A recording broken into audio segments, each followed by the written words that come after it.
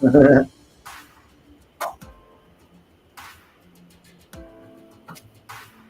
up, big guy?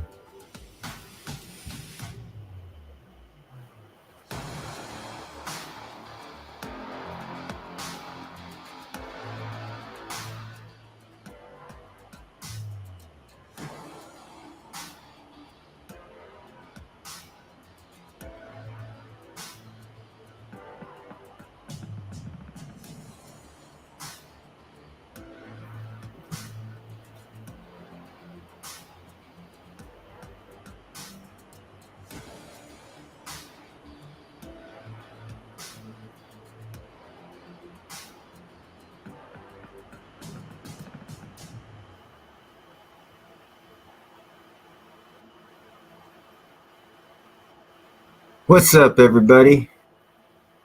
Nobody? Somebody? Anybody?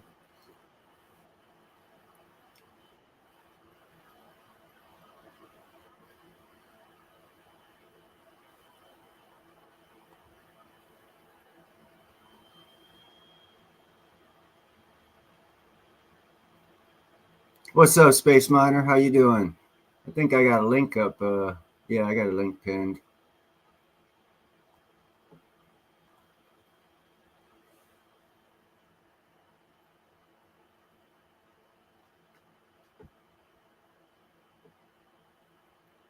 What's up, Zardos? New Mexico, that's where you're from. Kick ass.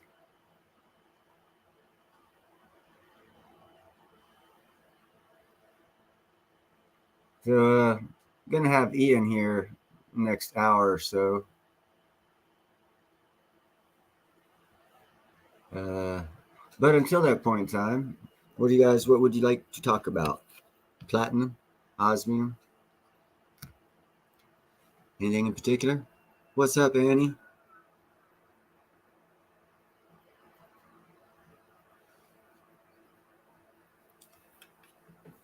What's up, Saran? So, what's the silver price doing?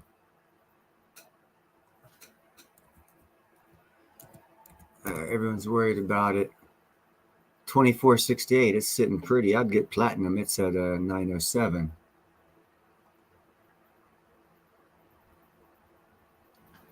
Yeah. Well, right now platinum is still a good price. It's at 907.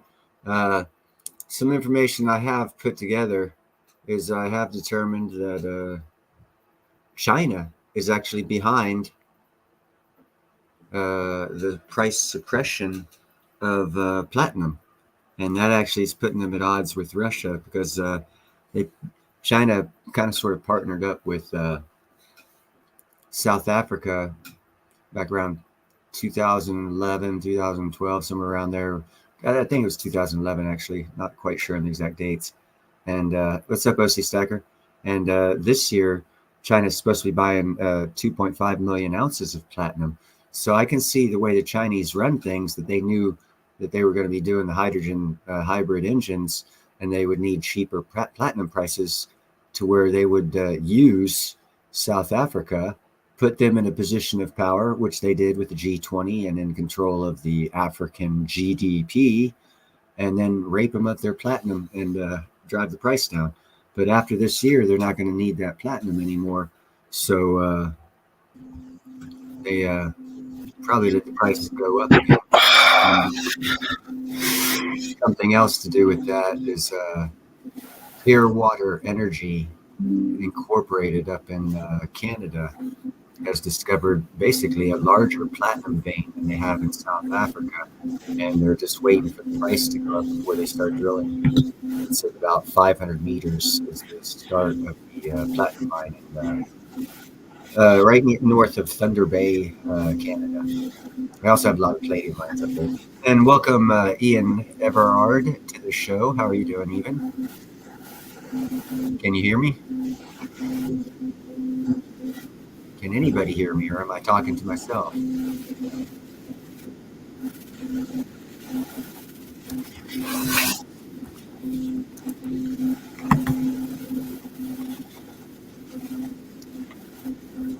Okay, let me check some stuff here. Okay, that's muted. Ian, hello, Ian. Can you Hey, hear me? Daniel. Hey, how's it going? Do you have the YouTube open as well as StreamYard? There we go. You might want to mute the YouTube version. I remember from 2 weeks ago now. Yeah. Yeah, that takes care of. Did that take care of the feedback, guys? It did, yeah.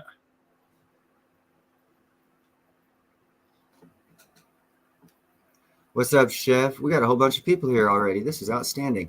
Anyone and everyone is welcome up on stage to ask Ian any questions you might have about, lottery numbers coming in next week, what color of the sky, or even platinum and osmium, crystallized osmium. Sorry about that entry there. I like doing things crazy and different. So does anyone want to hop up on the stage? Hello, Annie Oakley, 777. There we go. If you're going to show your face, I'll show my face. Yeah, I didn't tell people that big order I made of the osmium and stuff. I had made it, and I was so excited, I forgot to give him my address till today. Oh, yeah, that was useful. We had a big delivery. We got lots and lots. Oh, sweet. Right on. So, bags, JM. bags and bags and bags of them. Excellent, excellent, excellent. That's always a good thing to have extra osmium. I've got the link pinned up there for anyone who wants to come up on stage. Space Miner, you'll have to ask my wife about that.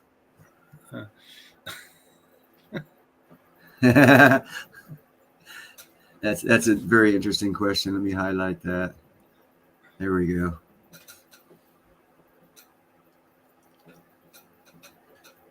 So I had some people I was talking to, and they were trying to play off that the crystallized osmium was like a synthetic diamond, and how it was grown not from diamond to be another form of diamond, but just grown from nothing into a diamond. By the way, that's one of my cats right there. If you see her, where's that? Ginger. So I'd like to get a little better explanation of how the osmium is taken from the ore form and crystallized. I know there's a high heat process and some other stuff going on, and I know it's not synthesized as per se, although there is a process similar to that happens. Sure. So the first step, the Swiss scientists have to purify the osmium to an incredibly high purity as to the limits of testing. So around 9 nines fine. So 99.79s, 9999999 pure. If it's not pure, any impurities above that level will cause a failure in the crystallization. You'll get a more erratic crystalline formation, which would make it would still be beautiful, but it wouldn't be useful for cutting into the pieces, using for watch faces, etc. So when it's purified to that extreme level, the whole process is pretty secret. I do know they have to get it into a vapor, which is over 9,000 Fahrenheit to boil the osmium. Holy cow. Then they coax it to crystallize. That's a secret. I presume there may be some pressure used. I don't know. You're not the scientist that does it, but you explain it rather well. Yeah, I might just have to buy the company to find out how they do it. I might have to join you in buying a percentage of it. So it is definitely not synthetic. The finished product is certified minimum of 5, 9.5 fine, the purity. So that is actual pure osmium. Yeah. Still, yeah. Just in the way diamonds are pretty well pure carbon, just in a different structure. Right on. Except I think it's a lot harder to crystallize the osmium. Yeah, I had put some facts down that I had gotten at the beginning here. Let's get back up to them here. Yeah, that's correct. We've got a question there. 9,000 Fahrenheit. That's the temperature they have to get it into a vapor.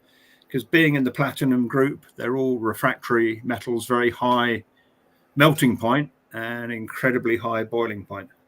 And that also makes it very hard to manufacture, and not everyone can, because you just don't know what equipment you need. Chef might know. Chef in here, yeah, he might have an understanding of what equipment you need to get and maintain 9,000 degrees. And then the whole equipment that you're now containing the osmium in a vapor state at 9,000 Fahrenheit. Well, it's hard. I find it hard to comprehend. Well, how do you keep that in a sealed system? And that would go along with the explanation of why it hasn't been around since about 2014, because the technology wasn't around to accomplish what we're able to accomplish now with the 8th precious metal, for which before then we could not touch because it wasn't a toxic format. But because of technology and the science behind this, it's been able to be converted into a crystalline form to where we can use it, see it, appreciate it, and add it to jewelry, stack it even if you have, the means or wherewithal to do that. Yeah, and although it is 30 times more expensive than gold by weight, you do get a lot more surface area because the average thickness is between 1/10 and 0.8 of a millimeter. So an average piece is, I don't know, your average gold coin is probably 3 millimeters thick. So you're not getting the same surface area for your dollars, but it's 1,500 times rarer than gold. Yeah, and the price is definitely not reflective of that compared to gold. No, it's around 30 times by weight at the current pricing. Yeah. And the rarity just means that it's it's a small market cap. So it's just as a business person, you should understand the significance of smaller and larger market caps and the availability of making money on smaller market caps over larger market caps. Yeah. And especially now they've created a demand for it. Mm-hmm. And they're now opening it or getting that man to come to America. Yeah. So it hasn't been to America since you brought it over here. So the demand over here should, as per typical, anything that Europe starts buying, if it takes off in America, it's 10 times the sales because of the population. I mean, we can remove should from that sentence. The demand will come from America. I'm confidently predicting that the US will probably be about half of the total world market. So that will double the existing demand. Oh, wow. Double it. Yeah, well, I definitely need to buy some more. How much did you have? I got a whole box. I'll put it in front of the camera there. Yeah, these come in the little vials, the 2 millimeter squares. So I did order. I got some more bags of them. Right on. Yeah, so we'll have plenty of those. You're stocked up. Right on. Yeah. I think the next one I'm going to go for is the triangle. I don't think I have any of those. I will join you and get some triangles, I think. Right on. Put in the order together, get a cheaper price maybe. So let's see. How is the Osmium Institute's was it a worldwide display? What's that called? that they're taking that Stradivarius around. What is that? Oh no, the most expensive contemporary violin. Yeah, that's been on a world tour. Okay, yeah, so it's a world tour. Okay, so that's it's not like is it like presented and will these jewelry pieces that they're showing be presented like in museum kind of format?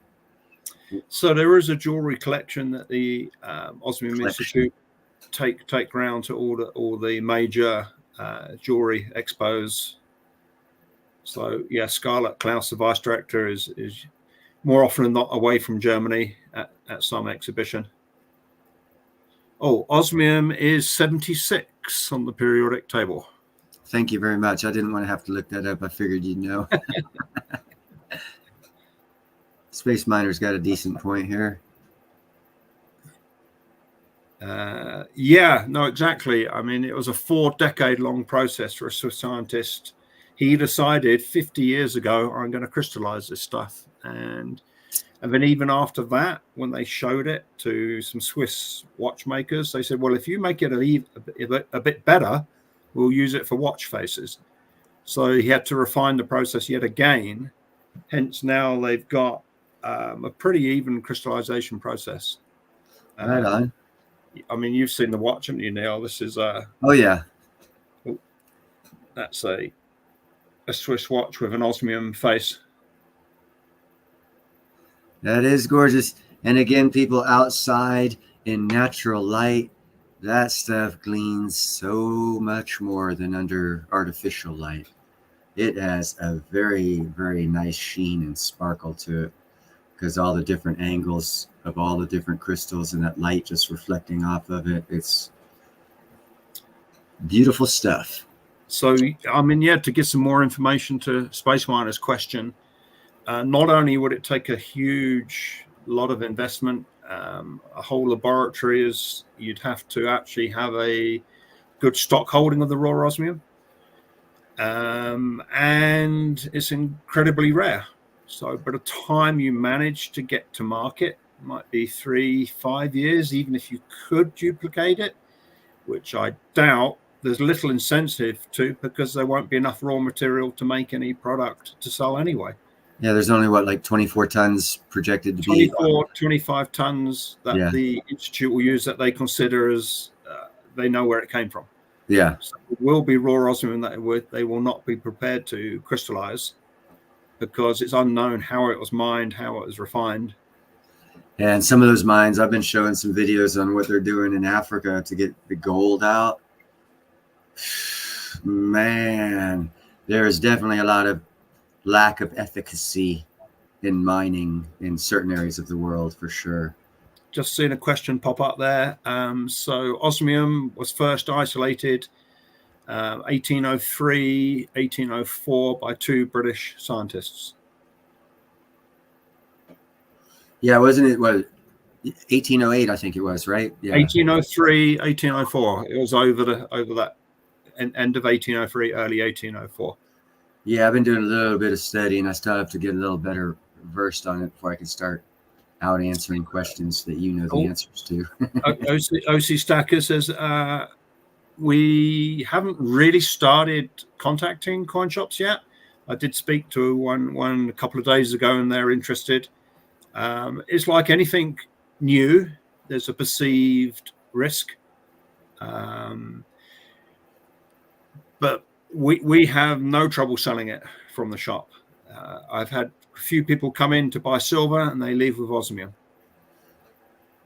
So it would only be a perceived risk. Yeah, when you see it, and as you said, Neil, when you see it in sunlight, and you just see it dance, it grabs you worse than silver does. How could it be used? And we're just at the beginning, really, of the applications. Yep.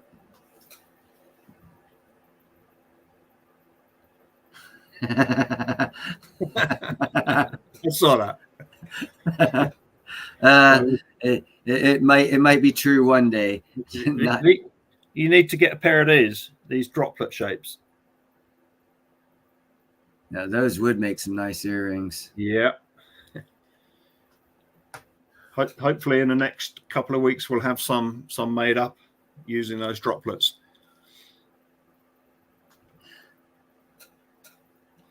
Yeah. Hopefully one day, Annie, I'll have enough of this stuff going to where I will be able to start, instead of doing silver giveaways, doing osmium giveaway every now and then, jewelry fashion, most likely. It would definitely help with the adaptation of osmium. Sure. So yeah, I am considering doing that. I have enough of the small pieces. I just need to put them in earrings, and once I get it in a nice setting that's feasible for me to do, I'll have little stud earrings, osmium stud earrings for sale.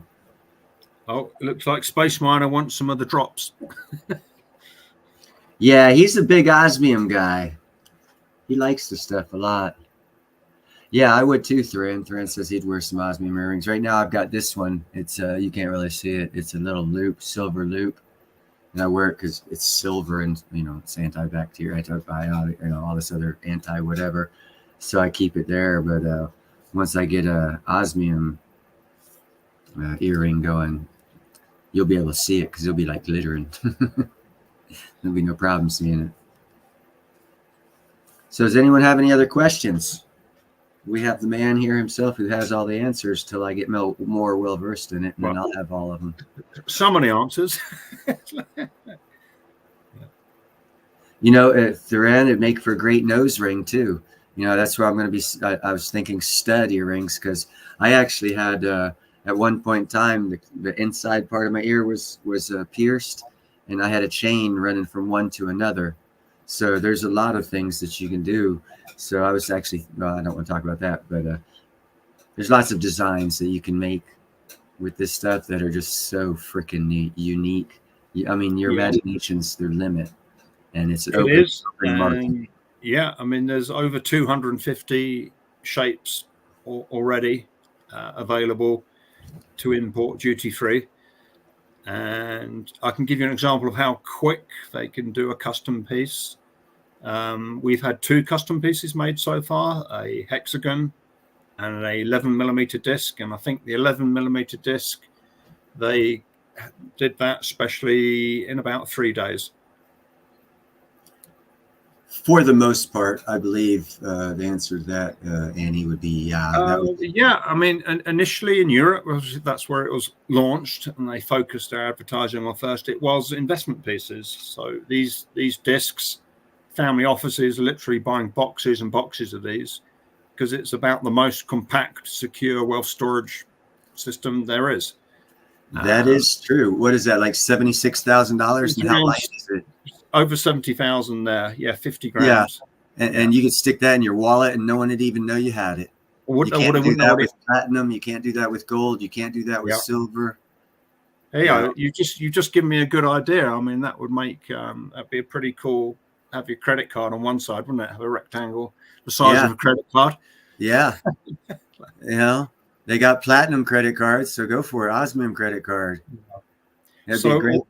Although it springs to mind to use it as jewelry, so far I think that the majority of it is actually as investment pieces. No, it will not like the metal detector because it's also the densest. There's pretty no radiation would get through that piece. And thank you, Silver so Shark. It will get picked up with a metal detector. And Attila, there you go. Yeah, I'm trying to get through. I would imagine because of the uniqueness of each design of earring, and that's why I see such great value in this osmium, crystallized osmium, is because if it goes into a piece of an earring setting that you've designed, that's a one-off. What's the price of it? Yeah. Compared to, hey, let's go to Kmart and pick up $12.99 set. It's this stuff. I imagine a stud earrings, especially $300-$400, maybe. Comfortably with the smaller pieces. Yeah, with the smaller pieces. These droplets start around 160. I'll have to take it out of the foil case later. So the price varies dramatically on the thickness. So the longer they run the crystallization process, the bigger the crystals grow. So the further distance you'll see the sparkle. But even the very fine grades, you'll see the spark. Close up, it's incredibly sparkly. Yeah, it is. I saw that on the camera. I was like, holy cow. So, Ian, I did post ARC's website link earlier. Thank you. But I don't see, the little pieces like I do on the European site. Yeah, they are on there. If you go to the Buy Osmium, you have to go to, if you look up on the menu, you will find them off the top of my head. Yeah, they're in the section where I have the squares, because they do squares 2 millimeters, 3, 4, 5, 6, 7, 8, 9, 10, and 11, I think. What have we got here? Okay. Yeah, there's a 9 millimeter square, that one. Okay, that's on your website. Not yet. So we will be getting all the standard sizes. So we have pictures showing them. And then we'll build that up with some suggested uses. Okay. So is it best for me just to keep your link posted then? Like Yeah. And the easiest way to have a look to see the whole range is on the buyosmium.com site. Okay. And then give me a call and tell me what piece and the weight, and I will give you a price, and it will always be better value than if you ordered direct, and you don't have to have the hassle of international shipping and international wire, and we cover all of that shipping costs and insurance costs because we're buying multiple orders each week. Okay, so I just posted both links in the chat there for anyone that's interested. Thank you. Yep, you're welcome. There we go. So I've seen a question there from Space Miner. So yeah, it's the most inert element in this form. It's more inert than diamond, so it will not tarnish. It will not degrade in any way. It's more durable than diamond. It's actually more abrasive than diamond as well. It's on a similar hardness level, so incredibly durable for jewelry applications. These are all the selections that the Institute has on their website. And I believe there's ways you can get to the individual, there we go. That's it. So that will tell you the weight. Yeah, so if you click on one of those sub-menus there, you put right here. Now on that, if you click on the little eye in the circle, that will tell you the sparkle grade, the average thickness. And that is also why there's a little price differential on these things. There's a huge price differential as you move through even the same surface area. Yeah, it can be a factor of 3. Yeah. And you can see that is just, you can see the purplish blue hue coming off of that. I have a question for you, Ian. Gorgeous. Sure.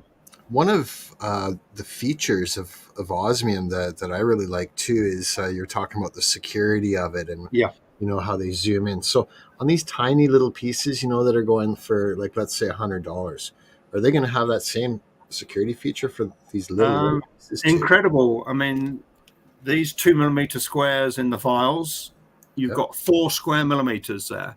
So in that 4 square millimeters, you'll have 40,000 more recognition points than your fingerprint. Okay, so when you buy even the little pieces, it still comes with the high resolution photographs and the 3D topographic scan. That's the color scan. Very cool. Yeah. That is the thing I want to start turning into postcards and posters. Yeah, I mean, it would be so easy as well to design a piece, and you could have a postcard-sized picture of that piece comes with it. Yep. So, yeah, I like that. I just thought you inspired that idea, Neil. So we I got a lot of that, man. This is new. This is a new marketplace, brother. I don't think people understand the opportunity that this is presenting. No, I mean, this is I just seen a question there. Jay would like an osmium watch. This one's on loan to me. I would love to buy it. I'm hoping to try and buy it. Put them on full screen, Neil. Put them on full screen. Okay, hold on a second. People can really see that. There we go. So you can imagine how this can be in jewelry. In sunlight is just incredible. Oh my God, walking on the beach with that. Yeah, you would need shades. Yeah, you definitely would. So it could almost be like a little flashlight at night, as long as there's a street lamp somewhere away, just kind of reflect it off. Yeah. As far as I'm aware, it's the most reflective surface. Yeah. Well done, Neil. Yeah, thanks for showing that. Oh shit! Sorry, I hit the wrong one. Sorry. That's not the one I wanted either. It's close. Hello, Liberty Silver. Great. Yeah, he's saying hello to you there, brother. Oh, my other question, Ian, I'm so glad you're here because I've run it by Neil a few times. And that is, what would be the best source for finding what it's being priced? Like how is osmium priced on the open markets? And where can we find, like, I know we probably can't find minute by minute charts like we do for stocks and others, but. Yeah, the day price is on oh my gosh, osmium-price.com. Okay. So obviously it's a natural monopoly. The producers are a natural monopoly, and the Osmium Institute, who take the pieces, cut, certify, and enter into the database, photograph, scan, package, and distribute. They're a natural monopoly. So this is a big question a lot of people have. Well, how liquid is it? What's the secondary market like? So the secondary market is what can you sell it for? So that's a good question. So the Institute recommend that you consider it as a long-term tangible asset. I'm really happy. We started buying around $1,200 and we're around $1,400 now. I'm really happy with that price performance. I'm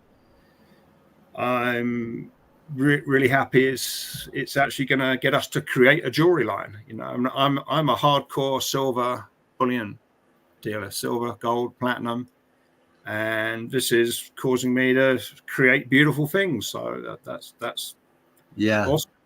There's several good things about this crystallized osmium. For one, the size of that piece you showed, that disc, and the amount of fiat currency and amount of whatever currency we have. Yeah. The amount that of value that small piece holds as a precious metal in that form beats all others other than holding diamonds.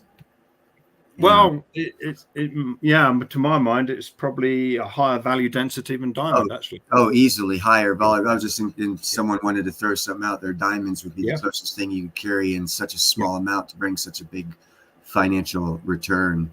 Yeah. And then you got the option as well. If you have a bigger piece like this, you can get it cut into numerous smaller pieces. And if you're doing that for a purpose, if you've got a design, and I know, Neil, you're working hard to come up with a world-class design, and I think you will, then you've got the option, even the smaller pieces, you know, I mean, you can get, they do rectangles, squares. That could be sent to the Institute, cut, certified into a whole range of smaller pieces once you've got a design. So you could lay down stock now to make something beautiful later. OC Stacker just says, will we ever see osmium on Kitco? I doubt it. I mean, it's our ambition. It's a lofty ambition. We would like to be the largest retailers of osmium in the world. I think long live coins and myself are going to try and help you get there. We can claim that we are the largest retailer in the US. So we're the only retailer in the US. So. There you go. So in that case, we would then be the market maker, because we're buying every week. Well, we're buying most days. We order as, you know, we place the orders as the orders come in. So yeah, we're sort of answering this question here to Jay: how easy is it to sell it back? So we purchase, and we would use the same. Anybody who purchases silver, gold, or platinum from us, if they need to or choose to sell it, we really, really work hard to get the best price.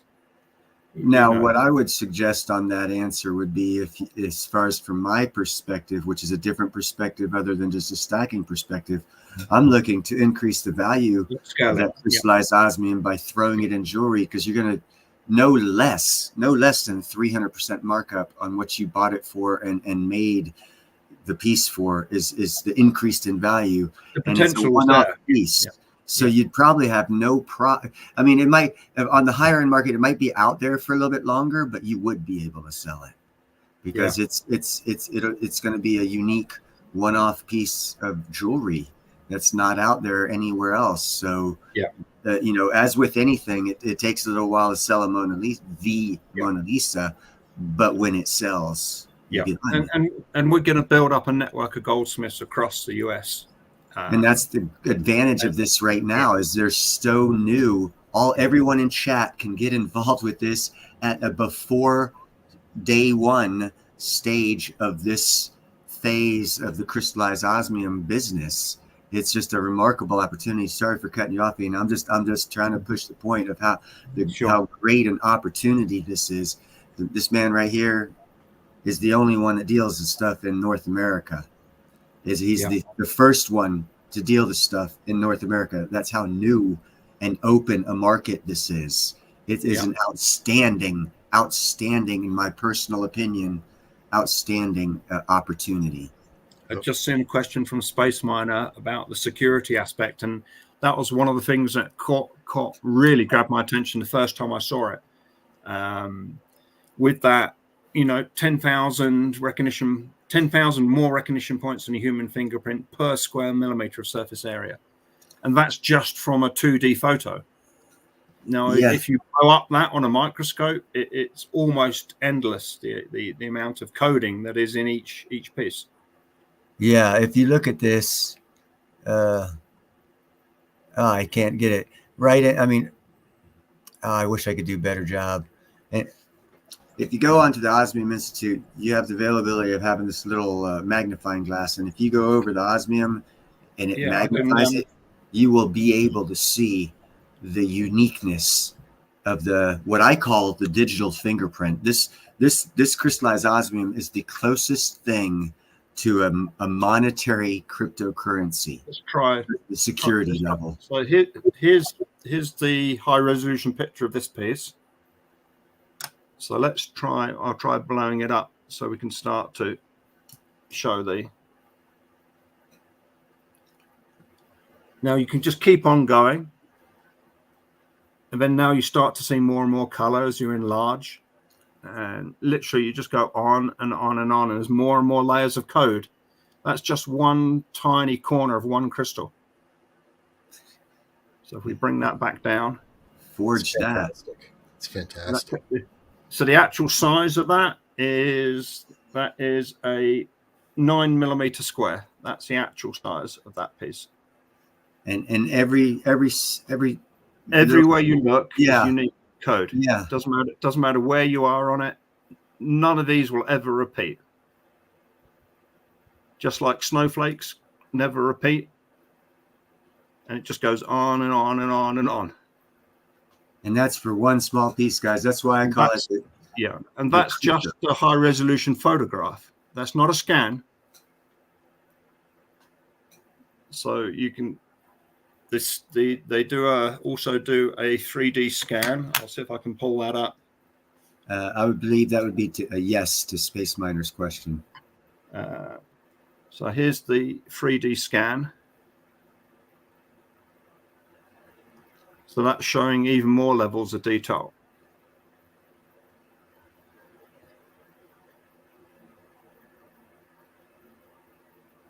So sort of swinging back to Neil's idea of pictures of osmium as art, that's just a great idea. And I just think we will start to do that with as many of the pieces as we sell. We'll provide a picture as well, a blown up picture.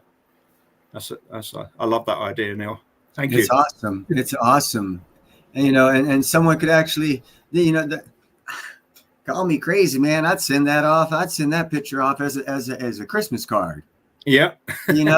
It's a beautiful freaking like you said, a snowflake, Christmas card, bro. And there you go. It's again, people, to reiterate my point, the newness of this industry that's here for this 8th precious metal is, in my lifetime, I have not seen such a great opportunity. Well, there isn't a 9th. This is the 8th and final. And the opportunity being presented to us in our lifetimes at this time period in history for this in particular thing to come along right now, especially because in economic hard times, even the millennials have been surveyed, and they're like, what are things you throw money into during economic hard times to store value? They said artwork, fine wine and jewelry, and land. So here is the 8th precious metal being put out in a format that you could add to jewelry. That because we're in a worldwide economic turmoil right now, economically, those one-off pieces hold greater value now than ever. So you could create. It's just the uniqueness about this opportunity. Everyone, I suggest jump on this. Look to get involved in it at this ground floor level. There's 50 states in America, 7 provinces in Canada need to be filled up with people selling this stuff, coming up with jewelry designs, selling jewelry, and let's fill this marketplace up.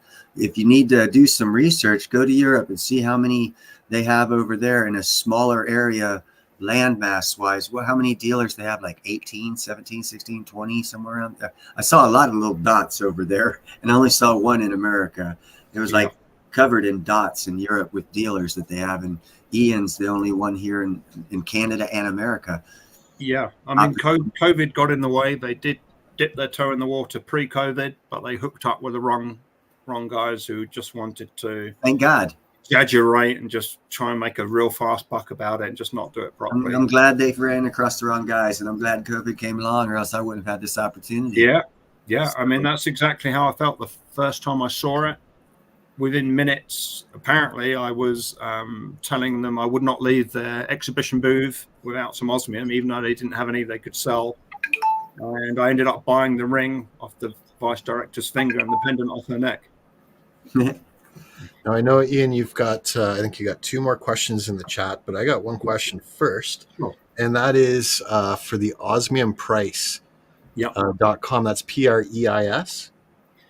Yes, I think it works in English or German. Okay, so I've shared that with Neil there, and I'll put I think we're $1,408 currently. Okay.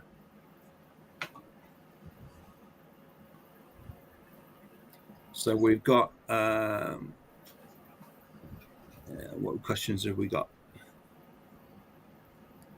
Did we get this one? This is not a question. It's 1 year. Yep, there were 2 questions in there. So the all-time chart there is pretty interesting when you look at 2020. It's right here. What happened to gold? What happened to silver in 2020? It got cut in half. It's bang. Nothing on the osmium because there's no bourse, so it's not traded on the commodity, so it's not shorted or longed or not manipulated. Well, it is in a way because it's a natural monopoly, and the Osmium Institute probably has the world's largest stocks of raw osmium. So, there is some control there for sure. But having said that, Ingo Wolf has worked for 10 years, 18 hours a day, to bring the company to this point. Hi, Indy. So I just put that osmium price. Now that's spelled EIS because I couldn't find the ICE. Okay. Here's a good question for you. Would we trade silver for osmium? We were sort of reducing our silver to buy osmium. I mean, it depends what the silver is. We will always consider. We will always try and help. If it's some silver that we can sell on quick, of course we will, because it's a sale of osmium. So we will trade osmium for silver. Okay, hold on a second here. Let me go back up, see. Yeah, the one other question was how much, this was from Jay, how much osmium has been crystallized in total? Do you know what? I need to find that out. What I can do, I mean, I did a rough actually, I got someone did a rough calculation for me. If we work on the basis of 23 tons being crystallized, that will equal 1 cubic meter. If you say the average thickness is 0.3 of a millimeter, that's going to be 3,333 square meters. So that's under 4,000 square yards of surface area of crystallized osmium. That will be way less than a tiny earring for every American woman in one ear, let alone. So by the time you get bigger uses, bigger investment packages being bought up. I see it, OC. Sorry. Good question from OC right there. Yeah, there is. Give me a call. We can talk, and I can help you get that done. There we go. Thank you for bringing that back to my attention, OC. I'm sorry I didn't catch it the first time, brother. It's a great opportunity for any bullion dealer, any artist, any jeweler, any designer to not just get an edge, but to have something completely unique and fresh. It's an incredible opportunity for a whole range of business people, artists, designers, side hustle, you name it. Yeah. Ground floor opportunity to get involved with eighth precious metal, and it's got a digital fingerprint better than crypto. What could you ask for? It can't be lost. That code can't be destroyed. It can't. Yeah. So yeah, platinum is South Africa, the Urals in Russia, Canada. They're the main sources of platinum. It could well be the largest deposits on there. It is found with platinum, but not always found with platinum. But it is a PGM metal, so yeah, more than not, the PGM metal being platinum group metal. There's 6 of them. Every piece of platinum will have a few atoms of osmium in it, but that's staying. That's never coming out. Yeah, especially if you're going to be the boiling point of platinum is like 6,000 some degrees, so it doesn't get up to 9,000, so it's not boiling it out. No, platinum's so rare to begin with. It's going to be pretty slim pickings for osmium. Oh yeah, I mean the best figures are about 0.5 ton a year. But what the Institute is working with is many decades of production, as it has been isolated. So that's not going to occur again as this gets. And one of the things that's happening as it gets converted to this crystalline form, it never gets recycled. It'll get sold on eventually as a piece of jewelry, as fine investment, as fine art, but it will never get converted back to the raw osmium sponge. So it's locked up for good. Whereas gold, silver, it goes round. Yeah, you can recycle the whole thing over and eventually, over. Yeah. So basically, in the gold bar you have might have been a Roman coin 2,000 years ago. So OC has a question here about territory. So California as a state is taken. But anyone, anywhere in the States can sell to anywhere in the States. There's no exclusivity. If you're in California, you can sell to anybody in California or anywhere.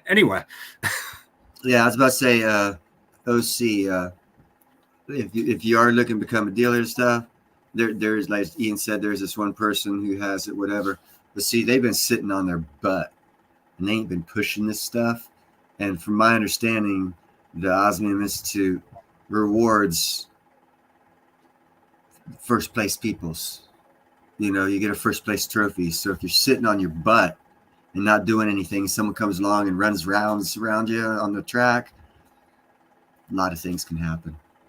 And it's run on very sound principle. It's very, very family. It's a very friendly institution.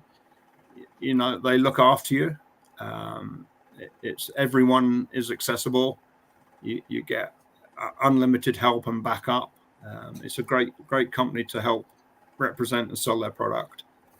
And I'll be able to give you firsthand knowledge on that one because I've already dove in feet first.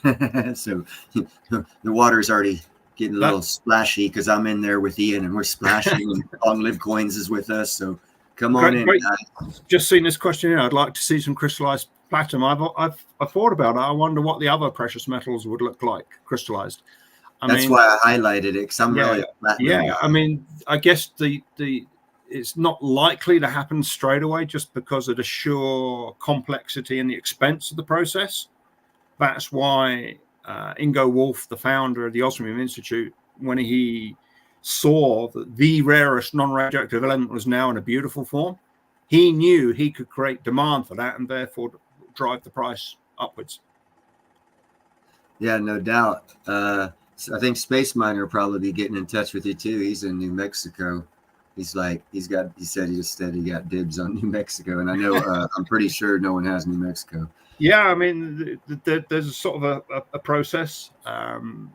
We can help greatly with that. We can help, even to the point of sharing inventory and answering any questions, even helping importing to help share the costs on the shipping and insurance, getting it over from Germany. So there's lots of things we can do to help. 100% on that one right there, OC. You should call Ian. Not right now because I got his time. Don't call him right now, but as soon as you can, get in touch with him after I release them from. And it's not a get rich. No. Quick state. It's a lot of work. We've put a lot of work into it. We've funded local events. I'm traveling to Germany to the annual symposium in May. If I worked out, I don't think we've made any money doing this yet, but I believe we will. I fundamentally believe this is just an incredible opportunity. It's and there's not many people not by the time people want to take hold of it, it'll be too late. By the time, and I'm in a way, I'm hoping by the time the big guys wake up, it'll be too late. There'll be a whole network of small people, and there will be no supply for any big guy to come up and say we will buy it. And what that does is that drives the price. Decentralizes. Yeah. It's the closest precious metal to cryptocurrency out there. To take the poor guy right now, give him an opportunity to jump in feet first, as who was that said? One gentleman said here earlier, feet first time. So you don't, head first. Yeah. Yeah, so you don't break your neck. Jump in feet first. It's worth jumping in. I mean, I've taken the plunge. Long Live Coins taking the plunge. I believe Tiger Stacker wants to take the plunge. This is, and it doesn't matter. It doesn't matter how old you are, how young you are. It does not matter. This business. Last I checked, the crystallized osmium does not ask to be ID'd. They're not ageist. No. It is the and think about it. How old was Colonel Sanders when he started Kentucky Fried Chicken? 68. Yeah. Mm-hmm. So Warren Buffett, 55. The greatest people start. Yes, Jethro. I think we need to take a field trip. Hey, did anyone call dibs for Canada yet? You have 7 provinces. Well, I'd be interested in. I'm thinking we might end up needing to subdivide some of the states. It's you really should, because here I know in California we want to subdivide. The north of California has 2 times tried to vote to break away from California, so we need to be cut in half at least in some scenarios. Yeah, and was it 6 counties in Oregon voted to join Idaho, didn't they? Yeah. So dividing states up is a good thing right now. But it's not an issue. There is no anyone anywhere can sell it to anybody. There is no exclusive. This is not your normal marketing pyramid thing where, they're not about that. Whoever goes for it gets it. You're not just going to get it because you got it. And it's sooner or later somebody's going to be talking to somebody, and you'll make a big sale and you'll make a big commission. It's as easy as that. So you're saying just buy it, hang on to it, and then resell it yourself down the road. Or that's another option. Yeah. And once you've got some, you can show it to people. You can talk to people. You'll be amazed who you meet. Literally, I've had several people come in the store, and they were adamant they were coming to buy silver, and I give them the price, and I said, "Oh, but before, have a look at this," and they bought osmium instead. Didn't you do that at the Silver Symposium? We sold out of all the small pieces we had. Yeah. Yep. It was the first time people had ever heard of it, and here's this Brit guy standing behind the counter with well, that's where you met me, wasn't it, Neil? So yeah, that's where I did the interview, and everyone was like, well, damn, what is this shit? So now I guess shipping would be extraordinarily cost effective too, since it's so light. Like you get a lot of value per gram. Yeah, shipping's not an issue. Yeah. Well, apart from the insurance. Yeah. And this is also another great thing as far as theft and stuff like that.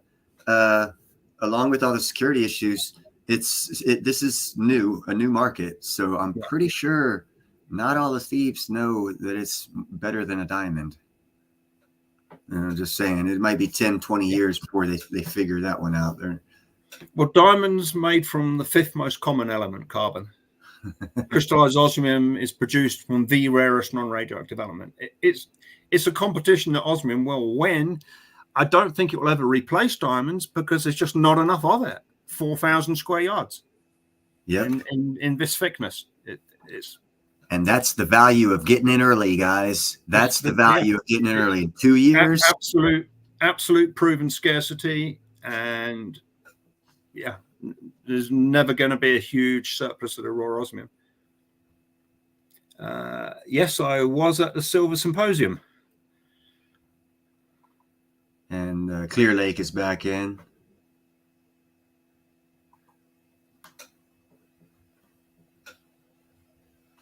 These people are having a conversation without me in chat. I need to keep up with 2 conversations here. This is unfair, guys. We need some people up here on the panel. You guys want to ask questions? I got it. Oh yeah, just saw Long Lived. Yeah, I sent him 2 pieces and he sold them straight away on his auction. Yeah. That's right, encouraging. Here. Yeah, people. I actually I was on that live stream, and there was already chatter on a couple of different channels that I was going to buy them out. So I left the Long Live Coin stream so that other people could bid on those. People were real concerned that I was going to buy it all. Yeah, Jeffro, Bodine. Yeah, the market is flooded with diamonds because the synthetic ones now can be made. I've heard of an Indian diamond manufacturer. He's making quarter carat diamonds for $10. So diamonds commercially now are cheaper than Swarovski crystal, which is fancy glass, isn't it? I think. Yeah, if people actually knew really the in-depth story. And there's a whole generation. I mean, you've probably seen it now, especially in Asia. They don't want gold; they want platinum. They don't want gold because it's the color of old people's jewelry, and they don't want diamonds because it's old people's jewelry. So you've got a generation coming up that wants something fresh and new. And I think you've caught something, Neil. I think for men's jewelry, it's ideal because it's metal. Yep.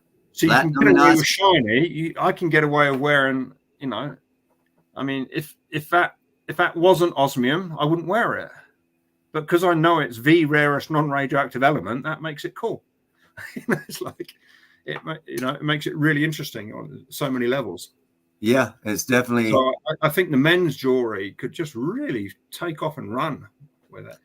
And that's where if you people buy pieces like what I'm looking at doing, my last name obviously isn't Dynasty, it's Han. So I got an H. And I'm going to put that H, and I'm going to have a special ring designed for me. And it's going to have my H on it. That's going to make it a one-off piece. And this is what I say on mine. They say here in America, every man's house is his castle. So you're king of your castle. Where's your jewelry? Yeah. Every king has jewelry, and it's worth a lot of money. Right now, you can make your own jewelry. When you inherit it down to your grandchild, it'll be worth a crap load more money. I wonder if Mr. T would endorse Mr. T. If that would be awesome, wouldn't it? Yeah. Endorse a large platinum necklace style chain with some osmium in it, with one of those discs as the pendant. It'd be nice to get Mr. T to change over from gold to fucking osmium and platinum. Oh, so OC wants to win the watch. Well, this is on loan to me. But yeah, give me a call, OC, and I can give you an indication of how much you'd need to sell to buy one of these. I'm trying to buy this one.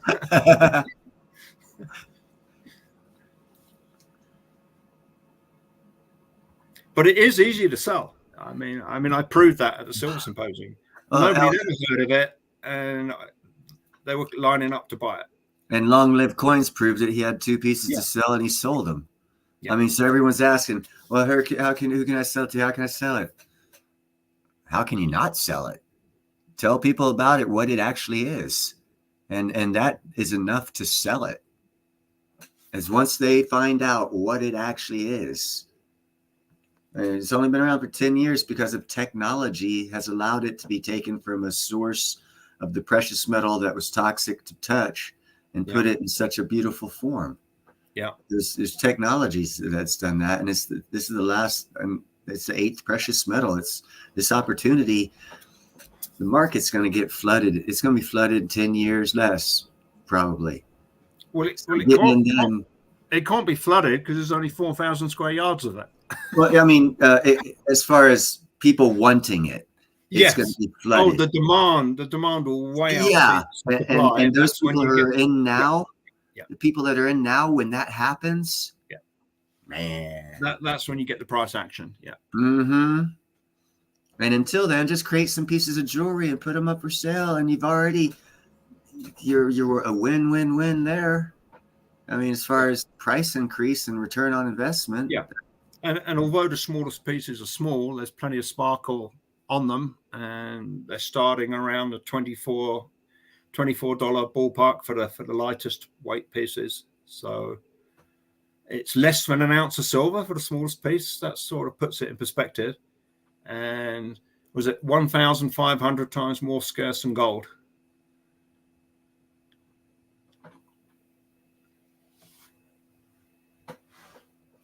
Right here. Space Miner says it best. They don't want it. If they don't know about it, spread the word. And quite frankly, if that is the time that we're in this market, it's the best time to get in this market. Yeah. Absolutely. That's why when I first met them, I wasn't leaving their booth without some. So, because I really thought this might be my only ever chance to buy some. I got a question for both of you, Neil and Ian. I'm thinking just because I've got a YouTube channel too, to save time, like I was thinking maybe invite you on for a live stream, Ian and Neil. Yeah. But then I'm thinking, to save your time, if you don't mind, what I could do is just go back and clip, the most frequently asked questions and things like that, and just put out like a 15 or 20-minute video with just all the compressed knowledge and just premiere it. Would you mind if I did that?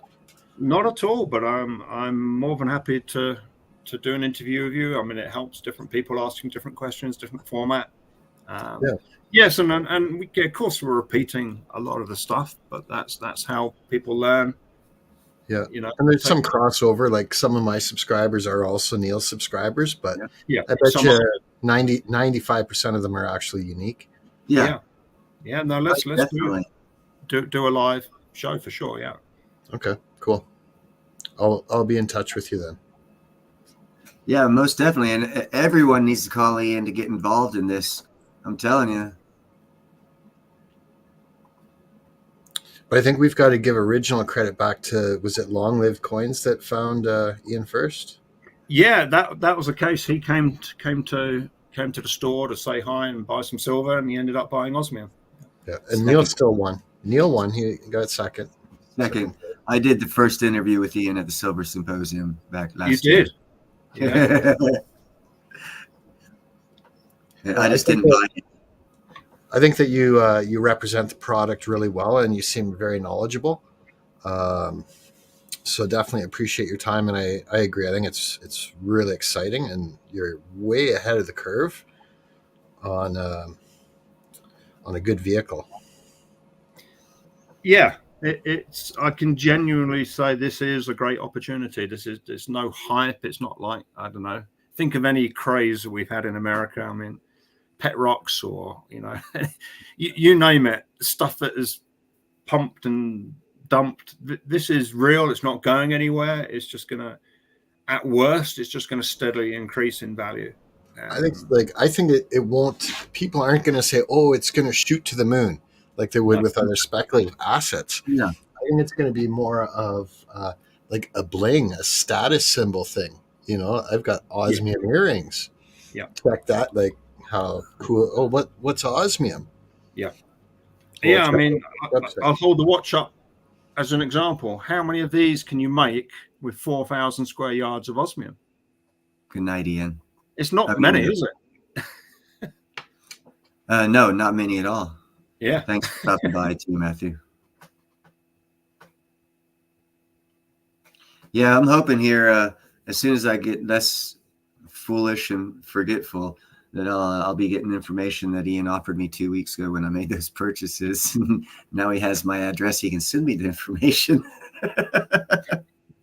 I get giddy sometimes, and I just go off running, and I'm like, oh, my wallet. I forgot, And that's how I know this is a great opportunity, because it happened to me like that. And that doesn't happen unless it's an awesome opportunity.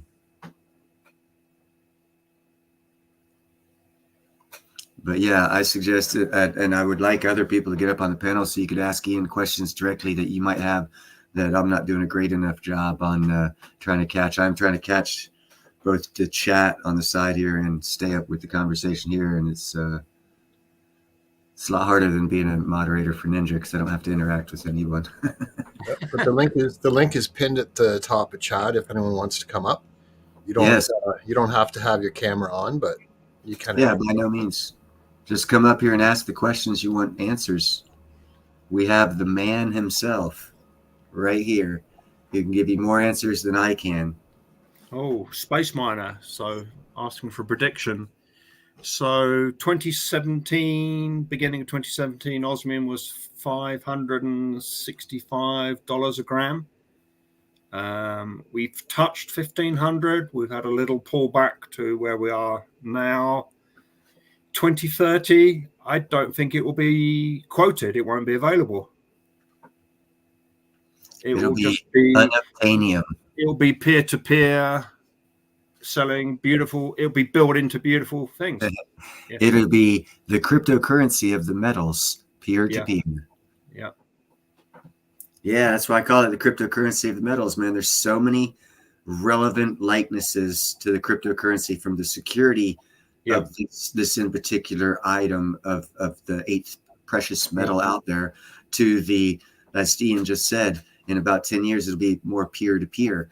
Boom, there's another cryptocurrency similarity. So if you're really wanting Bitcoin, get some crystallized osmium instead.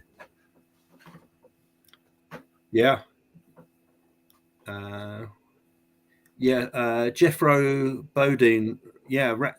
I was thinking it's only going to take some star or a rapper or musician to start talking about it. An influencer who's got 5-10 million people, and you know what we could do? Everyone in the chat needs to get involved with this, get into it, and in 6 months, after we're into it for 6 months, then the rapper can do his crap. And we'll because if he does it tomorrow, opportunity over. What I was thinking would be really good is actually, because I am an independent Nenny and some of these other people that we know are connected in with the independent music community, could actually create a song called Osmium, right?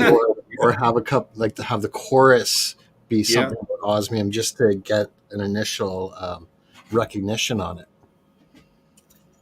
I think Indy told you to do that, so I'd send her a pair of earrings as a bribe, huh? Well, it'd be nice. It'd be nice of you to do that, right? Be kind, helpful, grateful.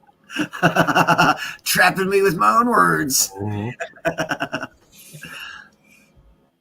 Well, that's why I bought Ian out, and he had to get twice as many. Actually, probably more than twice as many. By the looks of the bottles he got a lot more than twice as many. I don't think he'll be bought out for a couple there's, of years. There's lots of songs about silver, gold, drugs, and diamonds, murder, all sorts of negative things. Like there's not a lot of songs about opportunity. Yeah. And this is man, again, a great pickup. As a matter of fact, if you guys don't jump on it, I'm gonna mention the guy next door. He actually is in a pretty big band, and I just built him a music studio. So, what if 5 or 10 songs all came out about it all at once, and a couple of them hit the charts? If anyone's not already into osmium, you just lost your opportunity if that happens, JM. Sometimes I got to keep my thinkings to myself. Yeah, no, you need to call Ian.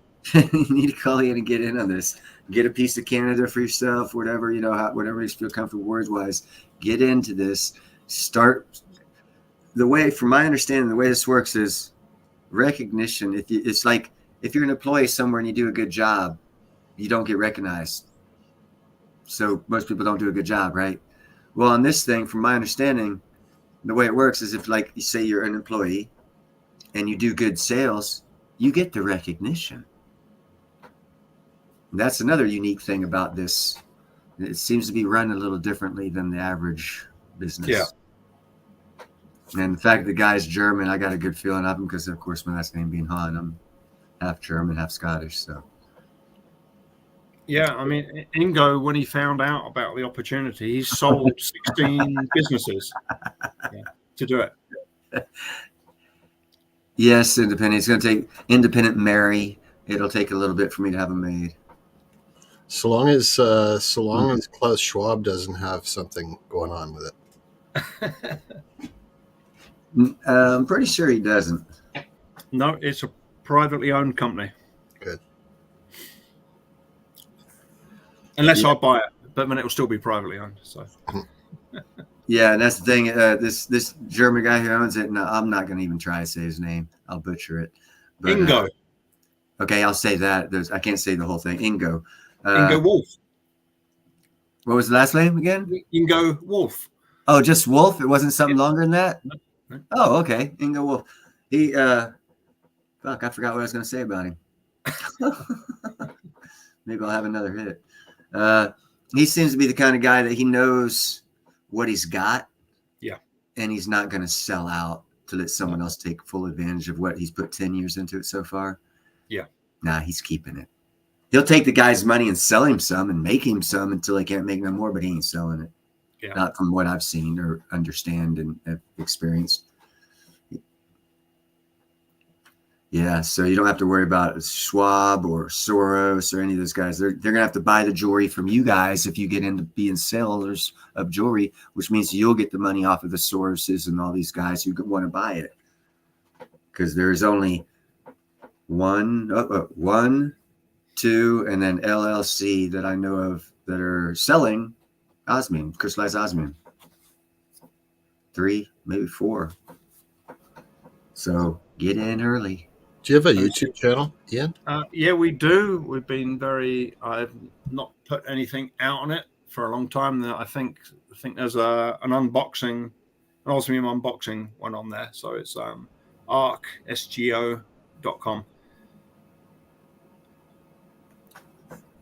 Yeah, people keep telling me I need to start making content and putting it out there, but it's more fun hanging out with you guys, actually. And that's why I want more people up here, because I know you like the layout where more people can come up and you can actual interaction with people. And that's why I'm asking everyone in the chat, bring your ugly asses up here. Don't show your face, and let's hear your crackly voices that you're scared for people to hear, and get some questions answered person one-on-one with the guy who's got all the answers.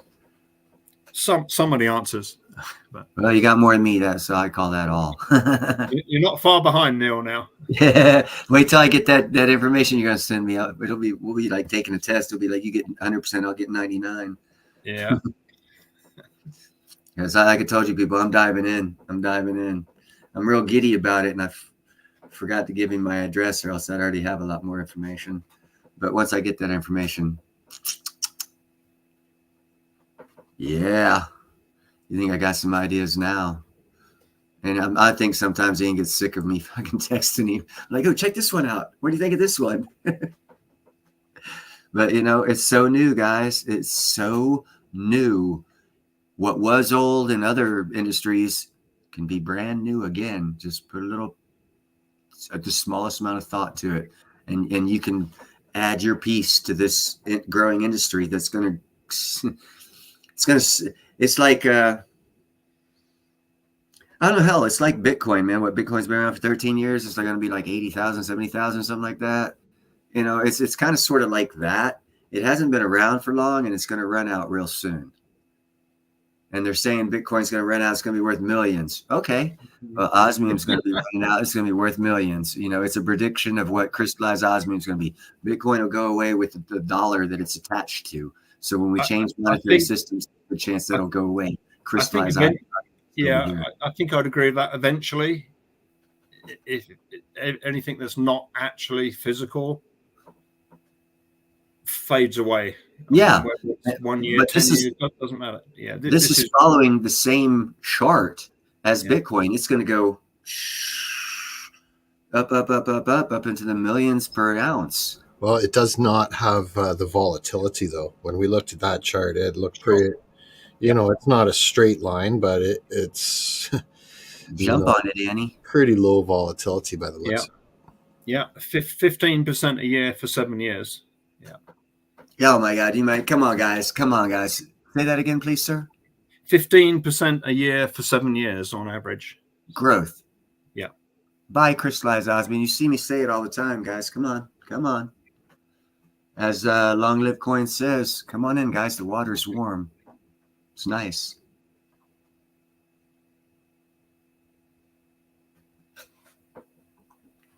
I suggest as soon as Ian gets off this show, ring his phone off the hook and get in on this. Well, maybe tomorrow. Okay. I might turn your phone off. I mean, the good news is the price action is not going to run away. Even if we wake up and gold is $2,300 tomorrow, osmium will not run away because it's not traded. It's not traded on a commodity market. The upward movement in gold will have a pull on it because if you look at the precious metals, if you put them in order, osmium is the king at the top. So it will be affected as silver and gold rise for sure. It'd be good. I mean, maybe I should start charting the osmium gold ratio. We could do that. That would be awesome to do all the metals with it. Do platinum, silver, and gold, and chart right beside and see what happens. Because this is it's a new industry. That's only going to be a tailwind for osmium as gold rises. Yep. I've got that the osmium chart shared again. I think. Yeah, you got to tell me when you got it, bro. Yep, I just put it up there. Just telling you, just because we were talking about the volatility. And so there's no volatility on that chart. When I look at that, that's going back to 2017. Yeah. I mean, has anyone in the chat been to business college? Can look at that chart and tell me what's wrong with it? Because I don't see anything. I see pure fucking happiness, man. And it's a nice chart, isn't it? Yeah. I don't see any downward action. Yeah. I started buying silver 2017. I had no idea there was such a thing as vapor crystallized osmium. I would have been much happier with my osmium performance from under 600 to 1400, and silver, I think I started buying, it was $16 an ounce, and now we're 24, 25. So yeah, the osmium would have been a way better. And don't get me wrong, silver is still the best thing in the world, commodity wise, but I think osmium just a little bit better. And and if you're a stacker of silver and gold and platinum, just to have a small diversification in osmium, you're going to be very pleased. Yeah, and for the ultra wealthy people that are saying, I've got a certain amount of silver, but storage and mobility with it is just the pits. Yeah. So I've been focusing on gold. Yeah. Consider platinum and osmium for a little bit too. That's diversification. Yeah.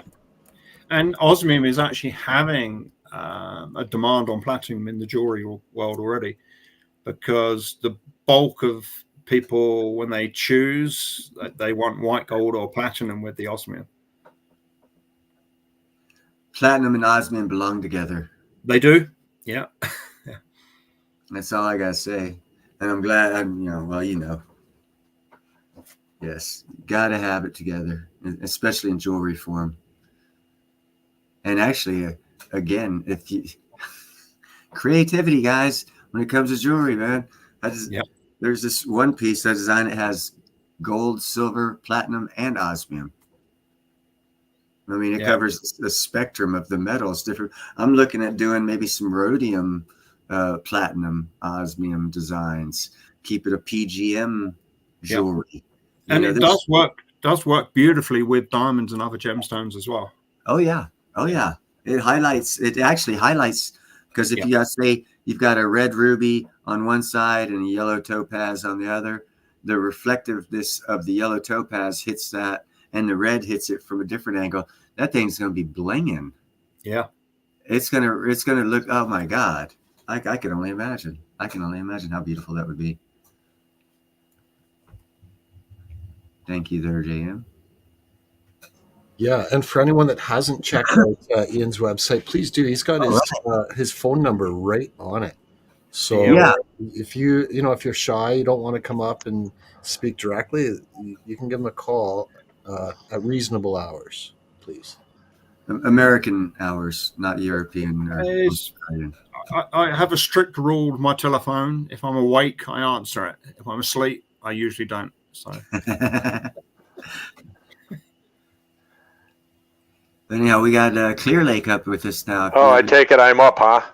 Yeah, I sorry, I looked up and I saw you there. No, I'm inside the house and I've got the camera blacked off. The wife's in there watching her TV and I'm locked up in the bedroom where it's quiet. Oh, right. I came on just because I couldn't read the chat. I'm on my phone. I couldn't read the chat when we were in Rockies, so I have no idea who is at Rockies that's in the chat here. But while I was there, I had discussed while we were talking about the Bitcoin thing and the idea of, $200 when it opened and everybody's, well, I don't want to do it. And, life's about taking risks sometimes. And you have to decide how much of a risk you want to take, everywhere from none at all to maybe a really big one. And we're all at certain stages in our lives where that is determined by where we're at. I wasn't in the position then to be buying silver in the early 2000s for $9 a coin, as opposed to now, and I'm in a different place in my life. And what I want to do now is see where are we at from just the idea of a quarter ounce, a half an ounce, or a 1 ounce of osmium. So the osmium is the spot price is in grams. So we're $1,408 a gram. To give you an idea of what you could get for a gram, you could get a 11 millimeter disc in probably a Sparkle 2. That would be your most economical. When you get the smaller pieces, you are paying for a cutting charge and obviously their costs of the photographing, measuring, quality control, entering into the database, running the database. Sure.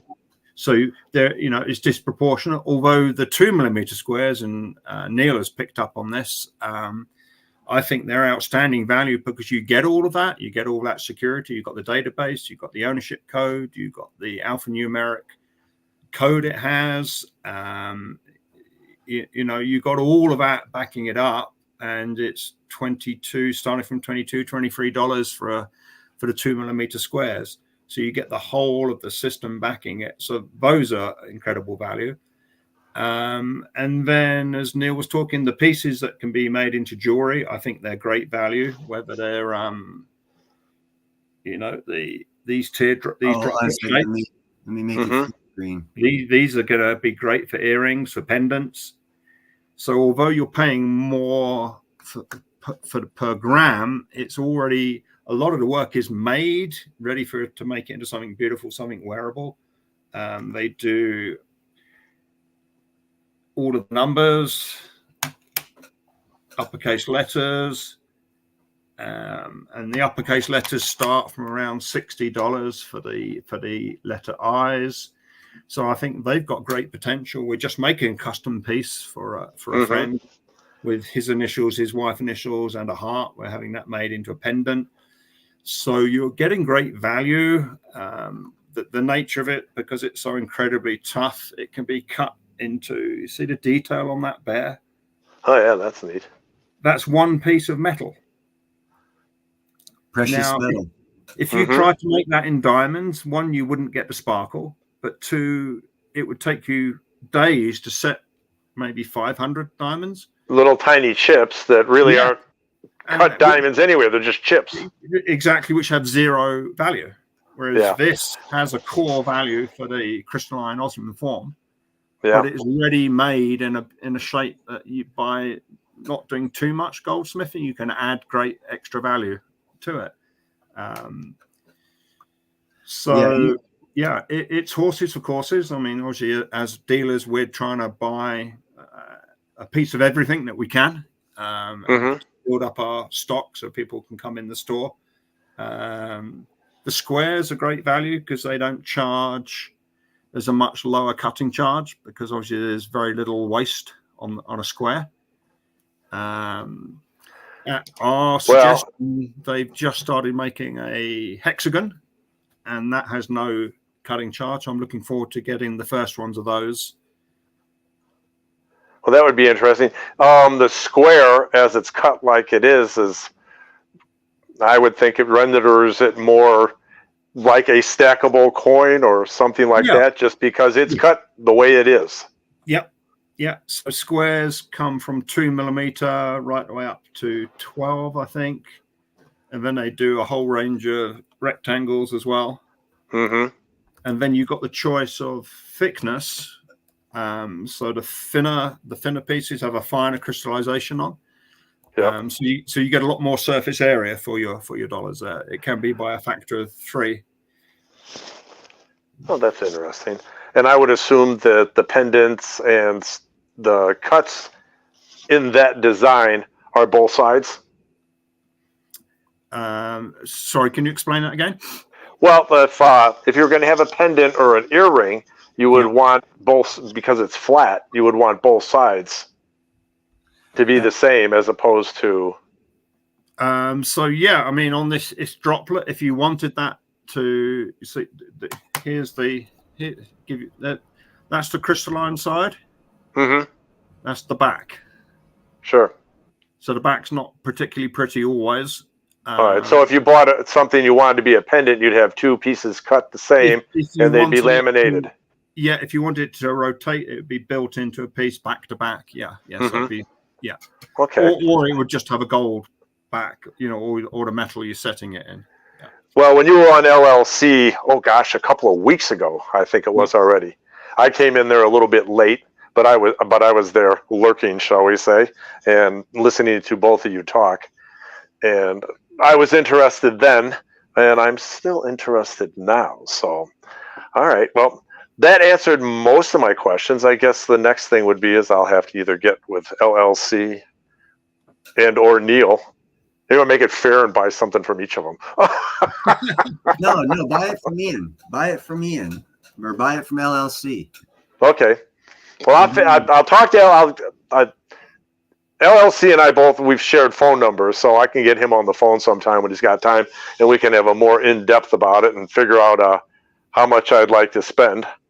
But I'm thinking at this stage of the game, sort of like the original Bitcoin, where I guess it would be fun to buy a couple of $100 worth just for the hell of it, but I see it more, the same as buying an ounce of gold or an ounce of platinum. And I'm thinking more along, I bought an ounce and a half of platinum within the last 6 months. I think I was going to buy another ounce over the course of even quarters over the rest of the year, depending on what it did on the market. But I think I'd rather jump in on this right now.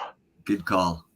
Because the platinum, I think we know is just going to go up and down and up and down and up and down. And hopefully when it goes up, I bought enough that I'm content. But I'm willing to let this. I think this is that Bitcoin moment in my life. Yes. Yeah, I mean, it's metal, and I would say this. Yeah, but it is metal, exactly, JM. Yeah, it's the Bitcoin of metals. Exactly. I would say it's an educated investment. Yes, it's not a speculation. Yep. I mean, it's been trading actively for 10 years in Europe. That price chart is 7 years of action. This is an educated investment. It's not going to tank. The demand is growing as people see it. I just had a jeweler from New York came in the store last week. He's taken some back to New York. Excellent. He's going to start talking to his colleagues and clients. Well, as we were talking earlier, as the conversation was earlier, especially not just you guys, but in the text while everybody was chatting, the hot setup here is to get it rolling, get started, distribute out even the smallest pieces that can show.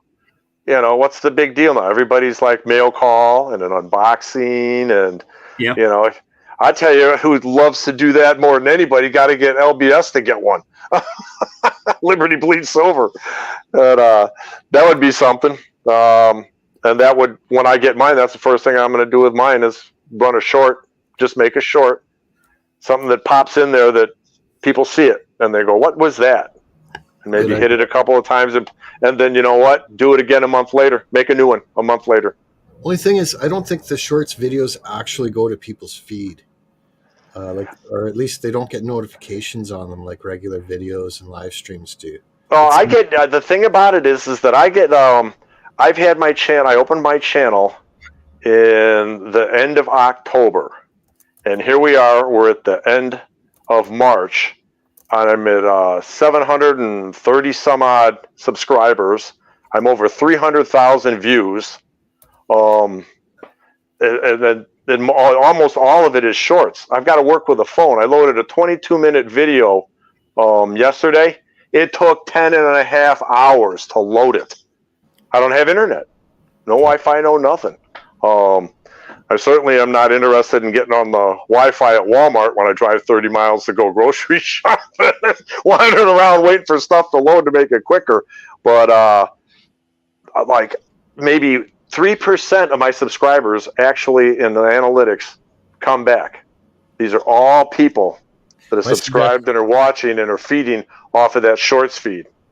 My suggestion is do like a 30-second shorts video and then a 2-minute full version, just so you don't have so much time on it uploading, right? Yeah. And on the shorts, have the related video be your 2-minute video. And in the 2-minute video, put a card up there that refers them back to the shorts, just so they both support each other. And I think you'll get even more that way. Just an idea. Well, what I've been doing with some of it is making 2, 3, 4-minute videos and editing them down into a minute. And then some of the goofy stuff is, a 30-second. The problem with a lot of the younger people watching this stuff, a lot of them just don't want to spend the time watching anything that lasts over a minute. It's insane. But it seems to me to be part of the solution and the problem at the same time. So, and it's been easier for me just to run shorts because, well, JM, you've been to my channel, it's kind of like me and Neil are throwing cat videos out there because when aren't they? The only time they're not entertaining is when they're sleeping. And even then, if you're watching them, they're entertaining. Yeah. I'm sorry to go off topic a bit too, but yeah, absolutely. I've done a ton of shorts videos with dogs too, and that's at least 75% of my subscribers came from that. Well, I can tell you right now, I don't see doing those types of videos as a liability. It's an asset for me because every time I do a kitty cat short, I always put in the comments buy silver, platinum, and slice osmium. Yep. And they're seeing it. People are seeing it. And that's it. Putting stuff in people's faces, and that's the people that don't usually get to the metals. So I'm actually reaching a large market that's untapped in the precious metals industry. So all you've got to do now, Neil, is train one of your cats to say Osmium. Or get a parrot. Get a parrot. Well, I was raised by educators, and they pretty much operated the same way as going to church or listening to a politician. Make sure you say something important, whether it's not important to them or not, 3 times. Feed it to them, feed it to them, feed it to them. And because the first time you might have needed to garner their attention, the second time is, oh, is he talking to me? And the third time is, well, what did he say? It's a simple theory, but it's, tell you, my mom taught grade school, my dad taught high school, so they listen to me talk. As lazy as I've gotten living out in the country now, they just probably rolling over in their graves. Yeah, I got a cat named Silver. Go ahead. See the question, Chuli. So you've got the alphanumeric or serial number that comes with each piece. You've got the ownership OCC code. Once that's registered in your name, only the registered keeper, and that's using an email, phone number, name, and state or country, only you can change the ownership of it.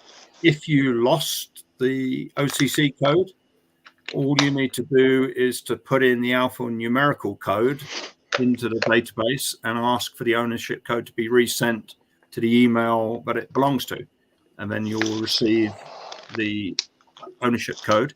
It can also be verified just by the appearance. I don't know if you were watching earlier when we pulled up the picture. Every piece is a constellation. It's very easy to identify a piece just by a high resolution picture of it against a picture in the database. So there's multiple ways of verifying your piece. And if you watch Long Live Coins, he actually has sold 2 pieces so that he could show and demonstrate to everybody the owner transfer part of the crystallized osmium, which was the reason why I call it the cryptocurrency of metals, because of that digital fingerprint. It's a tracking thing. And at the Osmium Institute, they've tracked that one to, say, for example, Long Live Coins. So when he sells it, he's got to go through the ownership transfer paperwork of that piece to the new owner. So the security of that piece of the digital blueprint or fingerprint of that piece then changes ownership to the new owner. And that's the security that is offered in this product, this precious metal that I call a digital metal, a cryptocurrency of metals. That's the advantage it has to it that none of the others have, in my opinion. So that's a good question. Is it going to be public knowledge, like where anyone can go look it up? No. You can try it if you want. If I just pull up a piece, if you want to put that number into Identify Osmium,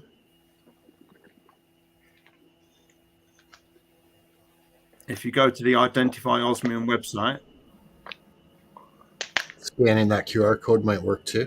The QR code, you might be able to pull that up from the screen, or you can actually tap that code into the database. All it will do, it will pull up a description of the piece. That's the only information that it will pull up. Yeah, you won't get any of the security pictures or. Yeah, I can. Let me.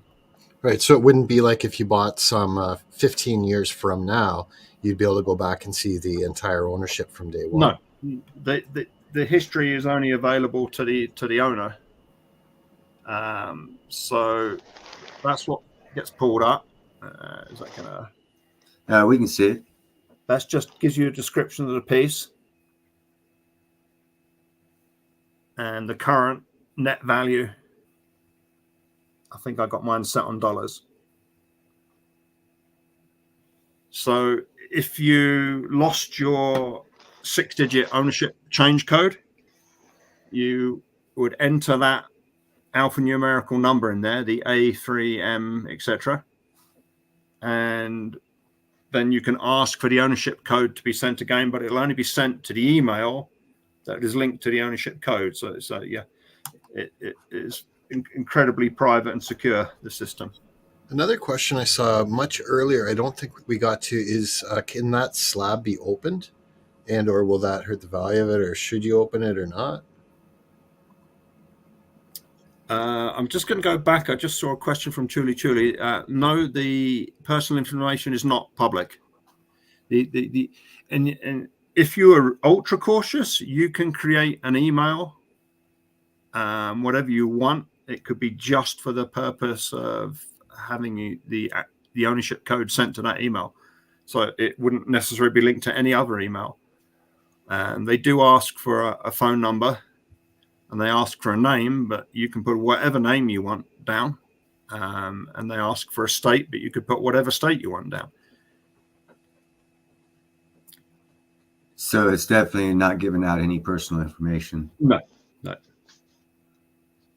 I mean, hence why I can show you guys all of these, and you can't pull up, but I own them. So, yeah, and each alphanumerical code is unique. That code there, as well as the QR code. Yeah, you have from my understanding, well, I mean, I okay, not from my understanding. I've bought 12 pieces. Okay, yeah. None of my personal information was ever exchanged yet. I still have to go through the ownership transfer stuff, and I will also tell you guys during my live streams what's up on that as it goes down.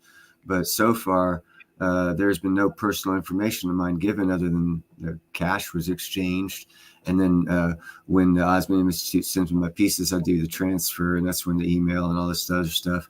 And like Ian said, I'm just going to create a random email that I'll keep off to the side and use for nothing. Yep. You know, it'll be like my third email that I don't use, to where if I ever need to transfer those codes and lose the information or whatever, I'll be able to go back to that non-used email that has no personal information on it. So that's all they're going to get. So yeah. It's very secure. It's very secure. I'm not just jumping on. I mean, I'm a security-minded person. Even though you look behind me, you might not think so, but trust me, I've got this whole neighborhood locked down. I'm a very secure person, and I ain't gonna jump on something and not feel secure about it.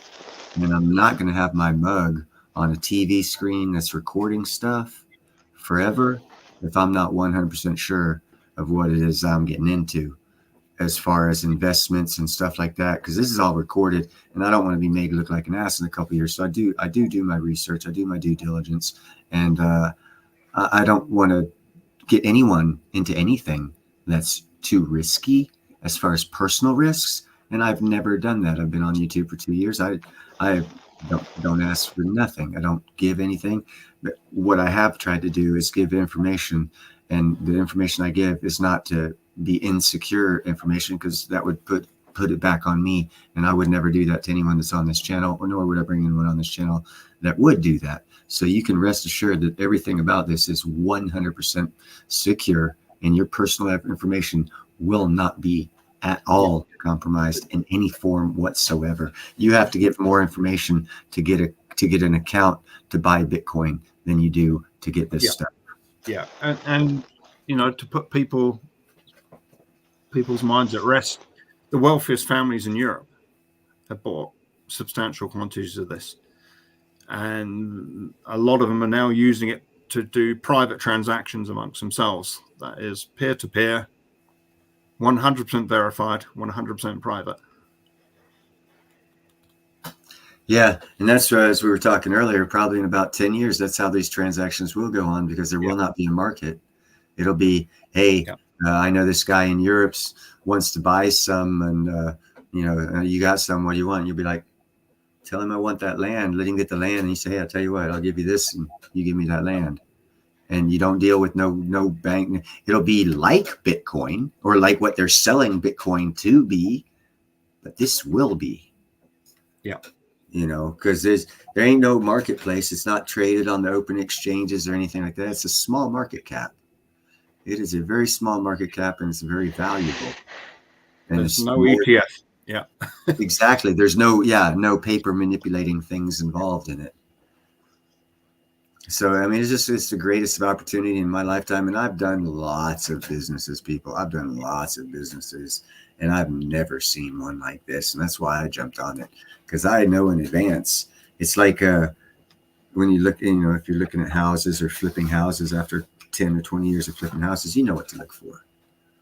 So if you keep opening businesses and keep doing things like the Economic Ninja, that's why I get along with him, because same mindset. We have our side hustles going, and we do make money, and we do it, but whatever. But in all that time, I've never found anything like this.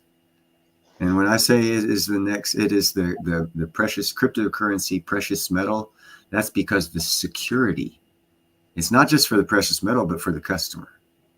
It is very, very secure.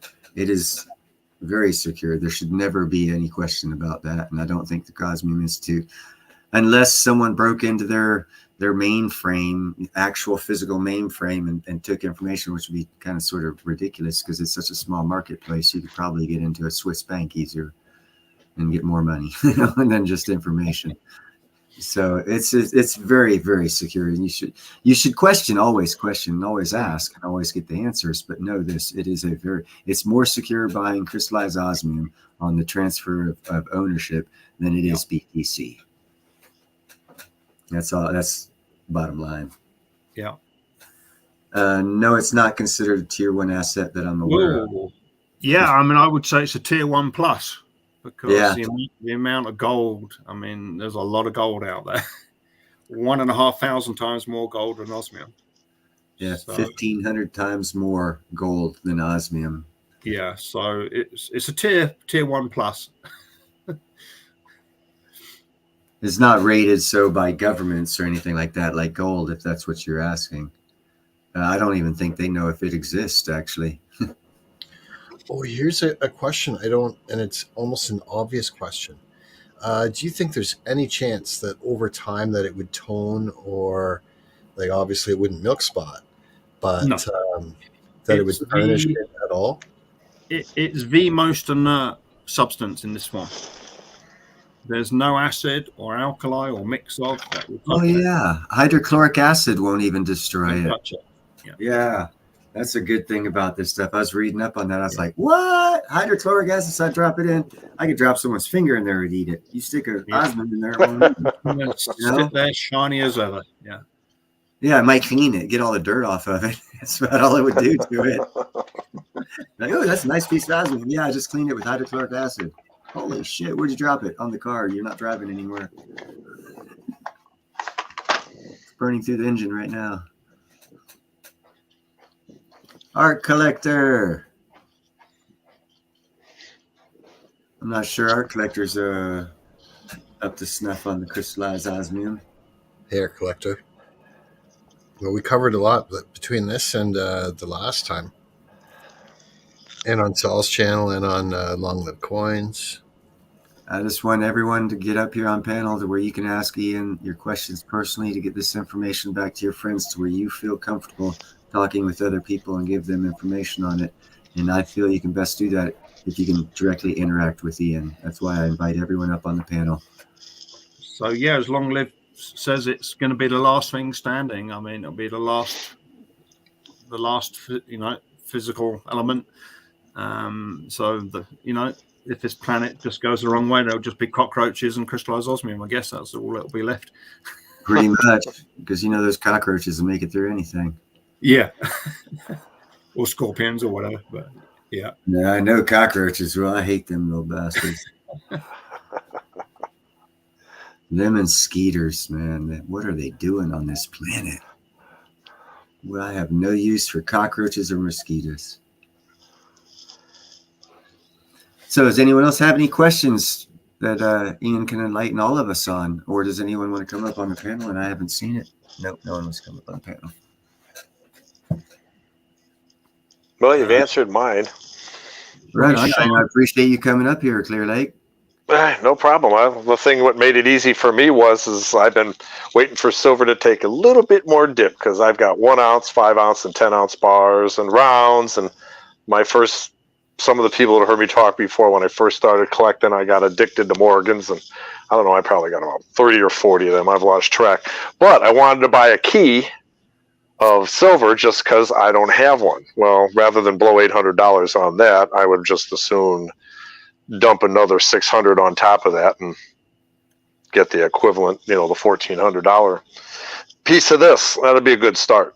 That would be a daggone good start, brother. And then I tell you what, like Ian was saying, man, in 10 years. Yeah. Well, what I'll have to do is look through the little catalog of sizes and shapes and what you have, and maybe get a couple of pieces that total up to around 1,400 or 1,500, and that'll be it. And then I won't be spending any money on precious metals till maybe July again.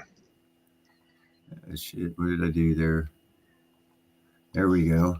But then who knows? Maybe come July I'll buy some more of this. That's the catalog going through it right there. The different types of stuff and the breakdown.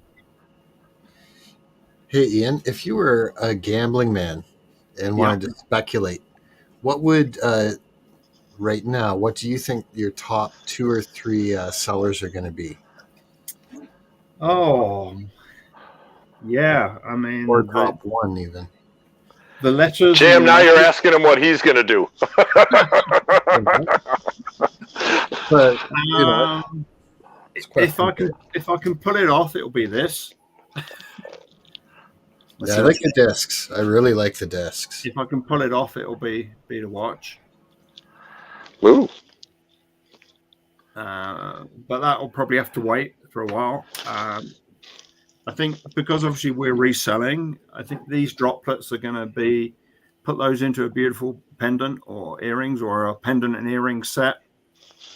You're going to double the value on those. So I think we'll be stocking up more of these. The letters and numbers are doing incredibly well. Probably the cross too. I think in a previous, they're always sold out of the crosses. They are a high premium, but I don't know if it was Neil or me had the idea you could build a cross with the 2mm squares. You could make your own. Yeah, we put a gemstone on top, 2 on bottom, 1 on each side to get that color variation, make that cut piece into a cross. Yep. Make a question from Jake's Custom Parts there. Goldsmiths, it's really, really easy to work with. It's really, really robust. I can't bend this piece. It's tough. It's cut really clean to the edges. Really easy to set. Easier than a gemstone or a diamond. Oh yeah, they wouldn't have to worry about it being fragile or anything. They just have to see the piece that you have, and then build a setting around it, and then just put it in.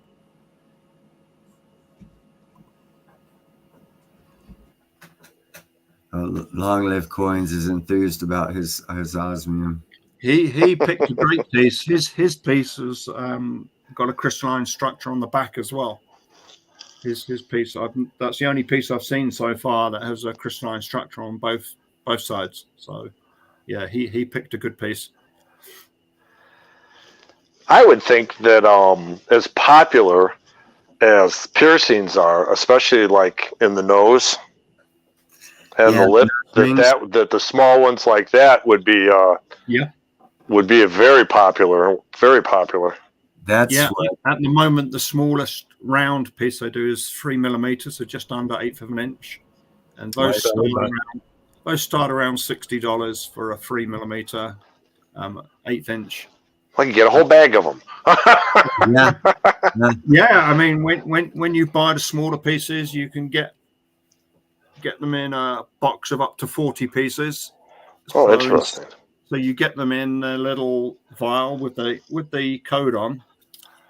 So that's more economical packaging, and they pass that saving on. And if you order a certain amount, I think it's about $600, they will overfill. So you'll always get to the nearest whole piece up from the amount you say you want to buy. I must say, I'm thinking that I like that whole thing better.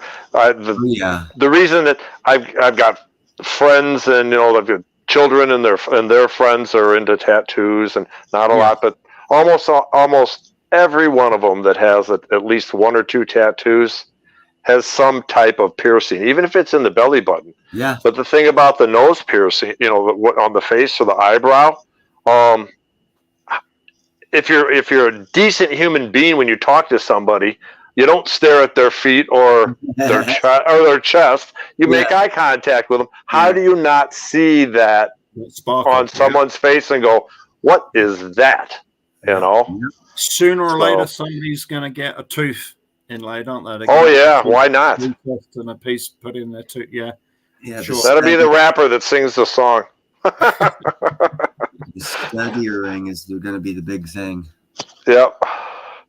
So, I think you sold me on it. I was pretty curious when I first saw you on LLC, but I wasn't going to miss this opportunity to get a chance to hear what you had to say tonight. Yeah, and I think the price action is going to be steady. There will be a price increase in May. They've changed how they do the spot. That used to do it based on the harvest rate and the demand and the stocks, both of the raw osmium and the crystallized osmium. Now they're linking it to German inflation, so that could be interesting. That could take off. Holy cow. You're kidding me. They're basing it off the German inflation? They will. Now they're going to link it. Oh, my God. People buy the shit now before it goes through the roof. Yeah. Holy cow. We all know what's going to go happen to those guys. I know. And then they're also going to do an annual price adjustment based on the harvest rate, the demand, and the stocks. And that will be in early May. How much was that box you just showed? 600, he said. No, they start if you order $600, you'll get a box that can hold 40 pieces. Oh, okay. I was looking at buying that whole box. How much? No, not that. Well, I mean, these are the 2 millimeter. How much is in there? How many are in there? 10, 11? 2, 3, 4, 5, 6, 7, 8, 9, 10. There's 30 in there. Oh, okay. These boxes will take 40. So what you do, you order a box and you say how much you want to spend, and then they will overfill. So say you ordered $600 and that bought 5.1 pieces, you'll get 6 pieces. I don't believe it does, Jethro. If you want to catch that one, Ian, that question. Once it's out of the package to make jewelry, no, it doesn't lose it at all. All you do as the holder of the ownership code, you can enter into the database that it's now being made into a piece of jewelry. And if it's a piece of jewelry that has multiple pieces, you can list them all and say it's in one piece of jewelry. So no, it carries on as long as its shape hasn't been altered. I mean, if you cut it or reduce its shape, then it's not going to be linked to the database anymore. Yeah, you can alter, but it'll still have the same the constellation, the pattern. Yeah. So they'll still be able to identify it. It changes everything because you manipulated it from what it was. But the security is still in, but it's built into it from the get-go. It's got the security. That's why I call it the digital crypto metal. It's the digital crypto precious metal out there. It's the only one. It's got security from Heckfire. Someone could steal. Chuli asked on the shipping cost. So at the moment, because we want to get it out there, we're not charging shipping. We're absorbing the shipping costs from Germany and from here to wherever it goes in the US. So we're absorbing the shipping costs at present. That's why another reason to get in early. Yes. There's so many reasons to get in early on this, guys. That's why I'm hoping everyone here calls him and gets involved with this. You will not regret it. You will not regret it. We'll be having parties in 2 years on private islands, bro. I hope not. I'm a little enthusiastic. It might be 5 years. I'd just rather buy up all the farms around me. There's opportunity galore. Any person who's done any kind of business courses in college or anything, you should be able to see blatantly after having all these questions answered. You should be able to see the opportunity And I've only read books. I haven't gone to college, but I read books about it. It seems like it's a really, really simple, isn't it, Neil? It's you take the rarest non-radioactive element that has little demand because it's so rare, create demand for it, turn it into something beautiful, create demand to absolute scarcity equals good price action. That's win. Yeah. Like we talked about, I like the 3 or 4 wins on top of each other. This is the opportunity. Hey Neil, OC is in the backstage. Oh, cool. Oh shit. Hold on. Wait. Who did I remove? Oh shit. What did I do? I did something to somebody. No, he's back. Am I still here? Yeah, but who else? I accidentally did something here. Sorry guys. You got to get back up. Yeah, you may have to scroll down. Oh, there he is. Sorry. Yep. Okay, I didn't know I had to scroll down. Sorry about that, brother. Jay says, do we accept credit cards? We do, but we do charge the fee that covers the fees we get charged. So yes, we do accept credit cards. That also shows the authenticity of it. The credit card companies know or realize the value of it, so they allow you to transact, and it's. I don't think you can buy BTC on credit card, can you? Yeah, you can. Oh, you can? That sucks, man. They got those Bitcoin ATMs at variety stores now, but they charge a lot. Good to see OC Stacker. I don't hear you yet. You might be on mute. So we have a question come up here. Yeah, so the price does vary a lot according to the thickness because there's the base price of weight, and then the cutting. So the cutting charge will be the same for the same size piece, but it can be a big range in thickness, literally from 1/10 of a millimeter to 0.8 of a millimeter. So it can be a 4 or 5 times different price range. So they grade it on what they call a sparkle grade. Sparkle 1 is the finest crystallization and generally the thinnest pieces. And it goes through to Sparkle 5, which are the coarsest crystals and the thickest pieces. So it depends on the application, what sparkle grade you'd want to choose. If it's going to be viewed fairly close up, and the fine sparkle grade is really, really effective. But if you want it to sparkle 40, 50 feet across a room, you want the 4 or 5 sparkle grade. I think this watch face is about it's a heavy 3 sparkle grade, so you can see that about 30 feet in the sunlight away. Here's a good question. Oh, a 1 and a 5.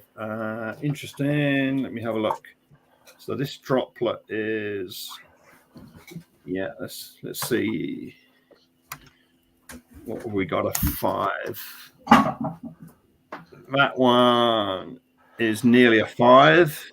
It could be this is an early piece. It hasn't got a QR code on it. Let me see. Oh, that droplet is probably a 1 or 2. I'm rubbish at holding these in front of the camera. So you can probably see how much bigger the crystals are on the rectangle compared to the droplet. Yep, just hold them as still as possible. Okay. And if you can angle it down more towards the camera. Yeah, and I've got volume, but I've had picture freeze for about 30 seconds now. Sorry about that, OC. It's good on videos. I'm on the phone. Yeah. I think what I'll have to do, I'll have to get some good pictures on the website showing the sparkle range 1 to 5. So that'll be on my list of jobs to get my web guy to do. Good idea. That's a great idea. We're getting some good questions tonight. Yes, we are. I'm glad to see a lot of people up here on stage. Does anyone have anything else, OC Stacker? Yeah, can you hear me okay, Neil? Yes, most definitely, sir. Perfect. So I've got echoing going on. So if I say something, I hear myself say it again. Don't wait for me to turn back. Yeah, you got to go back to your YouTube tab. He's on the where phone. You're watching. Yeah, where you're watching it originally and pause the other YouTube. Gotcha. Okay, hang tight. Pause it or mute it. But pause I'm it. wearing wired earbuds with a microphone, so it doesn't do that. Okay. I just did the 3 monkeys. Okay, there we go. Yeah, you did. Can you hear me? I can hear you now. Where's the beef? Yeah. Well, I've got lots and lots of questions.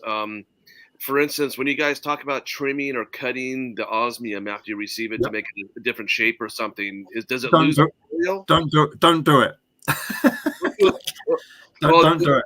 The reason I asked that is that, I saw a way back when you had done I think it was on LLC's channel, that they were looking for jewelers to take the osmium and make something out of it. And if they created something that was pretty cool, that they would want to market it and take it around the world. Well, I have a really good friend of mine who I met through a Patriots group, and he's from Russia, and he's a phenomenal jeweler, and he has stuff just come to his head. He just creates just amazing jewelry. So I thought if we do something like this, he needs to see some osmium then, doesn't he? Yeah, he needs to contact Ian, because I can tell you what, right now, OC, I've already got a couple designs as a damn iron worker, and I don't know what I'm doing, that are pretty good. So if he knows what he's doing, he needs to hook up with Ian and take advantage of crystallized osmium and the opportunities that are unique to this time in our history, and he needs to take advantage of them. And I appreciate you being here to be able to get him this information to take advantage of it, because that's what this is for, to get more people in, see the opportunity, speak with the man himself, Ian, get the questions answered. My suggestion is hook that guy up with Ian. Yeah. That's why I came on panel, because I figured, well, rather than sit there and type this stuff, which takes me forever, because I'm kind of old school. I'm better at talking than I am typing. Yeah, and it's a great opportunity the Osmium Institute offers. So basically, it's a 5-year lease. They all supply the osmium, and if you make 2 of the pieces, they will take one of them literally around the world as they go to all of the jewelry expos.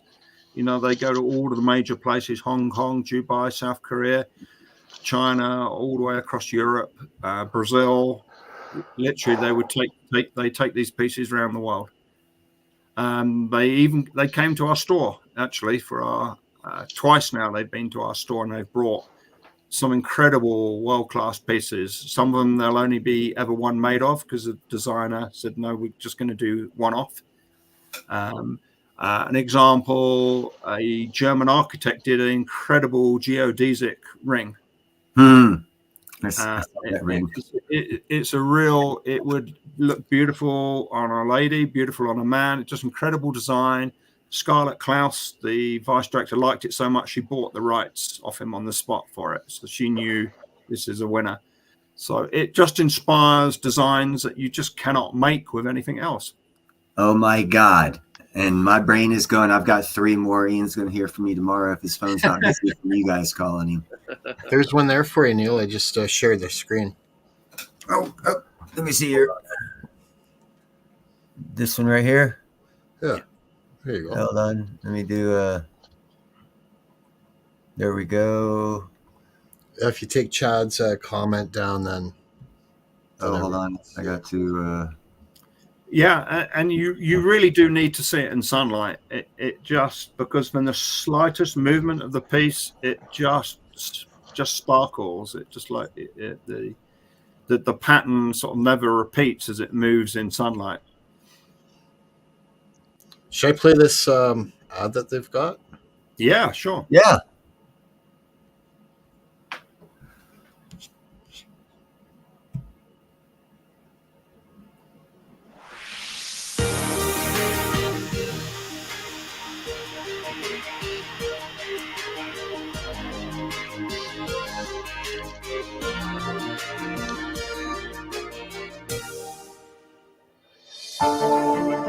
Es funkelt und es glitzert. Diamonds are girls' best friend. Diamanten sind die besten Freunde eines Mädchens. Dieser Slogan This one's available in English. Okay, where would I find that? Ooh, if you go to their YouTube channel, okay, Osmium Institute, you should. It's exactly the same video, except it's been dubbed into English. Okay, I'll check it out. I thought this was English. This is the German one. Yeah. Okay, I'll get it. Yeah. Yeah, it's a great little video they did there for sure. Okay, just give me a minute. Thank you for showing up, Jethro. Get into some crystallized osmium. Give Ian a call.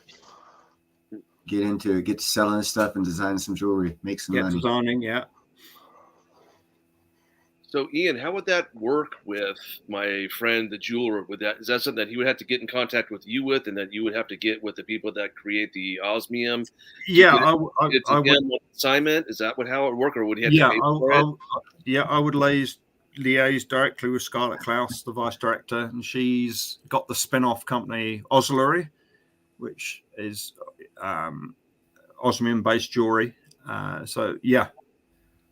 So my another question is, if he designs something and he comes up with it, does the osmium company get the patent on that, or does he get that and get a royalty? No. So the deal is the osmium will be supplied for up to 5 years on a fee-free lease. If the osmium isn't purchased by the end of the 5 years, the piece would belong to the Osmium Institute. They would take ownership of it. So they would keep the ownership. They wouldn't transfer the ownership of the osmium until it was paid for.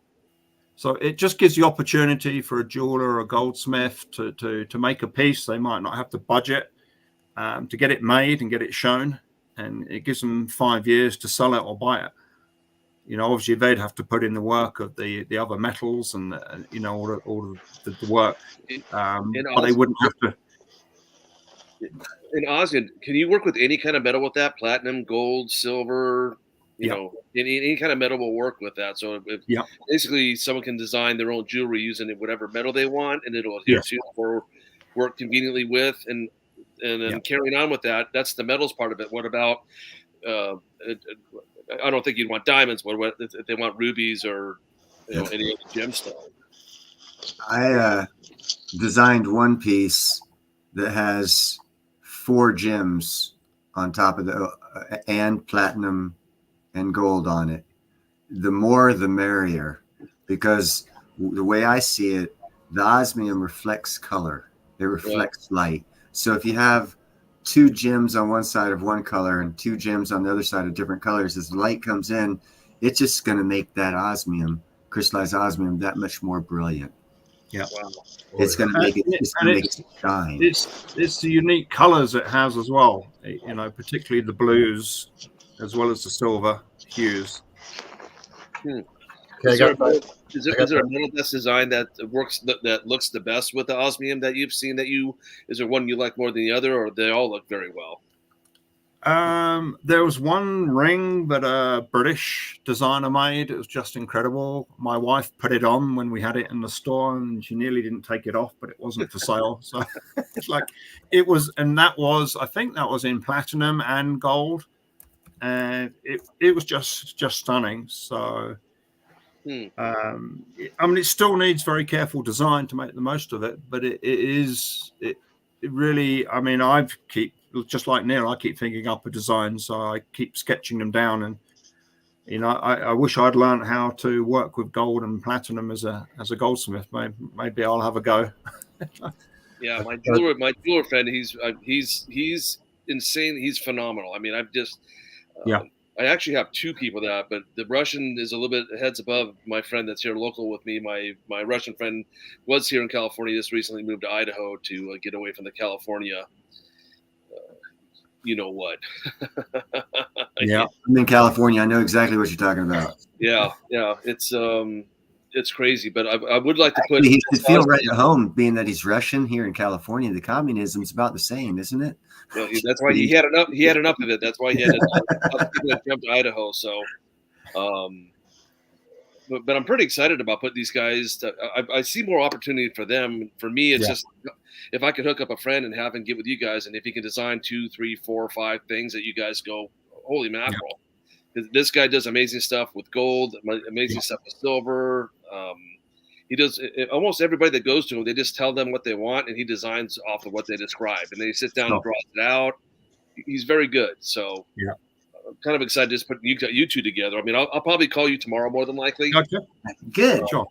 Excellent. And then we'll take it from there. And if I can get you two together, and then I kind of wish you guys would, in a way. I mean, it's kind of hard because if someone from, like, if my friend in Idaho wanted to buy a piece from me, I would sell it to him. Whereas territory, I mean, I owned a car dealership, and you got a territory. In other words, no one could sell my make of car within 10 miles, sure, of that type of thing. So no, there's no exclusivity. Yeah, yeah. They deliberately not done that because it's anti-competitive as well, and they realize that if people work hard, why should they be restricted to where they can sell? Especially with YouTube and social media. How do you?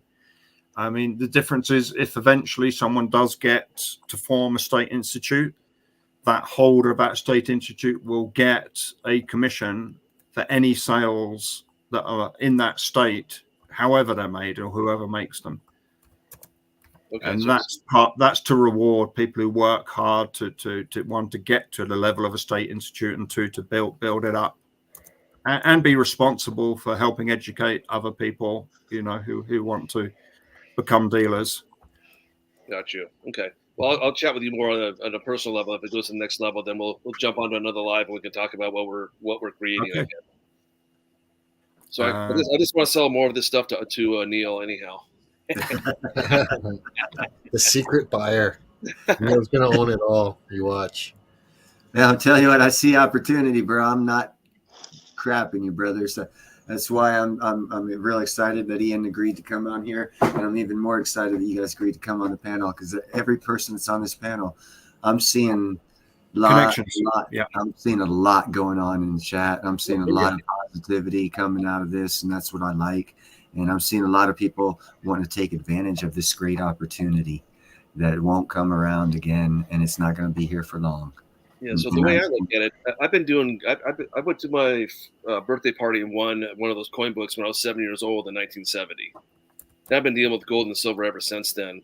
So I'm not burned out on it, but the osmium just kind of puts another level to where we can turn our hobby to. There's only, I'm not a numismatist by any stretch. I appreciate the coins, but that's just not my realm. I like the bullion aspect of of this world. So we see all the same people in our chats and all in the different groups, and everybody loves talking silver and gold, but there's only so much you can talk about. There's only so much you can bring up. This just, to me, just brings something new to the table that we can talk about, and it seems like it's ever changing, and there's more consistency to it. Yeah, I think the reward for effort is going to far exceed traditional jewelry or even traditional bullion. I do have the English version of that video pulled up, but I don't want to interject it if there's other questions first. Hold on, let me get you full screen here, buddy. You got it. Okay. Nope, there we go.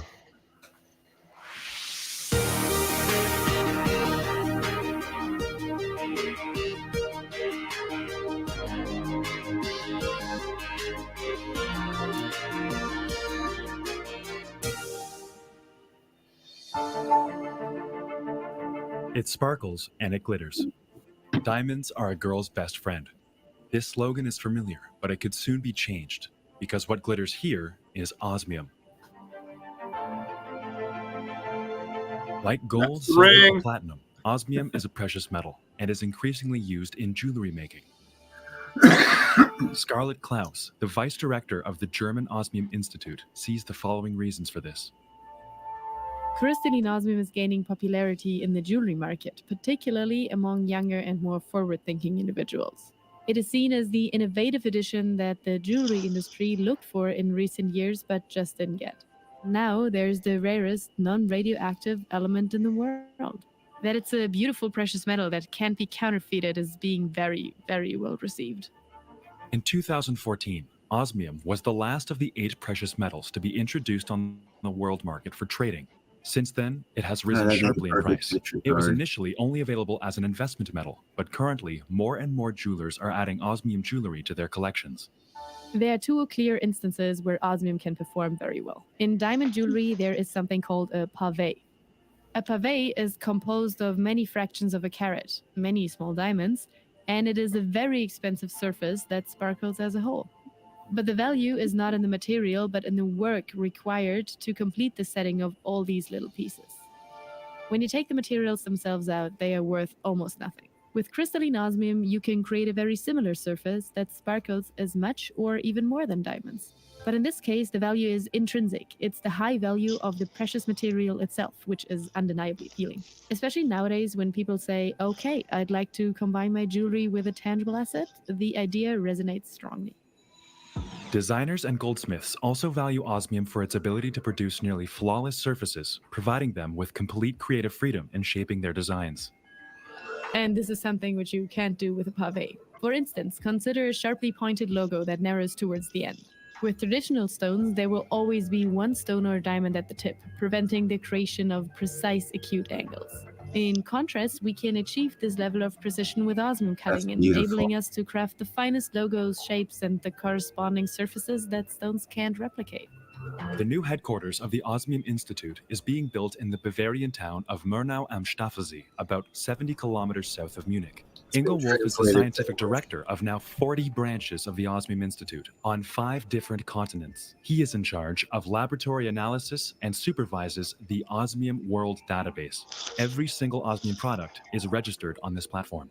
And this database must always be perfect. And that is what the Osmium Institute stands for. If osmium were to be lost, for example, or stolen, or reappear on the market, or if a certificate was issued incorrectly, then we, the Institute, would be at fault and would have to pay for it with our assets. That's why we work very meticulously. The extraction of osmium requires extremely precise work and begins in platinum mines located in regions such as Australia, South Africa, or the Urals.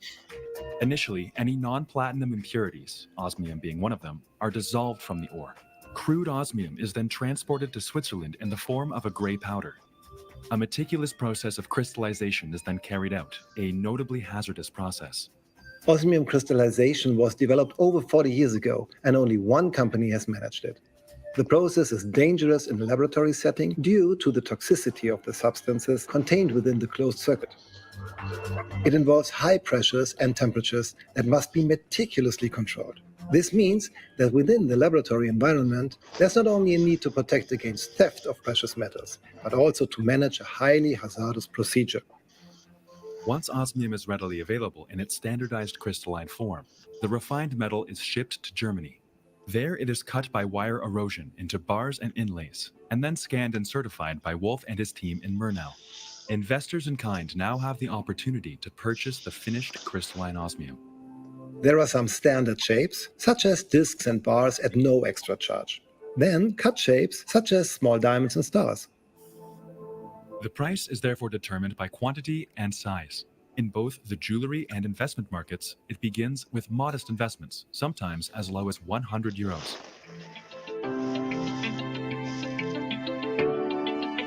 And even less expensive, yeah. The price of a traditional engagement ring adorned with crystalline osmium, for example, typically starts at around €1,000. And then there are what I would almost call lighthouse projects, like the osmium violin, for example. It comes with an asking price of €3.5 million and features over 500 unique osmium elements handcrafted in Austria. Likewise, the world's most precious headphones have also integrated osmium. Now there's also someone looking to put osmium on motorcycle helmets for the first time. There are no limits to the luxury thoughts and accordingly, of course, to the prices.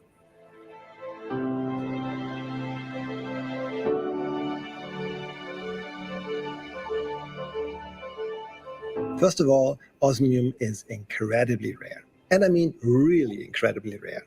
1,500 times rarer than gold. You have about 17 to 55 cubic meters of osmium in the Earth's crust, and yet only about 1 cubic meter of that is expected to be extractable. You don't have more than 22 tons of osmium available at all. That means we are dealing with a very, very narrow market here. Every year, leading osmium experts meet at the IPMI and at the Osmium Symposia, organized by the Osmium World Council, to calculate when the raw material, crude osmium, will run out. Ingo Wolf estimates that this event could occur in just 10 to 15 years. In America, this moment has been nicknamed the Osmium Big Bang. The consequence would probably be a massive price increase. Because you have a powerful effect when something runs out entirely. The crystalline osmium created from raw osmium has a secondary market. It actually goes into the vault with the real investors and stays there for 10 to 15 years. That's why they call it next generation metal. In other words, this means that tangible asset investors acquire the precious metal for the next generation, their children, for example. Piece by piece, osmium is slowly moving over to the jewelry market. And then it becomes less. This is called a thin out. Then you might have a very strong price effect again when it reaches zero, because there is simply nothing left. But the interesting thing is this. All of the metals go back into the real asset market, but you don't recycle osmium. For while gold and silver jewelry can be melted down and reintroduced into the tangible asset market quite easily, such a process for osmium would be prohibitively expensive. That is why osmium will not go back to the tangible asset market from the jewelry market. This means we have a thin out. The curve goes down, down, down. And once it's at zero, then we have the second possible price effect that one could experience. And it will probably be very significant because osmium is the first precious metal to run out completely. Another critical aspect to consider with osmium is its scarcity in its raw form, while carbon, required for cost-effective diamond production, is abundantly available. According to the Osmium Institute, it is unlikely that osmium will experience a price decline similar to that seen in the gemstone market. Approximately 1,500 partners worldwide are actively contributing to the globalization of the osmium market. Currently, Scarlett Klaus is playing a pivotal role as a liaison between these institutes, the investment sector, and jewelers, accelerating and simplifying the journey from raw material to the final jewelry piece. The new markets are coming up right now in Abu Dhabi, Dubai, so the Emirates. South Korea's market is on the rise. In China, we have just opened our first branch, the Osmium Institute in China. When these markets jump in, we are simply talking about a completely different price and market development. And that is, of course, where the real price development will be really exciting. Simultaneously, construction is underway at the German headquarters for the inaugural European sales and showroom, serving as the flagship store for crystalline osmium and its associated products. Furthermore, a public access glass laboratory is being established. In Murnau, one can anticipate a future with a little more sparkle. And maybe one might soon hear osmium is a girl's best friend.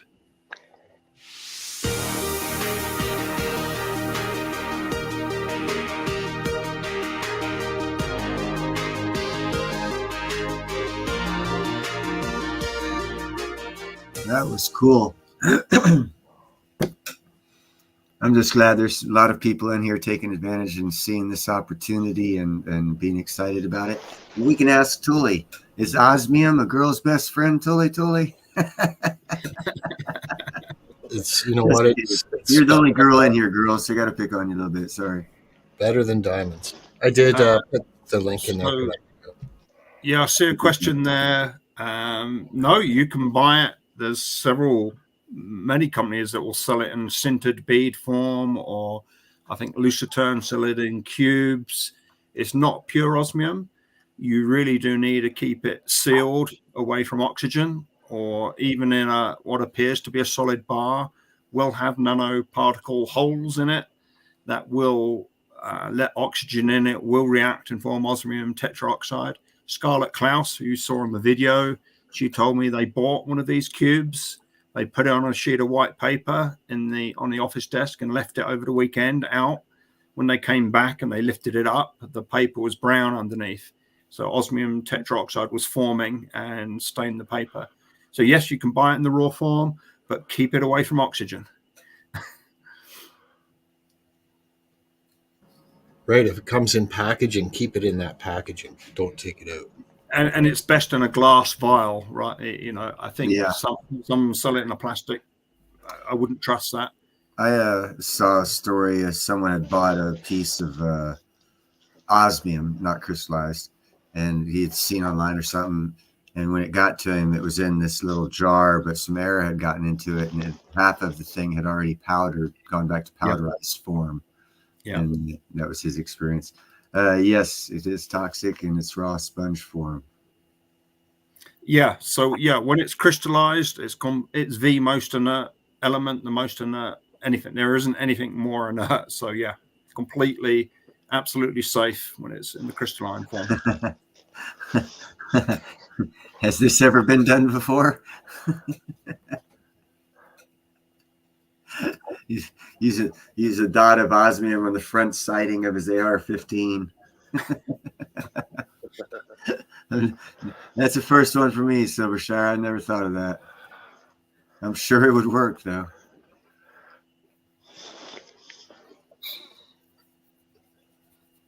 Julie had a good question. You guys see it? Well, which one? This one here? Yes. I think Ian already answered that, didn't he? Yeah, it's completely inert. So yeah, it will not react with anything. Yeah. But in any other state, it would. Yes. In its raw, purified metallic, yeah, in its non-crystalline form, whether it's a powder, sintered bead, cubes, bars, it will react with oxygen. Yeah. In fact, that's one of its uses. In very small amounts, it's used as a chemical reagent because it reacts so readily with oxygen. Yeah, a lot of the platinum group metals are used as catalyst in one form or another. They're good. Yeah, but this isn't a catalyst application. This actually oxidizes. Okay. A catalyst causes a reaction, but doesn't get used in the reaction. Doesn't take part in the reaction. Yeah. Oxygen just kills that whole situation. Yeah. Right on. So, Ian, do you guys offer osmium in all forms, or you guys just specialize in just the crystallized? We just do it in the crystalline form. Yeah. Okay, I kind of figured that, but for those of It's us, like I said, all this is new to us. Yeah. And I do gather if you do buy a piece in a non-crystalline form, there's no guarantee what the purity is. It almost definitely will be contaminated with rhenium and other of the platinum group metals. You're very, very likely to get any high level of purity, even if it says it's pure. So I've got another question for you. So the value market is done by the gram, correct? Sorry? Your pricing is by the gram, correct? The base price is by the gram. And then there's a cutting charge. So the more intricate pieces have a higher cutting charge. The more waste there is that has to go back through the whole process of, recrystallization, repurifying, and vaporizing it, boiling, to take it into a vapor. Just seeing a question there. Industrial applications for crystallized osmium. There could be. But there's just not enough of it. It would make an incredible cutting material. Oh, hell yeah, better than the diamonds. More abrasive than diamonds. So it would make an incredible abrasive, but the cost, I doubt that it's ever going to get used industrially in the crystalline form. I could see for security chips too. For security codes, yeah, because even the 2mm piece would be more than enough code for any level of security. So easily. Yeah. We all saw it when you put up that and did the magnification on your phone of the crystal. Yeah. I mean, the amount of wow. Every time you zoomed in, there was a different, it was like more just intense. Keeps on going. Yeah. Yeah. It's like zooming in on Google Maps. Yeah. Except for it doesn't stop 100 yards above the ground. Annie Oakley there. So no, number 5 is the largest crystals. So you'll see the sparkle at a greater distance. Number 1 is the finer crystallization. What is the most popular selling size?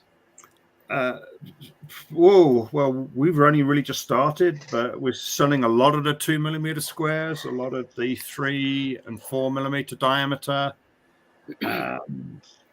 We're selling a lot of the letters. People are buying their initials. Yeah. So getting back to my question with the gram, when you buy the gram, is it laid out flat, and can you get it in different diameters or sizes, or a gram is just one size and that's it, and it has to be turned into whatever letter or whatever you want it to, or can it be manipulated? Like basically like melting gold. If you get a gram, but if you melt it down, you can make it flat. You can make it square. No, once it's in the crystalline form, you definitely don't want to try and melt it, because you will lose the crystalline structure instantly as soon as you. That's getting to my point. My question is, so if you buy a gram, it only comes in one size, correct? Well, it will depend on the thickness. So to give an idea, a 11 millimeter disc is. I mean, let me pull up an example. What's this piece here? That piece here is a 9 millimeter square, so just under 3/8 of an inch square. Mm-hmm. That's in a Sparkle 4. That's 0.781 grams. Yeah, just over 3/4 of a gram.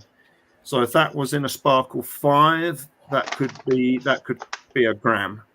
And the higher the number, the higher the price tag on it, or the lower the because the piece is thicker. So the higher the number, the bigger the crystallization, and the longer the process has been run. Yeah. Okay, so the number 2 size of your osmium is most popular selling right now. 2 millimeter squares, we're selling a lot of those. That's why I've ordered plenty of extra stock in. I think people are seeing the ability to build up a product with those. You could use multiple pieces to make different shapes. In fact, you can make your own cruciform shape using the 2 millimeter squares. Okay. Well, obviously we'll be chatting tomorrow, because I have a lot more questions, but it's gonna get technical. Sure. Okay. Chat needs to get yeah. So they're unlikely to cut a number 5 in a 2 millimeter, because you would be cutting through the middle of some bigger crystal structures. So the smaller the piece and the more fine the detail, they tend to use a lower sparkle grade. So you still get a clean cut edge without a sharp, jaggedy bit. If that makes sense. I'll make one more question here. So, sure. Given the parameters of how you guys buy it, what would be the most desirable form to? I'm an investor. Would you invest in number 1, number 5? Would you get in the millimeters, grams, ounces? What if you're an investor looking at this to say, okay, I liked your chart that you showed me. What's the best way to go? So if you're looking as an investor, I would be looking at the pieces that are going to be most easily and readily upscaled in value, because either you could sell them on to somebody who's doing that, or you could find your own goldsmith and get them made and then multiply the value that way. So I would go for the droplet shapes. I think they're going to be just incredibly popular.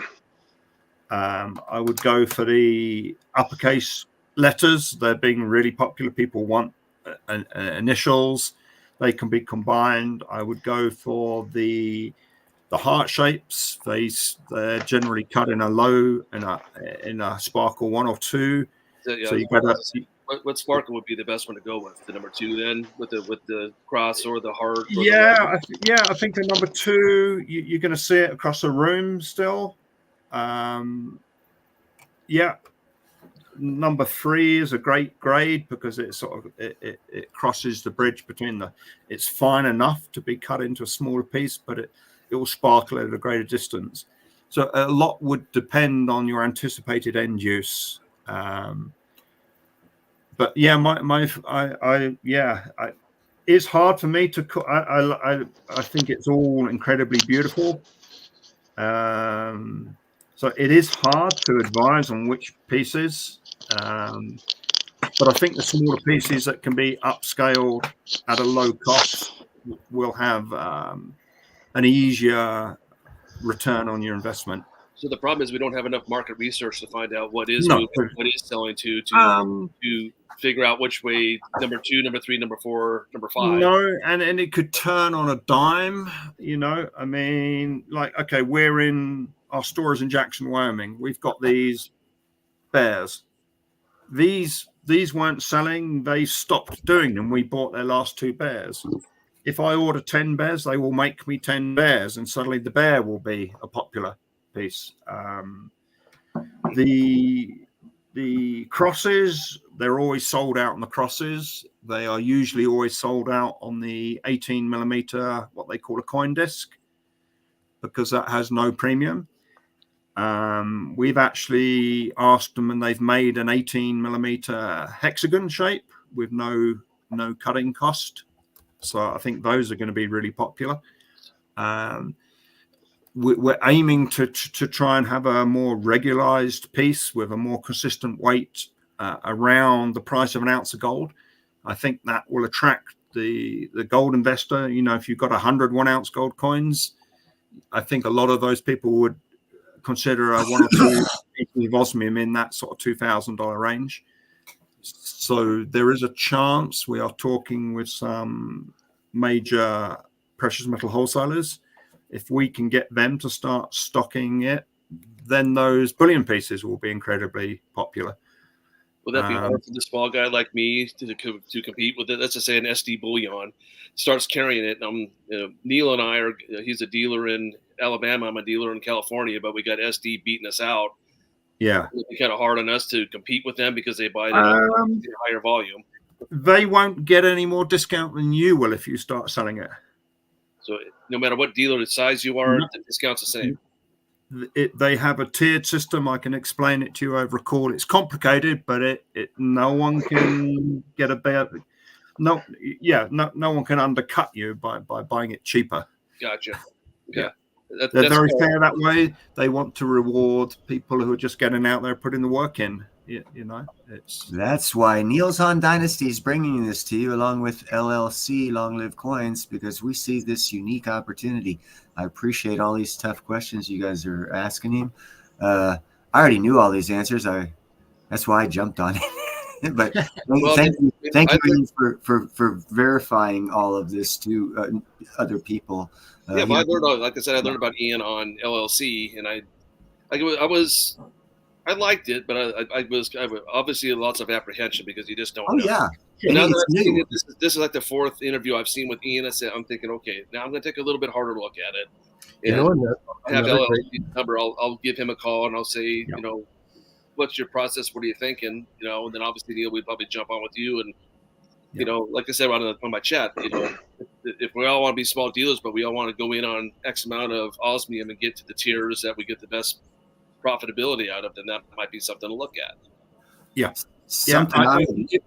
I think it gives great opportunity to the smaller dealer because it's going to take a while. The big companies move incredibly slowly.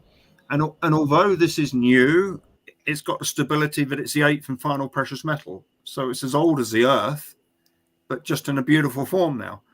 You know, and you can very rarely you find it in a crystalline form in nature, in more bigger, you know, more like amethyst shaped crystals.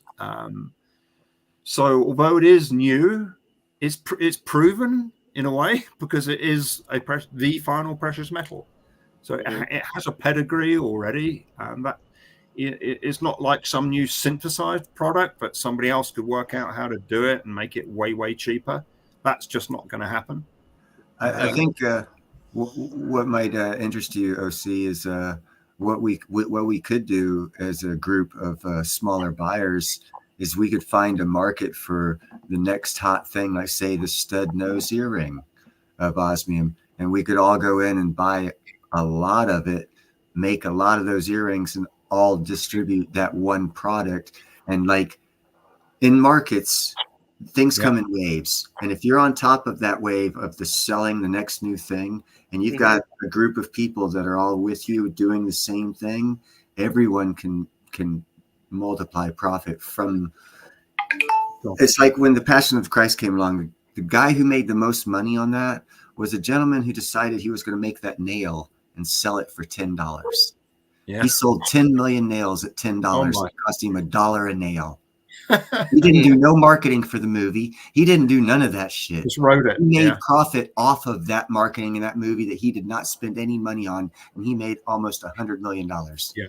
That's what we could do. We could get together as a group of smaller buyers, and like if we see it, or actually we could start a trend because the jewelry's not out there. So when we talk earrings, different designs earrings, different design earrings, we could get together, collaborate, and come up with a design that through our different marketing lack of expertise, for lack of a better word, we could come up with something that we feel would be best, make 1 or 2 of them, sell it if it goes, mass produce what we have of the osmium in that form, sell it all, and replicate. That's the way You could even have a custom piece cut that would be an exclusive. So if you came up with a design that needed a specific shape that's not available, you could have that as your own custom piece that's exclusive. Like you had one or two done so far. Yeah. I mean, I didn't ask that the hexagon to be exclusive. I just gave them the idea, and Ingo said, "Why didn't I think of that?" So how long from conception to them to deliver it to you? How long did that take? About 10 days. I'll give you an example. I've got a customer who wants a fish done, a particular fish done inch long, lots of detail. So I sent the photograph over. Within 2 to 3 days, I had a price showing, you know what the cutting charge, what the wastage is, what the maximum price would be. So they're very responsive and very quick. And then again, in a custom shape, if needed, it can be supplied with a stainless steel template. So that can be used for forming the gold or the precious metal or whatever the mount is. That's supplied at no extra cost, because they just put a piece of very fine stainless steel in at the same time they're cutting the osmium piece.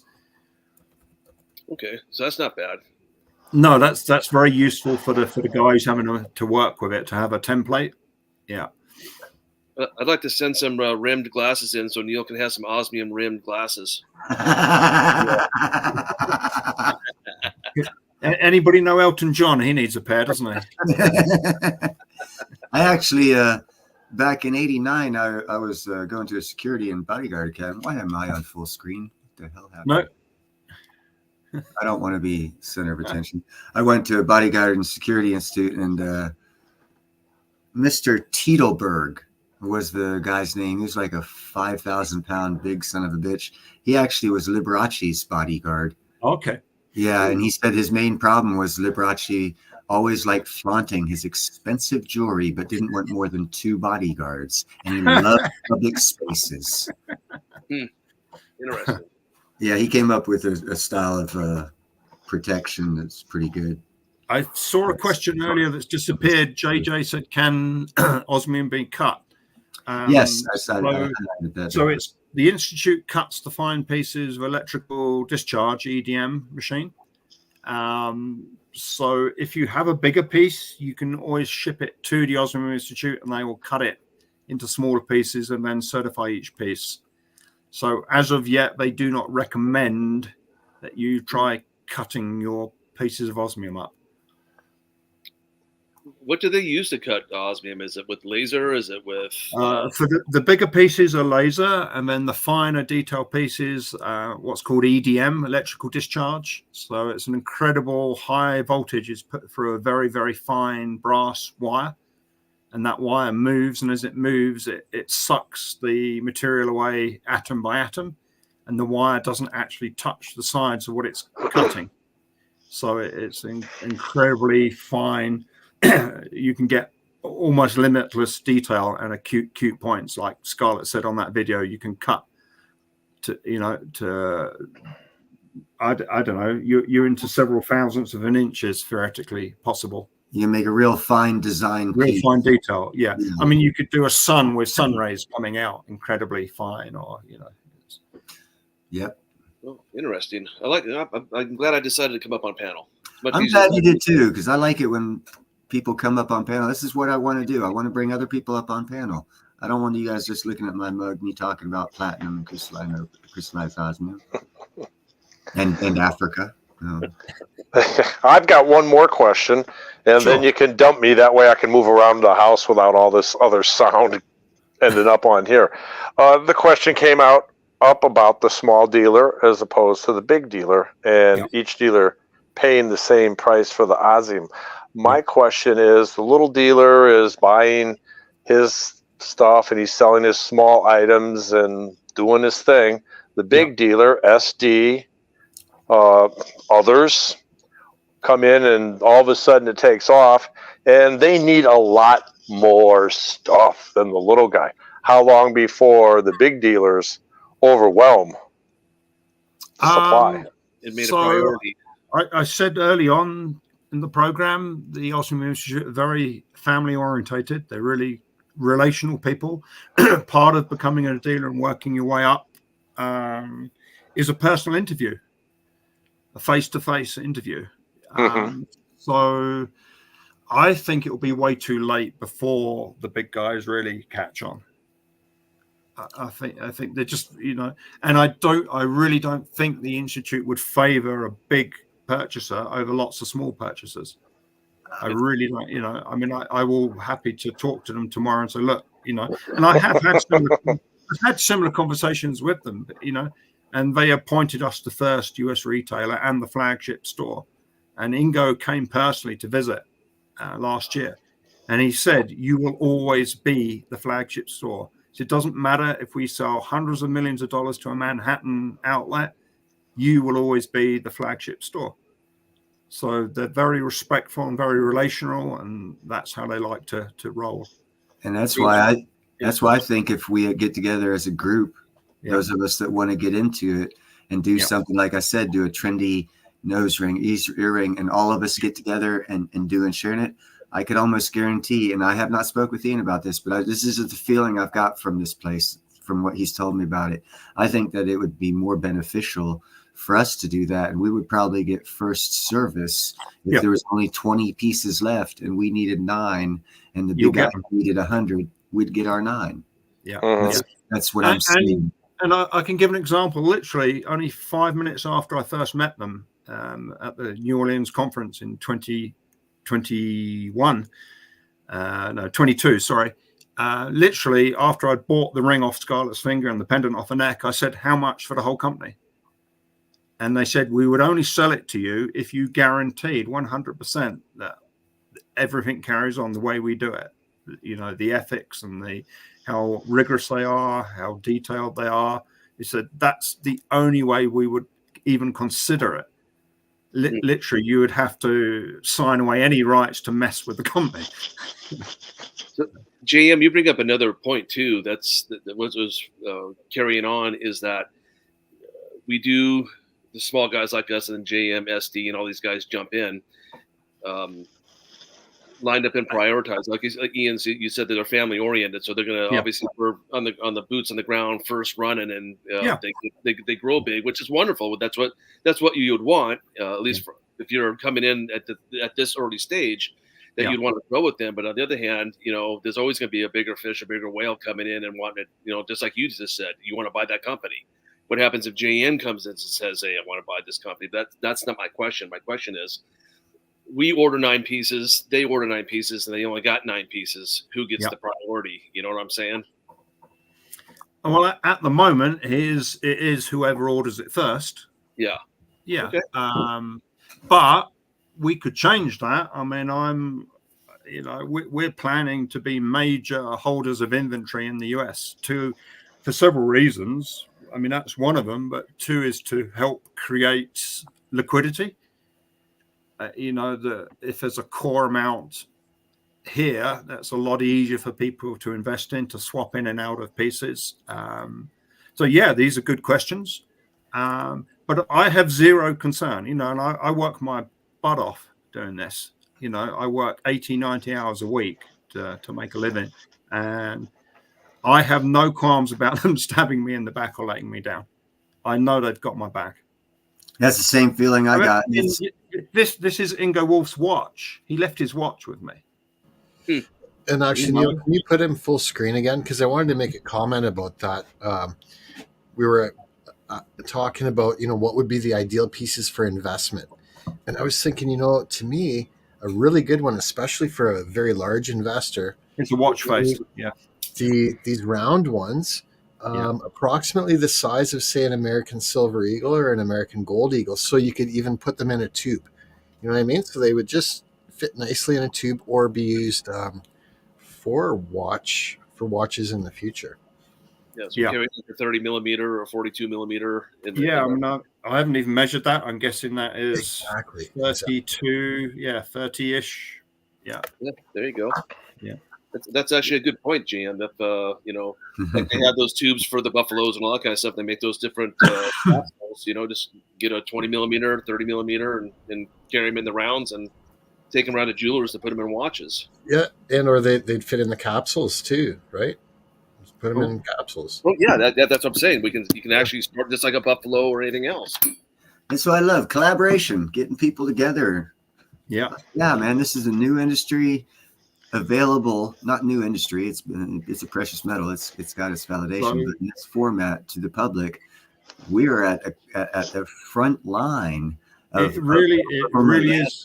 Yeah, it really is a tipping point, and people want to see it. It's taking longer than we thought. But this is great having this exposure with you guys. You're helping so much. Obviously I just jumped at it as soon as I knew what it was. But I think this is going to grow rapidly. Soon, I think very soon a major brand will probably pick it up and start making a product line with it. I don't think it's really going to get into the bullion market because there's not enough of it. It's just not enough of it. And somebody asked earlier, could it displace diamonds? And no, because there's not enough of it. Yeah. My thought on the whole thing, where we started from before with the sizes and the nose studs and what have you, was the smaller version of stacking. I would like to, over a period of time, take the little jewelry box and fill it up with a bunch of them this size, a bunch of them that size, and a bunch of them that size, and sit on them. And when I'm dead, whoever is left, they need to know what the heck they are. If it's that rare, and go, oh, so you really want some of this? This is what I have. The movie stars here, guys. Yep. All of mine are sleeping. They were both asleep, but this one woke up and decided he wanted to be a neck warmer. Well, there's always one that I found with the bunch that I have that thinks that they want to be the star. I got 7 that want to be the star. Well, I've got 6. I got 6 in the house and 2 outside in the barn. Right on. And we're filled up. We should have LLC up on this panel because he's the one that really brought all this forward. At least for me, Neil. I don't know about you, but I mean that's no. LLC needs to be up here, but he doesn't want to get his butt up here because he's too lazy. Just seen a question there about insurance. So if you want to insure it, you'd insure it under personal possessions. It's probably easier to insure than gold and silver, actually, because especially what thief would actually know what it is? They'd probably think it was a bit of glitter or something. Maybe I don't know. They wouldn't. Most people don't conceive its value till you know the scarcity of it, and plus you wouldn't be able to ever own it legally. To resell it, any buyer would hopefully be reasonably educated and would want to check. They're going to get the ownership code. Yeah, how would that work? That brings up actually 2 points to me. Let's talk about my first point. Joseph Lopez, that's a great question because I was actually thinking of that and forgot to ask it. So thank you for that. So I went safe shopping yesterday with a friend, and he bought one, and we were talking with the guy. And long story short, when we talked about insurances, I said, "Hey, should I tell my insurance people that I have silver and gold, some of it here and some of it in vaulted?" And he goes, "Well, if you have a safe and you buy a TL15 or TL30, why do you need to tell your insurance agent? Because no thief is going to be able to get into your house. It's just not going to happen. So if you just buy a really good safe to begin with, then you really don't have to be worried about insuring it. The only people that really worry about it is we have a brick and mortar and start selling osmium to the general public." So it raised a very good question about insurance because I was asking the same thing. What do I do? Because I already obviously insure our jewelry and our wedding rings and that kind of stuff, but I do not insure my gold and silver. I do. Mine's called a 12 gauge. That kind of goes without saying in our world. I think we all stock. We have lead, gold, and silver. We've had that discussion many a time. So. I can't afford insurance other than about $2 a bullet, right? There you go. I'm just keeping it real, yeah. I'm poor. I got cats, man. They have to eat. Like that Arnold Schwarzenegger. Oh my God. Get off of me. So Ian, back to my second question. Sure. I pass away. Yeah. And these are left to my kids. Yeah. How do they go about proving ownership or saying, hey, obviously, just like anything else, you'd bring a death certificate and prove it and switch it over into their name? Or is it put in my living trust and have it done? Sure. I mean, I guess they would just have to be in communication with the Osmium Institute. They would have to prove who they are, who you were. Cool if you left it in the will. Then have access to. I would obviously put that in my will, but Yeah, they'd have to have access to your email, because the ownership code will only get sent to the email that it was last registered to. And that's the importance of keeping that one-off email that you're never going to use again. Is probably a good idea. Yeah. Okay. Yet at the same time, everything now is coming out with the QR code, so technically, that might be able to help you through with that too. Well, just like anything of value, I would hope that anyone who would buy 3-4 ounces of gold wouldn't not have something or someone written to be left to. So I would imagine the osmium, crystallized osmium, will be the same way. Yeah. Being a newer market, we have yet to see. But that's the great thing about this stuff, man. It's a new market, and in 10 years, it's going to be gone.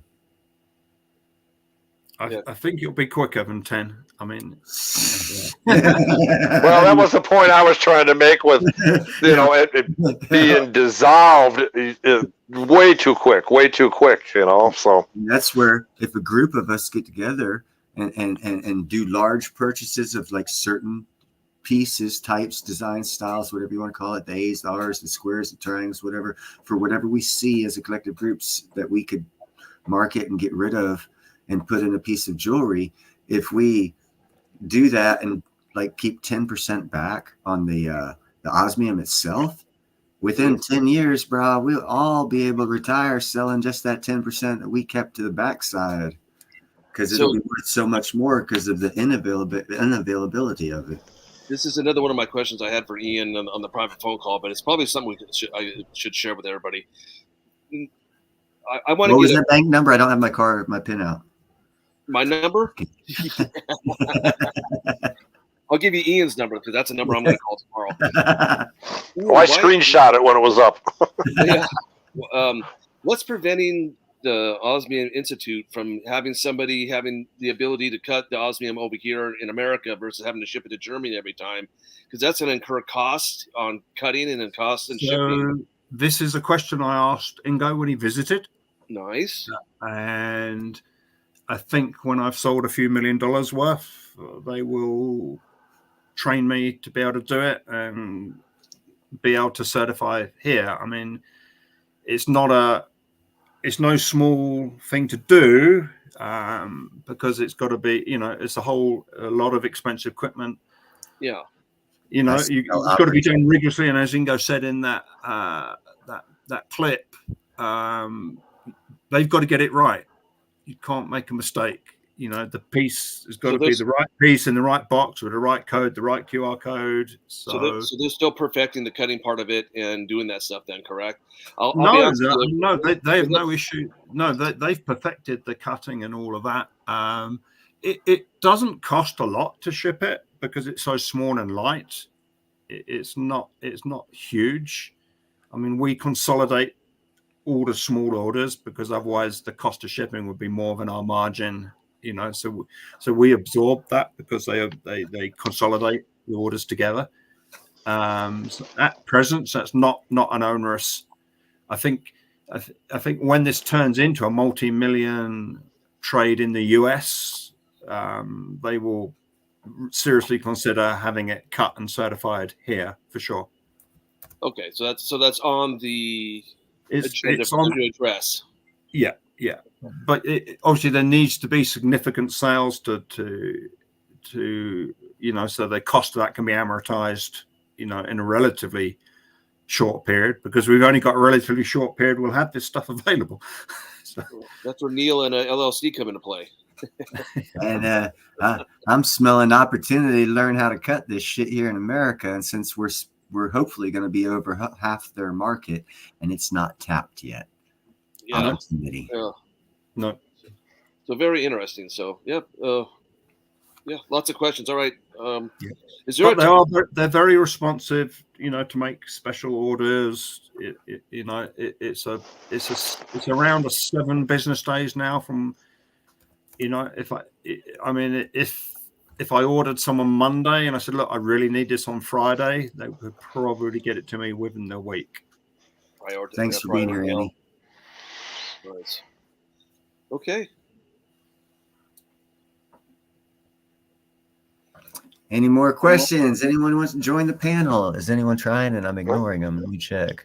Nope, everyone's Well, here. Neil, I'm going to drop out and still continue to listen. Continue to go to school. Don't drop out. Don't be a dropout, man. No. I told you I had educators for parents. That wasn't ever going to happen. Nice chatting with you, JM, and nice to meet you. Yeah, thank you, JM. You too.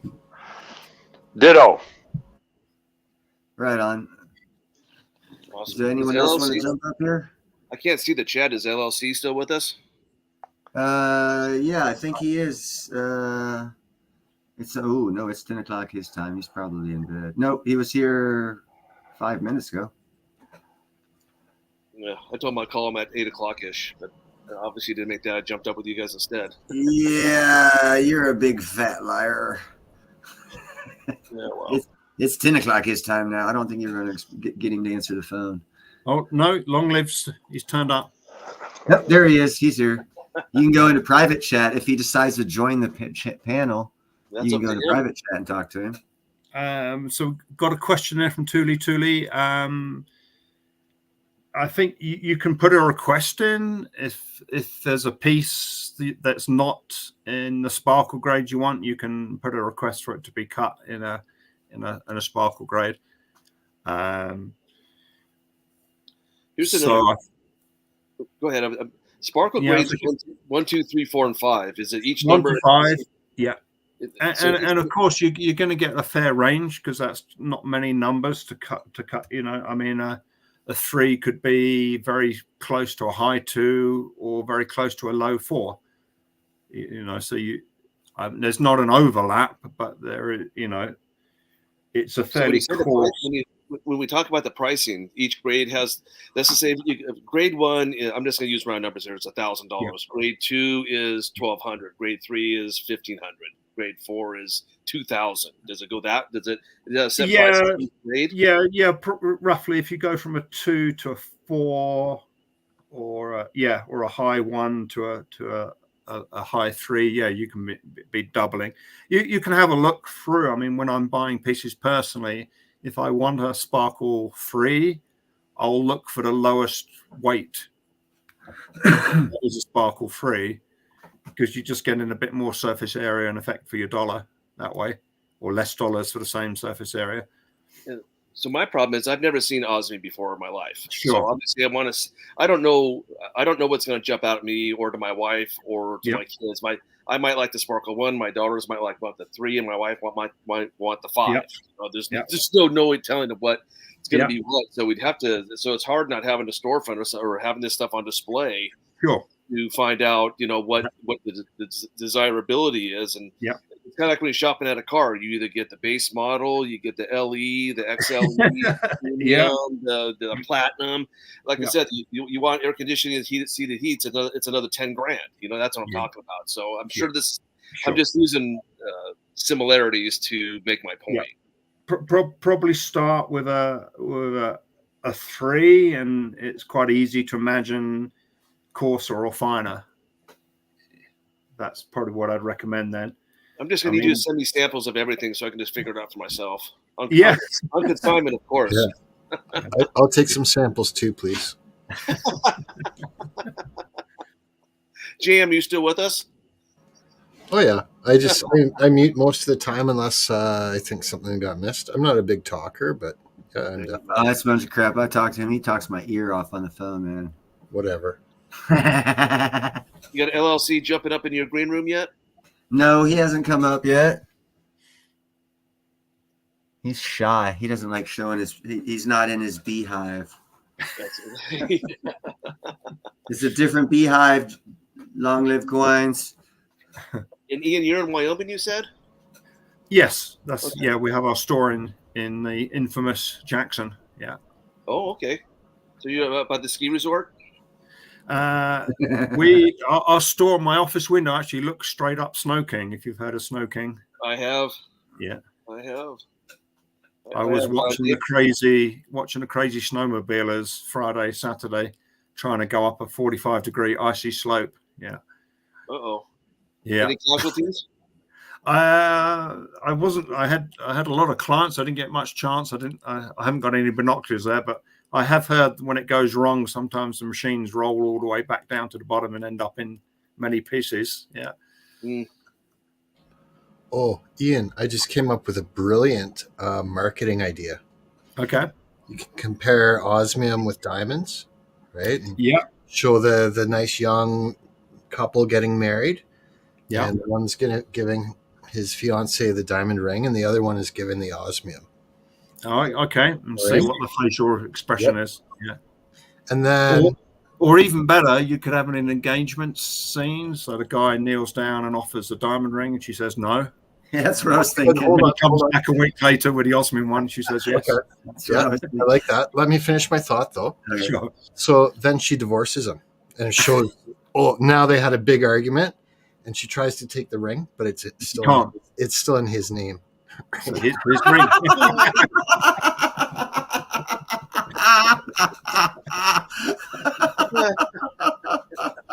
like your idea too. Yeah, because then possession isn't 9/10 of the law. Yeah, the OCC is the. All right, JM's hired as a consultant for osmium.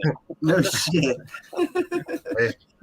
Yeah, I'll let you wear the ring, honey. Sure. Yeah, it's an engagement ring. It's in my name. Report it stolen. But it is a good question. Report it stolen. I could see some people legitimately giving that, down the road 10, 15, 20 years.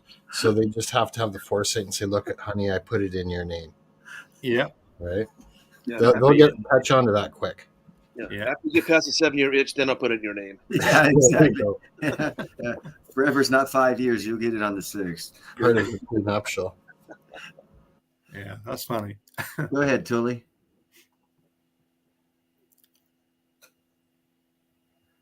Here we are making fun of women with Tully here. I apologize. Sorry if I offended anybody. Are being mean. Trying to be creative here. It could work the other way around. I mean, yeah, indeed. The osmium could actually be used, couldn't it? It could be linked to other property. So the osmium owns the property, then so whoever owns the osmium owns whatever the osmium owns. Yeah, that it could be used as a secure escrow or proof of ownership. Hey Neil, we need a female voice on this panel. Have Tully come up. Man, to talk to her, man, that girl is like kryptonite. Every time I say come up on the panel, she's like, I don't have my white gloves on. Well, you know what I do? You can see my screen. I just took a piece of paper and taped it to my camera, and I go up on panel. Check this out. This is what I call. Hold on. You know what that is?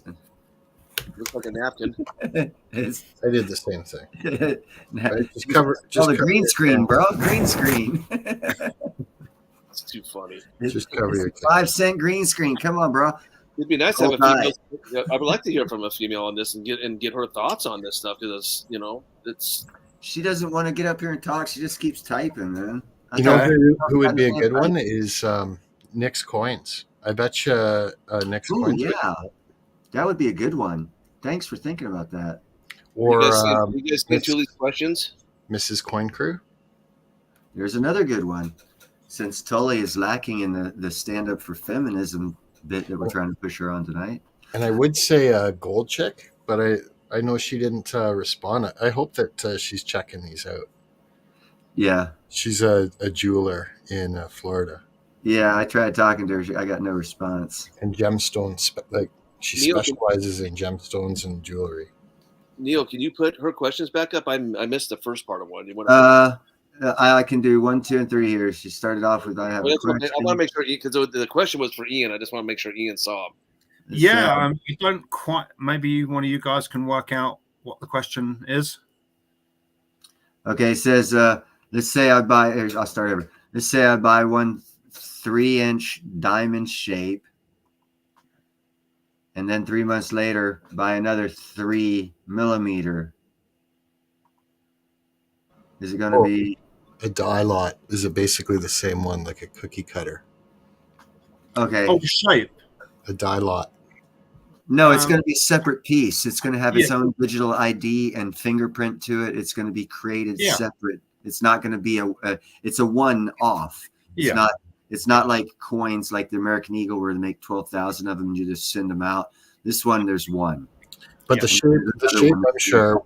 But it's a different the shape will line up. Will be fairly consistent. There is a slight variation. If you look at the rectangles or the squares, sometimes there's a tiny variation, maybe 100th of a millimeter.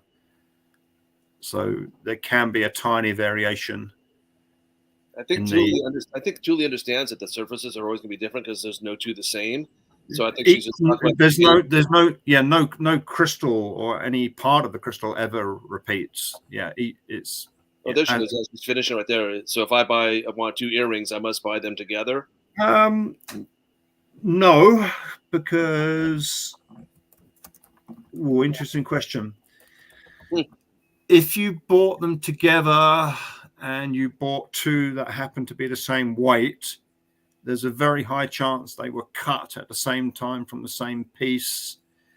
But there isn't going to be any radical change. How do I describe this? The crystallization process is pretty uniform. This is what they've spent a long time so they could get to the level where you could do a watch face in bigger pieces without a big piece of crystal sticking up and catching the sweep of the hands. Mm-hmm. So there is literally, how do I put this into words? For all the pieces I've seen, when you have 2 that are the same sparkle grade, although each one is unique, they don't clash. I'm struggling to how to describe this. It's okay. Take your time. Like, I think we all kind of understand what you're saying. Yeah, I mean, if you look at this piece here, the big disc,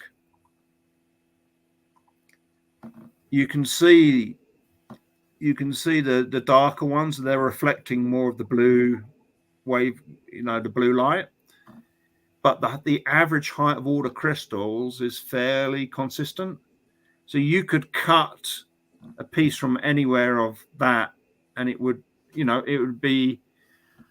match. If you cut a piece from here and a piece from here and made a pair of earrings out of it, they would match. So I think as long as you pick the sparkle grade and as close a weight, you're not going to have any problem making a pair of earrings. If you buy the 2 separately. Even if you bought them separately, yeah. And so what I'm hearing is actually, even if you did buy them together, there's really no guarantee that they're going to be more similar. No, because there is, although every surface area, every crystal, every piece of crystal is unique, there is a uniformity to the average height and spacing. So here, I've got a good question for you now. So sure. Julie's point, you've got an earrings, which obviously we have 2, correct? Yeah. Those each have their own registry. Yes. Or does a pair come as a registry? So every piece cut, no matter what, if it's, let's just say I got 2 earrings, a necklace, and a bracelet, all matching. Each piece can have its own registry. First off, you're only going to be buying the osmium, not the jewelry. You're going to be making the jewelry. So each piece you buy. But if you've made it into jewelry and then somebody else buys the jewelry, if there's multiple pieces in one piece of jewelry, each piece can be registered as belonging to one piece of jewelry. So that's at the owner's discretion. There is a section with the ownership code where you can register it as now being incorporated into. Oh, interesting. Yeah. Okay. That's. Yeah. Thank you, Julie. She's bringing up some good points. See, that's why she needs to be up here. So if there was 3, let's say there's 3 different pieces of osmium in one piece of jewelry. Yeah. They could actually be owned by the jewelry that they're in. Exactly, yeah, or encompassed, as a group. But all 3 would still have their own separate identity. They would still have their own, that alphanumerical code stays in permanently. I can't say in perpetuity. anyway, yeah, that alphanumerical code stays permanently with the photographic. And so getting back to the married couple, they have an engagement ring and a wedding ring, and they're made out of osmium. So then you got two separate pieces that are registered separately, correct? Yeah. Or they can, once they do it, obviously one comes first and the other one comes second. Once they're joined together and they're married, you go back to them and say, hey, we want to register this all as one piece, or no, that doesn't happen. It's two individuals and that's it. Well, there's no osmium police checking up, so you could register it as one piece, even though it's in two pieces. So yeah. Well, no, Julie got the wheels spinning in my head, thinking of scenarios. So that the earrings, and then wait, we have an engagement ring and a wedding ring. So there's another two. Okay. Yeah.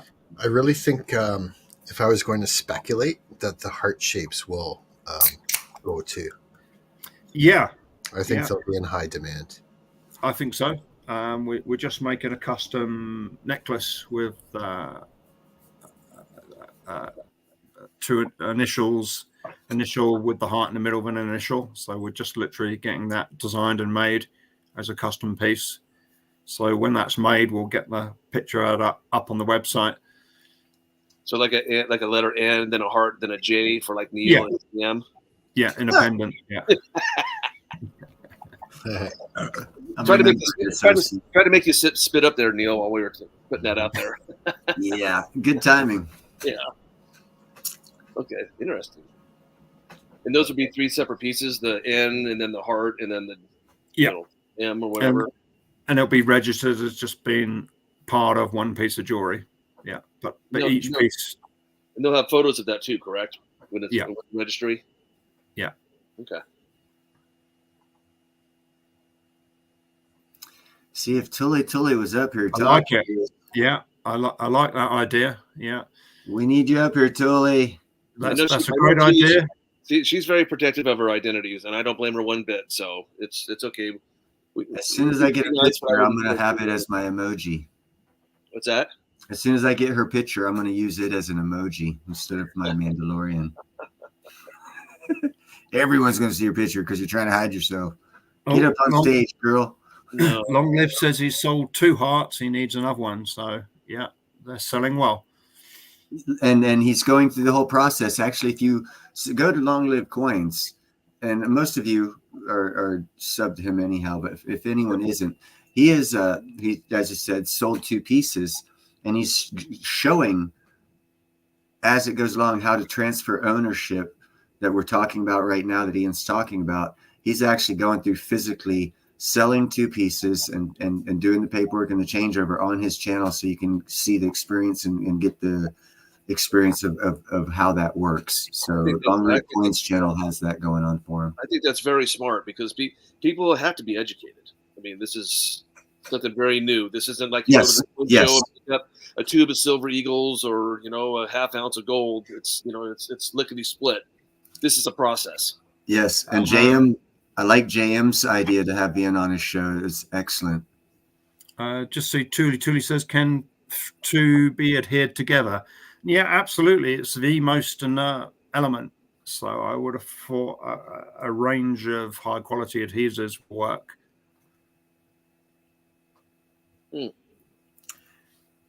There's creativity is the limit when it comes to design. With this, you're only limited to your creativity. Exactly, and that's where I come back to, if a group of smaller people in a continent where there's only him as a dealer, we have such an opportunity to take and get a large chunk of people from different areas working together to create a new piece, get it out there, and sell and market it. And we will be in total control of it.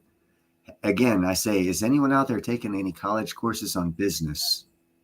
Yeah, exactly. This is a unique opportunity for a collaborative of people to get together and rock the Casbah like it's never been rocked before.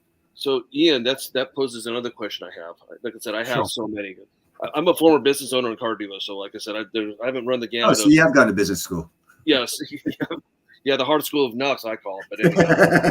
So, Ian, so if let's just say we do this, do we have to go through you for every purchase, or do we deal with them directly? And you're just do you get a piece of it? Is it not like I don't want to use the term pyramid scheme or like Amway works with the tier system? I mean, is that how this company is going to be set up for small guys? Go through you, and deal direct. Anyone can purchase direct. Yeah, they have their own website, don't they? Yeah, as a matter of fact, I brought it up earlier. Yeah, I brought it up earlier where you could go directly to them and order, and they had a list and they showed everything, the 1, 2, 3, all the way to 10 and 0, the A through Z, and the squares, the different sizes, and all that stuff. That was their website. Gerald's got a very good point here with Thule that Pandora did. My wife and kids have those. You make you make those bracelets and you have the charms that go on them. It's either a cup of coffee or a picture of a dog or a cat or something like made out of osmium, and you put each one you can put on your bracelet. Yeah. Again, another collaborative opportunity for 8, 10, 12 of us here in America. For which, how many people are in America doing this, Ian? Not that many, right? Handful. Yeah. You know what I'm saying, guys? Come on, a handful. We together with 8 or 10 of us here in chat, we would control the now market. And if you're in control of the now market, there's a better chance you're going to be in control of tomorrow's market.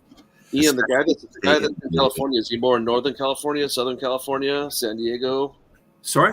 The guy that's in San Diego or in California doing the osmium that's not really doing anything, is he centrally located, northern, south? So he's called Mike Kushner. He's been with the Institute for a long time. He's done a lot of back office stuff for them. I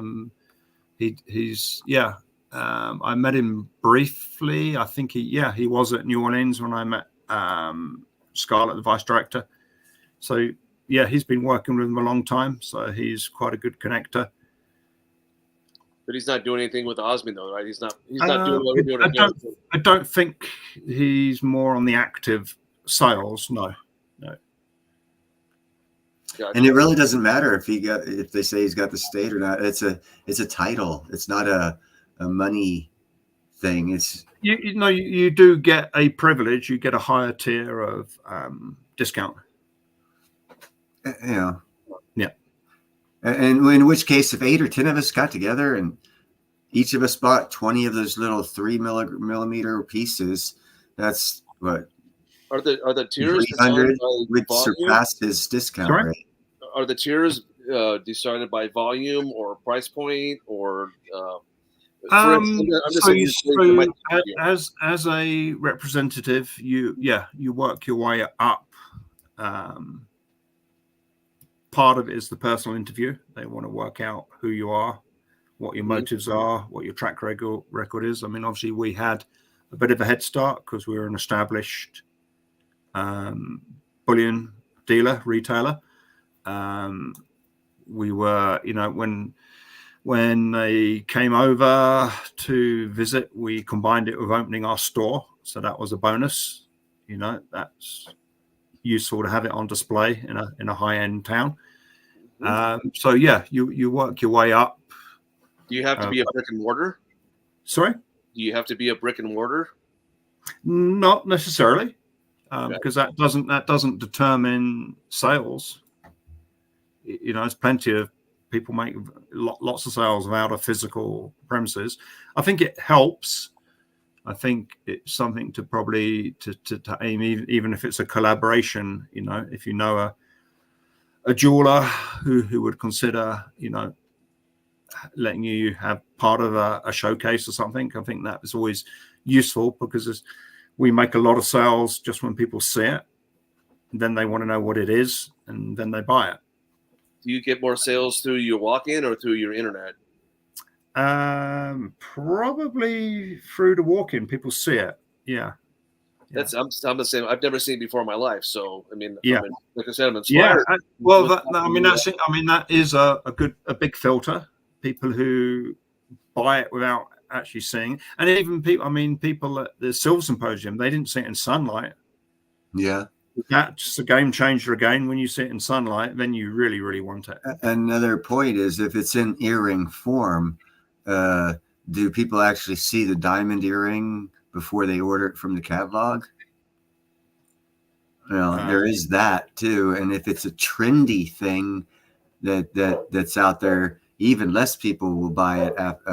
More people will buy it from an internet scenario because it's a trendy thing. If it's a cheap enough thing, and that's where I go back to like the stud earring thing and the collaboration thing, to where we can get on top of the smaller end stuff and get a monetary buildup to change tactics for a different type sales for a larger type thing or something, but stay on top of trends, because trends are your friend until they're not. And you can make trends with new stuff, and this is new stuff. So it'd be easy to actually start a trend with a collaboration of a lot of people, like 5 people with their YouTube channel, have it for sale and mention it, wear it, show it off. That's as good as someone walking into a store if you're picking a trendy thing. If you're going for a non-trendy thing, it's a lot harder. But this is new, and anything you put out there has a better chance of being trendy, especially since it's more shiny and brilliant than a diamond, cheaper than a diamond, and it's new to our market, even though it is a precious metal, which sounds kind of weird that it's new in a precious metal, but it is. And that's the uniqueness of the opportunity, which allows for the trend type sale if you jump on top of it. Again, one rapper with some of us, I know the guy next door, he's in the band Toro Di Moi. I've never heard of it, but they travel Australia, all places in Europe and stuff like this. If I get him in a piece when he's on stage in front of 30, 40,000 people, I built his music studio. I'm sure he would do it for me. So if we get together as a collaboration, we could get something going to where it would work out real well. I have a promotional idea. You guys want to hear it? Sure. Should we just answer a couple of questions first before they disappear? There we go. Sure. Yeah, truly, yes, I am in the US. Our store is in Jackson, Wyoming. And then Gerald made a good comment. I think it might have dropped off about timing is a discount, because let's extrapolate forwards. It's going to carry on going up 15% and maybe a bit faster a year.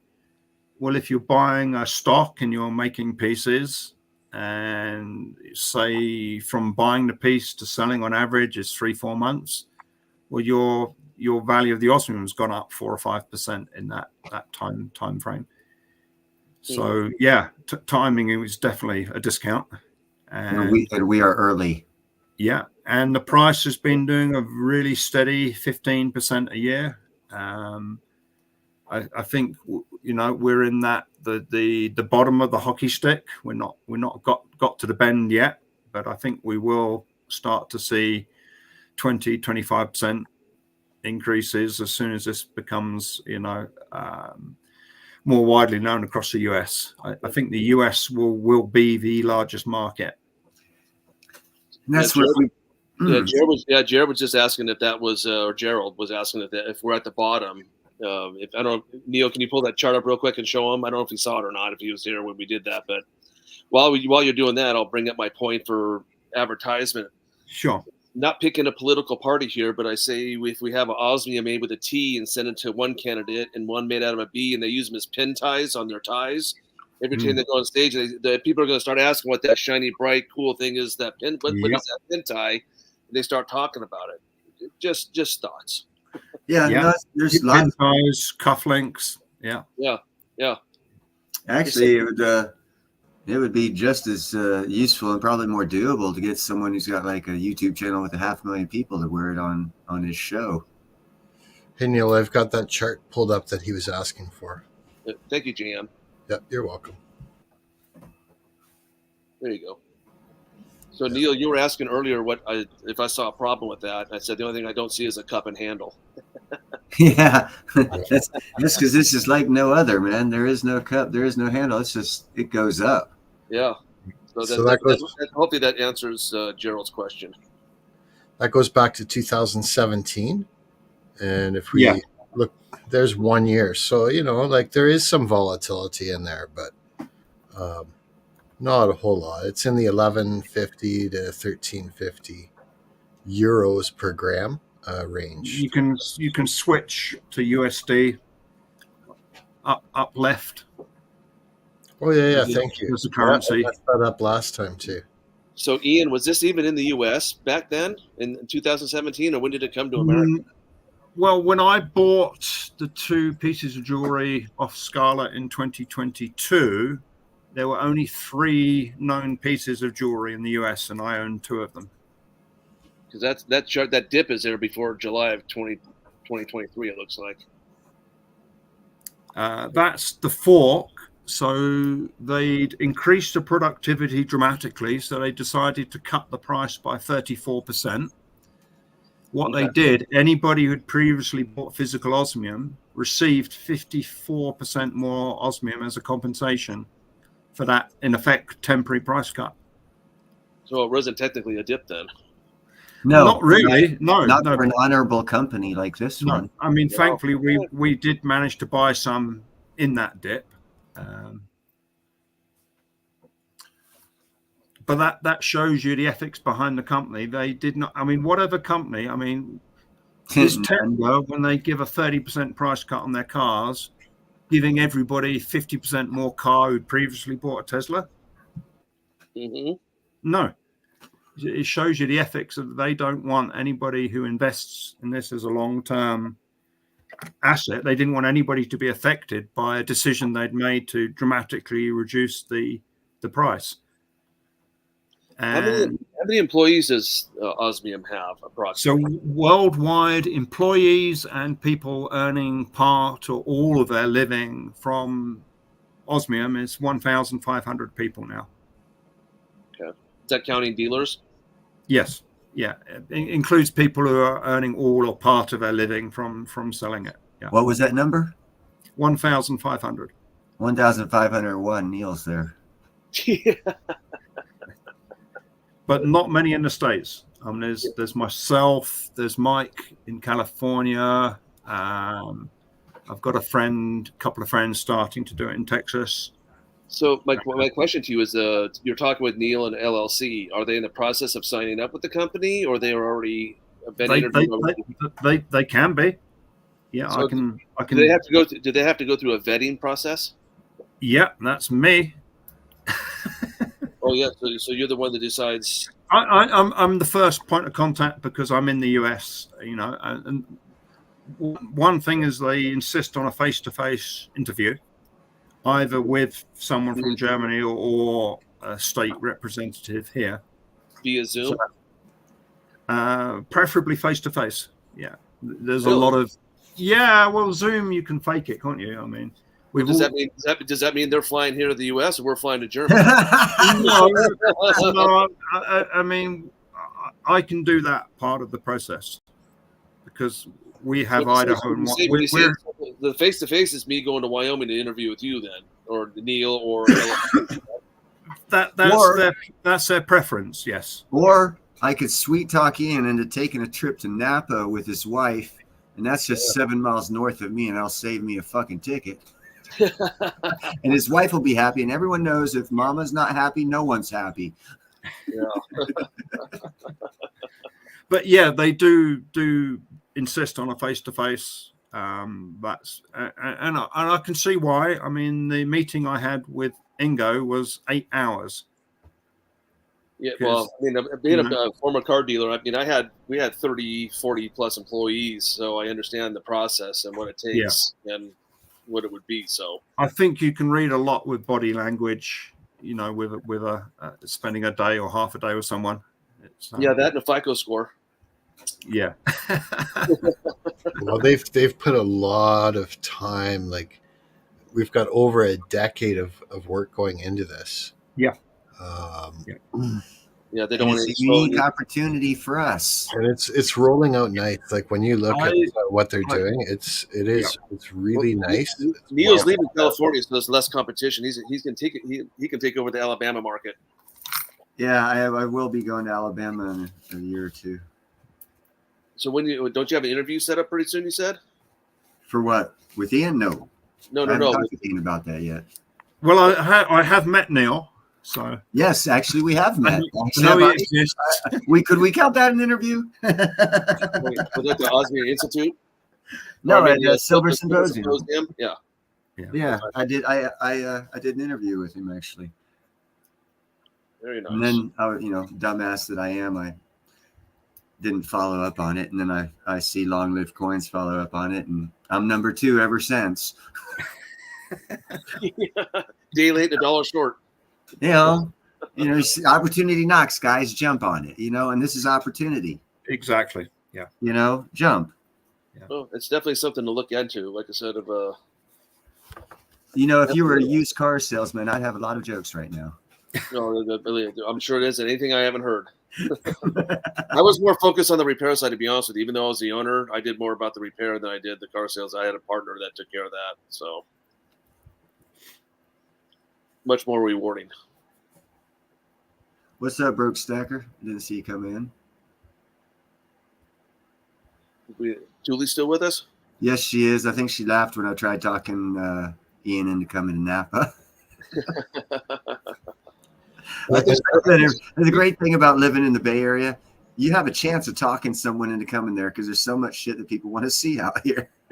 Yeah.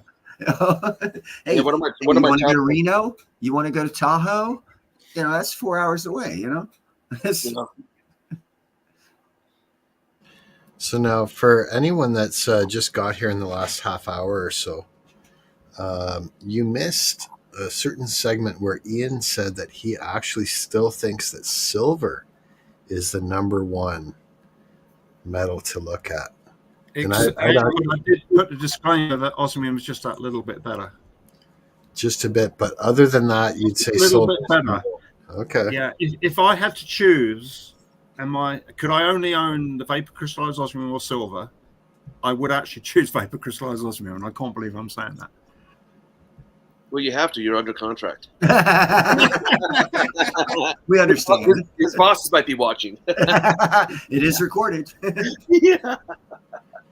But because we'll always have silver. It's a scarce metal. It's a critical. I don't have to spend 2 hours telling you why silver is incredible. But it will always be recycled. It will always be mined. It will be available at a higher price. Osmium will practically run out, and that is because platinum's going to run out right after that. I was going to say that Surfer made a good point. They've been mining silver for so long, they refer to it as a low-hanging fruit. The accessible stuff, we've gotten to all of it. Now it's going to take more money, more mining. It is. Silver's going to go up just for the fact that mining costs are going to go up. So mining costs are going up. The miners have high graded to stay alive. When it was in the teens, they mined all the richest ores to make it look good.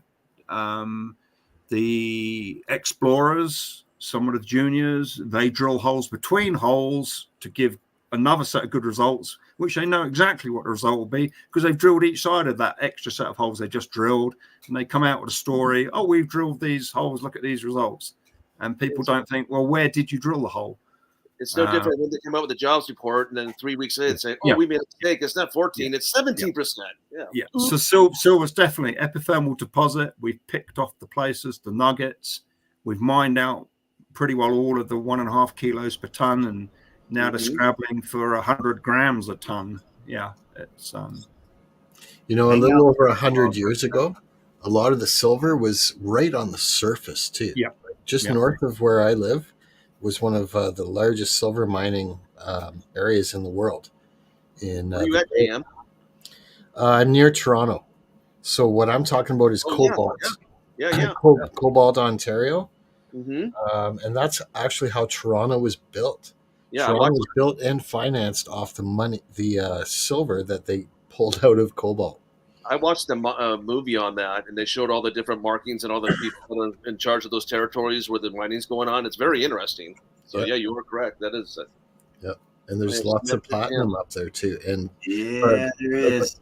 Actually, since you got on the platinum, Clear Air Metals Inc. has it's in the same area. It's right in the same area. So the Broke Stacker just said he doesn't even know what osmia is. Do you guys want to put up a quick picture for him so he can see what it looks like real quick? Yeah. You want to make Ian full screen real quick, Neil? Hold on. Yes, sir. Man, there you go. There you go, Broke Stacker.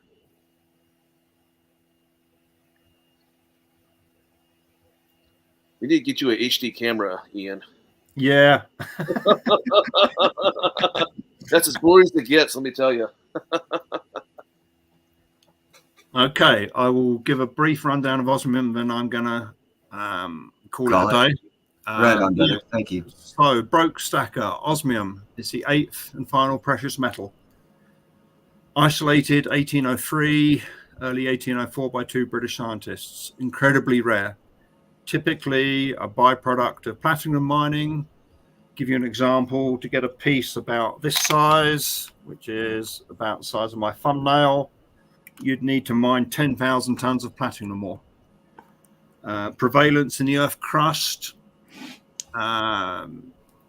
probably 15, 20, 30, 40 cubic meters. Actually, the amount that's going to be mined, probably 25 tons. 25 tons might sound a lot, but that's just over a cubic meter. It's the densest element. It's the rarest non-radioactive element in the known universe. A Swiss scientist worked out how to put it into a beautiful crystalline form, which is the most inert substance, incredibly beautiful, the most reflective, beautiful hexagonal crystalline structure that never repeats, unique code.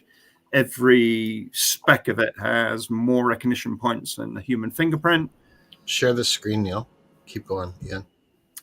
So there was no demand for it in the raw metallic form because there was too little of it to have any use. So a Swiss scientist worked out how to put it into a crystalline form. In the crystalline form, there is now demand for its beauty and scarcity. So if you create demand for the most scarce non-radioactive element, you get good price action. Since 2017, it's gone up from under $600. It's now trading around $1,400, and that's per gram. So that's about 25 times more expensive than gold by weight. By scarcity, it's 1,500 times more scarce than gold. 1,500 times more scarce. So that's a factor, huge factor.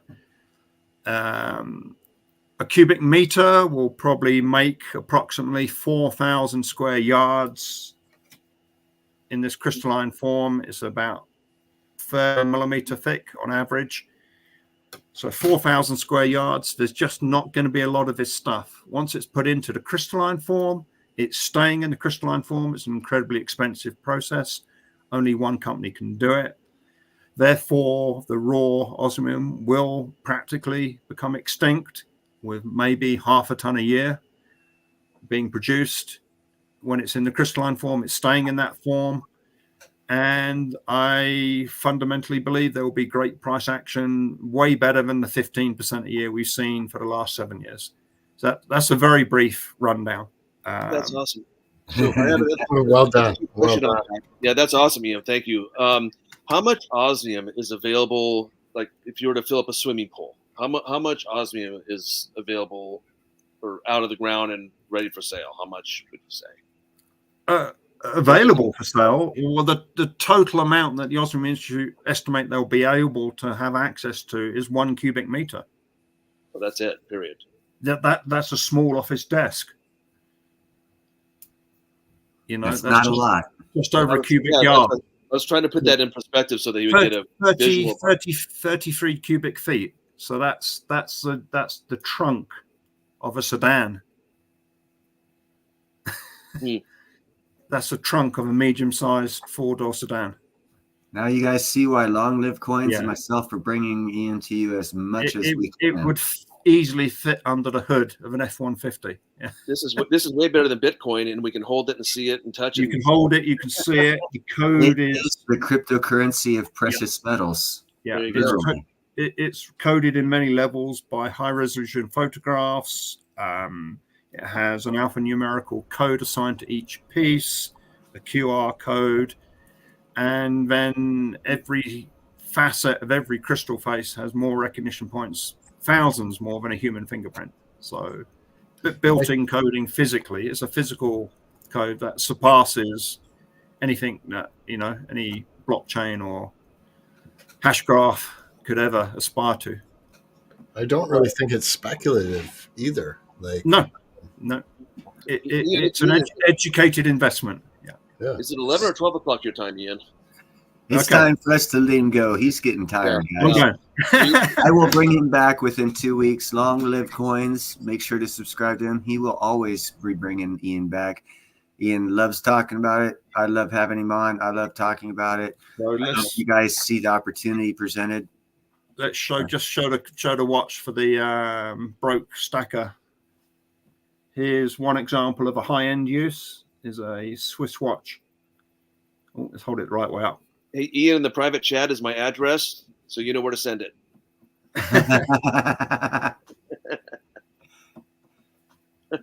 Okay. Good night, everybody. Good night, Ian. Thank you very much, my friend. Great to see you again, Ian. And very well done. Yeah, great chat, guys. I'm glad you guys showed up here on the panel, man. I was getting bored all by myself. I was going to get some ping pong balls out and start playing with Ian. I'll tell you something, Neil. We couldn't have done it without you.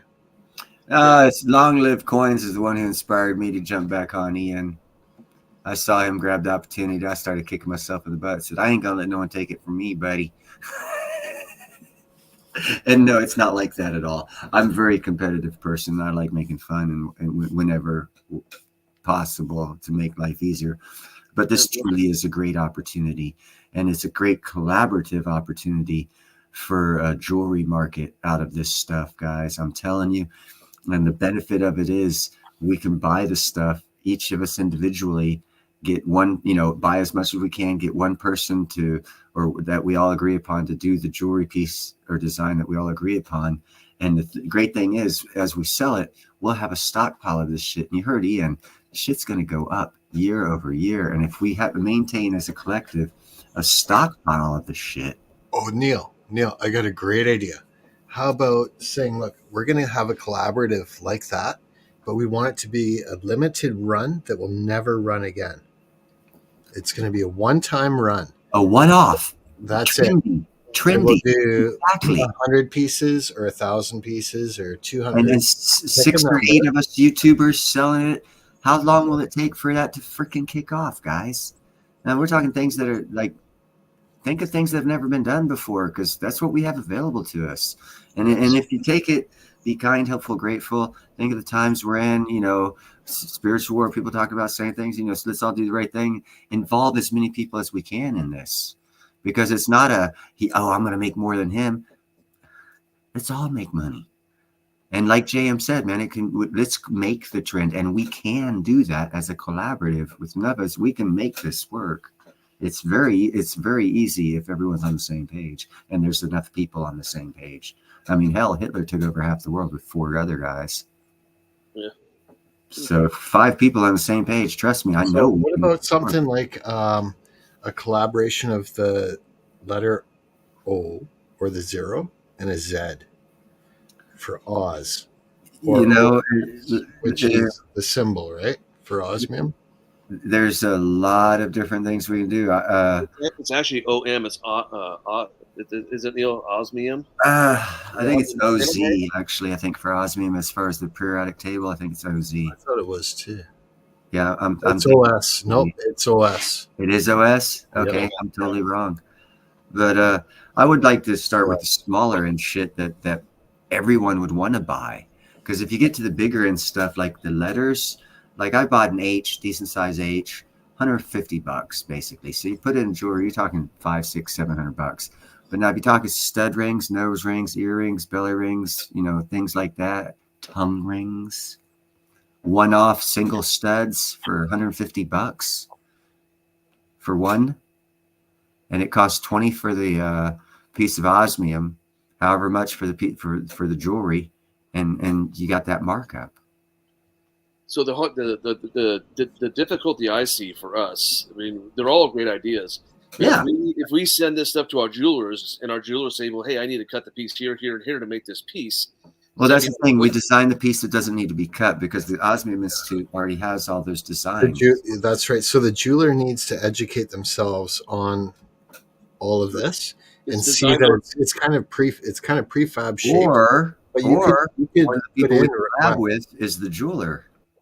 I've got two that are very good. One is local. I can go visit. He's 20 minutes away. The other one's in Idaho, which I can communicate him via email or Zoom. So not an issue, but they're both extremely talented. And they draw.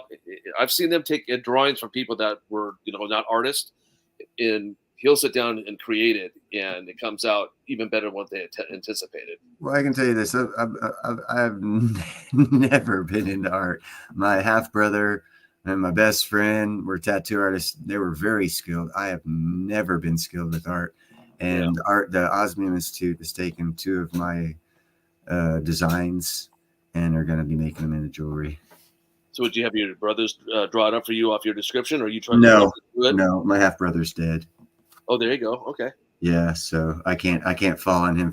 He knows a lot about comic books too. If I have questions, I used to call him, but he's no longer around. So that's right. The Broke Stacker. That's kind of what I was going on with the OZ, right? Have an OZ or World of Oz. Yeah. Okay. Yeah, but first we need to get people that we can trust, people that are on board. Yeah, and they have to be vetted. Pretty much, man. Because it's not. I mean, we got to have people that are not see possibility, shall we say? Say that again. Capable of seeing possibility. Open-minded. You can see the possibilities that are laid out before us from this crystallized osmium and this time in history. Again, I go back to charts that I've seen on where they ask or polls where they ask the rich millenniums, what do you invest in economic harm times? And they're like, okay, fine wines, jewelry, artwork, and land. So these are what every rich person wants to. We're in a bad economic time worldwide right now. I think there's a lot of things working in our favor for this to work because a lot of wealthy people are looking for assets, and jewelry is one of the things they actually are looking for to invest in. Let's take advantage of that because we have crystallized osmium, which no one fucking knows about. I think that it's just a unique opportunity of the right things colliding at the right time in history. Let's get the right group together and monetize that. That's all I'm saying. I mean, I can do it on my own. I ordered some pieces. I was like, fuck, I'll do it solo, as my name as an ironworker's Han Solo. That's what they call me because I'm used to, you ain't coming, fuck you, I'll do it myself. JM, are you interested in jumping in and doing something with this or not? Oh, it's definitely piqued my interest, and I'm definitely in. Like, I was thinking the OZ is perfect because it not only brings him like the Wizard of Oz, like the Broke Stacker was saying, but also Ounce. The reason I asked is that I want to do a three-way call with Neil and myself and LLC. Right on. Just a little communication, or we can because we can meet on StreamYard like this, like a Zoom meeting, and it doesn't cost us anything to do Zoom meetings. So we can meet like this if you wanted to. We can chat about it in a private chat. Yeah, that's a good idea. I'm definitely interested. I'm not sure exactly how much I can commit to it right now. Financially, we don't need to worry about that, brother. No, yeah. We're just talking about a core base. Yeah, there doesn't need to be no financial talk about that shit right now. That's not the first conversation. We get group together. Like I said, man, Ian wasn't expecting Neil to come along. I bought him out of every piece he had of that little shit, and he only had 11 of them. Who, Ian? Yeah, for the study rings, because I was like, dude, how many you got in stock right now in hand that I can buy off you? Just like what he said he did to the owner of the Osmium Institute. I was like, we're not getting out of this round until I get all of them. There you go. So that's why I laughed when he showed that fucking big box of shit. He got those because I bought him out of everything he had. So he's like, I can't have that happen again. Well, look at LLC. He saw us communicating about it. He sold 2 of those hearts, and now he's got a third one sold. So good for good for him. I hope that. And that helps. That helps the collaborative group that we're starting. He's got. We can auction them off. Long Live Coins could auction them off for us, bro. There you go. Yeah, because I'm not doing auctions. It's not my forte. As much as I thought I wanted to do it, but just every person has their place and role, man. Let's just there you get go together and make it happen. I need to find a jeweler. I need to find out. I need to find. Let's get it all together so that way we all have it. There you go. This person has a little something to contribute, and we all just make it happen. There you go. Well, LLC has my phone number and my email, so if we need to chat or do something, you guys reach out. I'm retired, so I can meet just about any time. I don't have. Totally would have my phone number, but someone would get jealous if I gave her my phone number, so I'm not going to give her my phone number. That's okay.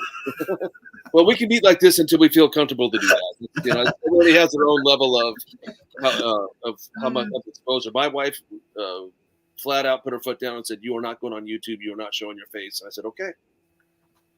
And you don't have to. I mean, hell, fuck here. Well, thank you. Matter of fact, this works better for me because that way I don't get seen smoking pot on TV. Yeah, I don't think so. It's good for me. Let me go with the virtual background. I'm not worried about putting my face on YouTube. There it is. I did. I put my email in the private chat there, though. If you want, OC Stacker. I've got everybody on full screen, so let me so I can see the chat. Oh, gotcha. Yeah, I'll throw mine in there too. All right, there lets you know what I do for fucking fun, brother, and I get paid. Yeah, actually, I can announce my emails. No, we want your password. Yeah. Here's my credit card number. It's in the private chat.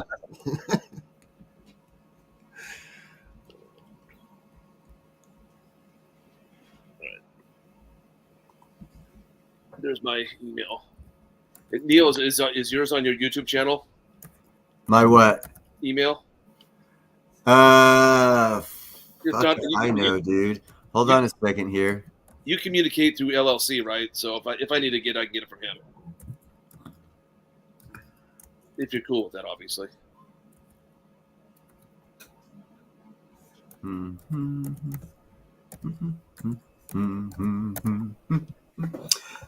Anyone can. I'll delete your fucking if I don't want to talk to you. So there's my email. If anyone spams it, they're getting deleted. All right, it's up on chat. Okay, it's on the computer. But Clear Lake, I'm so looking forward to coming up to you while you're doing a live stream and saying, Clear Lake, buy some silver and some platinums to crystallize osmium. I know you.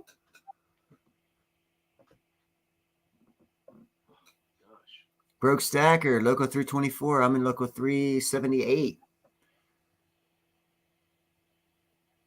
No, I've been out here since 1996, and I have made it a life's calling never to take a job at the refinery because I always have other kind of work. Although work is real bad right now, and I am wondering when the refineries are kicking off because I might have to at the end of my career because work is shitty. One reason why I'm in the Bay Area as an iron worker is because there's 5 refineries in my local 378, and every 2 years by law they have shutdowns that go 6 weeks, 8 weeks, up to 3-4 months where you work 7/12s, and it happens every 2 years, and there's 5 of them, so we're kind of sort of guaranteed work because of that. But I've never in 27 years out here have I ever had to because work's been good enough to where I haven't had to, but this year I might have to. What, do the 7/12s? Yeah, do the refinery work because there is no other work. Not right now. I mean, it's quick. It's quick for the work to get put back on the books. Like I know for a fact there's a lot of work coming, but it's in the future. It's not really what's called on the books yet. Once it gets on the books, I can see it on the books. That means money's committed. No matter what the economy does, it's going to happen. It's made it to the schedule. Yeah. And there's going to be a lot of public works jobs coming up. The 4 of them being hydrogen power plants that are going to be partially funded, public funds. I can't imagine working 7/12s. That's how long do you have to do that for? Well, the older I get, the quicker I am to say "fuck you," I'm out of here. So until I say that. And how long have you been with this company? And that's not a company. I've worked with companies that don't even exist now. We get laid off after the job. I've been an iron worker for 30 years, out here for 27. Okay, so that's why the economy doesn't bother me, man. Because I've never had a job that lasted more than 7 months, and then I get laid off. So you're basically, in essence, just a contract worker. Yeah, basically, yeah, with privileges. Yes, yeah. Contract worker with benefits. Yeah. Yep. I get lots of benefits, bro. $6 an hour vacation pay for every hour I work. I get $6 goes into a vacation fund. Same goes into the annuity. I get retirement. $53 an hour on my check. What do they have? 401k? Do they have CalPERS? Annuity. It goes into a Vanguard account, and I know it's already trashed. Yeah, So I'm not on it. My Vanguard wife was able to retire at 58. Yeah, well, it takes 7 months of non-contribution, 6 months of non-contribution, or 7 months of non-work before I can pull it. So economy's going to be fucked before I can pull it. So it's already lost. Hence, this is why you have gold and silver as a backup. Pretty much, and lots of other things. Lots of other things. I wouldn't imagine that you're pigeonholed into two commodities. Oh no, I'm going to be doing things that no one in the world's ever done before. Right. And actually, a guy's going to pay for fucking to fly me back to Lower Alabama because he wants me to get started on one of those projects. I told him, I said, man, I can't afford to fly down there right now. He goes, dude, I'll buy the shit and fly you down here. Let me just sell some stuff and I'll get the money up and fly your ass down here. I was like, well, if you're going to pay, Steve, I'll go. That's a project that's 2 years out? No, that's a project that as soon as he sells one of his houses, he's going to pay to fly me back there to do it. And that's the lightning crystal box idea. I'm going to be making lightning crystal artwork made from lightning. Have you been in California your whole life? No, I've only been out here since 1996 for an ironworking career so I could retire and have a good fucking retirement while I live in Alabama and live like a motherfucking king. Yeah, you can. So are you planning on retiring to Alabama anyhow? Was that the game plan? Kind of, sort of. Yeah, it's the best place. They got like the second lowest property tax in America. Yep. They've got the 48th highest credit card debt, which is great because that means people are going to be losing their shit. It means I can go back there and buy it cheap, you know. Gobble it up. You know, call it mean if you want. I didn't tell them to raise, go in debt. That's on them. It just shows, Yeah. My daughter graduated from University of Alabama, so it's there you go, baby. I'm actually looking at land, 240 acres for like less than $500,000 off of Highway 20 between Atlanta and Birmingham in Alabama. Do you own a house here in California? No, I've never owned a house. Oh wow, okay. Yeah. Never married, no kids. I've had fun my whole life, brother. Yeah, you've been able to go out and play.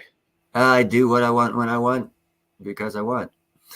I don't answer to anybody except myself. Yeah. I've had a good life, man. Yeah, Lots of stories. The only person that's in charge is me, myself, and I. Pretty much, and I argue every now and then. But I always win, too, so it doesn't matter how it turns out. Yeah, here you go. Yeah, the Lord gives us a path, and we just follow it. That's all we can do. Pretty much. And, it's going to happen. It's all going to work out, baby. But I think this people working together make this jewelry thing. I think we can make a shitload of money. And even if it doesn't work out, where we make a shitload of money, and we end up breaking up or whatever, then we get to divide up all our extra osmium, crystallized osmium that we have. And we have more fucking osmium because of the attempt we made to become rich, which will in and of itself make us all rich. So I don't see a lose in this unless one of us is a fucking piece of shit thief. I think every one of us is going to win if we do this. Yeah, like I said, the private phone calls and the vetting process and referrals and references and all that kind of good stuff. But like I said, I'm a trusting person. I've been burned a lot in my life, but I've often thought that one day I'm gonna find a group of people that they're good to their word and good to a handshake, and things will just come together and it'll work out. I'm not a stupid motherfucker. I'm just naive. You're using the wrong word. You're trusting. My mom said naive, but yeah, I trust. I take people at their word. A lot of people just ain't worth it. They ain't worth their word. And you know what? God will deal with them in the long run. He'll, I got other shit to do. There you go. I look at it the same way. People. There's a lot of people that talk the talk, but you want to deal with the ones that walk the walk. Well, as I say in all the chats, man, be kind, helpful, and grateful. Well, I'm kind, helpful, and grateful. Buy silver, platinum, and crystallized osmium. I buy all three. I like to think that in any videotaped fucking arena that I've been taped in, that I say what I do and I do what I say. There you go. And that's who I am.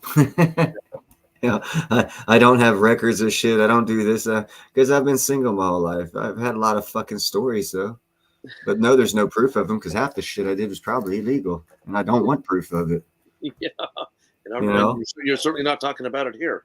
Yeah, but I've had a fun life. I have a good life, and now it's time to make money. And God knows that, the universe knows that. It's time for Neil to make money, and I want to make money with lots of other people. I don't want to do it alone. But like I said, I already started buying osmium because I seen this coming, and this is the route I want to go, basically. But I want other people on board. So Neil, are you currently working, or are you on your? No, I've been unemployed for I don't know. The past 4 months, I've worked like 3 weeks. Okay, so you're available just about any time, just like I am. Like a whore, buddy, any day or night. Well, let's I'm going to call Ian tomorrow, and I got some deeper questions. Call him something nice. He's a good dude. Oh yeah. I mean, like I said, it's assholes. I've hired enough employees. I think I'm pretty decent at vetting people and figuring out what's going on. So just don't talk to Pinky in the Brain because we have this plan to take over the world. There you go. Now, Ian seems like a very straight shooter, and he believes in what he's doing. So that's half the battle is getting some people that stand behind what they talk about, what they preach, and what they word. Finding people intelligent enough to see the opportunity. Yeah, and LLC have the courage to take it. Yeah, and LLC is a smart guy too. So, and I've seen you in the chat, so you don't come off unintelligent. I'll tell you that. So, okay. Actually, I'm kind of stupid. I am an iron worker. Yeah. Oh, okay. I'm a mechanic, so this doesn't have dozen another. Just because I became a car dealer, there isn't a job in a car dealership I can't do. I can go wash the cars, I can paint the cars, I can fix the cars, I can sell the cars, I can go work in finance, I can go upstairs and work in the business office. I can drive cars. Yeah. So, it's just if you're in that business, you want to be well-rounded and be able to do anybody's job to be an owner. Because if someone says that you can't do this job, I'll say, well, move aside. Let me show you. Hold my beer, son. There you go. All right, Neil, I'm going to bounce. Thank you, Tully. Right. Hey, thank you very much for stepping up, OC. Again, any live stream I have, I encourage everyone to come up because I am not a loner type guy. I am a loner type guy. I don't want to be a loner type guy. I want to bring others with me. You're my second live stream. My first was LLC. You're my my second. Hey, I feel like I'm second best. Well, Surfer's I'm playing. Surfer's become a good friend of mine, and I do a lot of stuff with him. We do a lot of interactive stuff together. And I'm at it. I'll be behind the scenes when he's on live. I'll talk a little bit if he asks me a question. But I usually stay in the background, let him do his thing. But that's all I've done. I'm just I'm very protective about what I'm about, and if we're gonna do something, I always like to get the business stuff out of the way first. And that's why I'd rather get the group of people together first, and then all of us collaborate on how we're gonna do it. So that way, there's absolutely no issue, and then we go forward from there with no issue. Well, the cool thing is that you're available full time. I'm available full time, so that's usually half the battle. I don't know what JM's story is, but if we can do the legwork and bring him in, and we can put the boots to the ground, and then bring everybody else in and bring them up to speed of what we discovered. And yep, all of us. I mean, even having Thule in, even though it doesn't sound like she's invested in doing this, but she's curious. Oh no, she stayed for this whole chat, bro. She's interested. Usually she hits and she just like. I'm like a drive-by for her, man. She comes by and shoots a few hearts at me and keeps going. But I like a female's input and perspective because I'm not. I don't know how to describe myself as far as. Like I said, I've been a business owner. I've had 30, 40 employees. I grew up in a multicultural environment. I grew up in Long Beach, California. I was surrounded by every nationality under the sun. I have friends of all races and creeds and religions. Like I said, I don't pass judgment on anybody. I like input from people. It's fresh perspective, male, female, tall, short, fat, skinny. It doesn't matter if they bring something good to the table. I'm always open to listen and hear, take criticism, and apply it if I'm wrong, and if I'm not, then we talk about it and work it out. Well, I just want to get this thing going because this is a once in a lifetime opportunity, and I think that I am going to do it, but I want other people involved because I don't want to be the only one on a private island drinking fucking milk. Well, and it does. I'll give you a good analogy of that. When we go out to dinner, I don't want to be the only one drinking champagne. I want all of us to drink champagne. I'll be drinking milk. I don't drink alcohol, but I'll join you in the toast. I don't either, so I'm right there with you. So I just use that as an analogy. Right on. Or having steak and everybody else eating kibble. And I think we could all fucking benefit marketing wise with what we already have in our own YouTube shows. Get enough advertisement going. Well, I'm fixing to do a commercial actually for as soon as my boy next door gets back. His wife is a producer of and director of commercials and movies and what are those music videos, and I'm gonna have him help me do a Osmium commercial. And I've got a couple 4 or 5 YouTube shows that are going to show it before their stream. At JMO, sorry, I didn't mean to cut you out, buddy. I apologize. Oh, that's okay. No problem at all. No, go ahead. You were going to say something. Yeah, I was. I forgot what it was now. That's because you're stoned like me, you stoner. It might come back. It might. Oh, well, we'll just keep talking a little bit. It'll come back. Yeah, I don't. Yeah, that usually happens with me, man. Yeah, I don't smoke. I don't drink. Earlier, I was going to say, yeah, I think that's a great idea. You guys run with it because both of you have the time right now. Yeah. I'm more than happy to support in the background, and I'm still learning too. No, you're going to be part of the show. Okay. Well, just let me know. I put my email in there. I already sent you an email, OC. Oh, perfect. Yeah, and it'll take a couple people to organize what the group will be, what we're going to do, what not, and then get the group together of people that'll make it work, that will make it work, and then we'll make it work. Yeah, and I know Julie has my email too, so if she wants to chat with me privately, Julie, you're welcome to email me, and if you have questions or whatever, or if you want to chat. Pretty much. You know what I think right off the bat would be so much better than doing the auctions and the giveaways of Osmium would be what do you call it? Not unboxings, but review. Osmium review. Right? So that's where you take the jewelry pieces and you send them to different. Do you like it? Yeah. People. Do you like it? What do you think about it? And have that get out there first, just to kind of percolate in people's minds. So I've got a because I'm not a coin dealer, but I get booze and sell bullion in Long Beach. Long Beach is coming up in 2 months. I wouldn't mind if we sit down and getting some osmium and taking it to the coin show. And if people want to come see it, well, obviously we can advertise what booth number we're at. If they want to come by and see it, look at it, if they want to wear it, we'll bring some pieces for people to look at and check it out. Yeah. Like I said, this is new, man. This is new. Ian is the only authorized dealership in North America. That's Canada and America. So, expect all the same dumb questions when we run across people, because this is that new. And by time, don't anticipate retail getting too involved with wanting information, because by the time they get informed, too late. The dance will be over. And you know what? It's not dumb questions. Yeah, I was just going to say the same thing. What it might be is the same questions over. And that's why I was asking earlier, if you mind if I just kind of clipped out a video, and it could be I could even turn it into an advertisement if you want. Hey, no. Hey, JM, what you should do, you should take Neil's speech that he gave to the Broke Stacker. Because he did it perfectly within what, 2 minutes, 3 minutes? Yeah. Obviously there's probably a couple other things we want to add to it, and maybe put inlay a picture of Osmium and what it looks like in the video. I mean, that's not my forte at all. I mean, that's if you know how to do that stuff, that's awesome. But it's not my forte, but I can do it. Oh wow, shit! Sorry, Clear Lake. Yeah, that's all right. Hey, LLC is still here. Try to get him to come up. Man, talk to him, bro. LLC. There's hardly anybody left in the chat. Come up. You asked me to do something you can do. I've already asked him. He told me to fuck off, man. I was like, wow, it's like that, bro? And he was like, yeah, man. I was like, fuck, now I gotta smoke some pot and my feelings are hurt.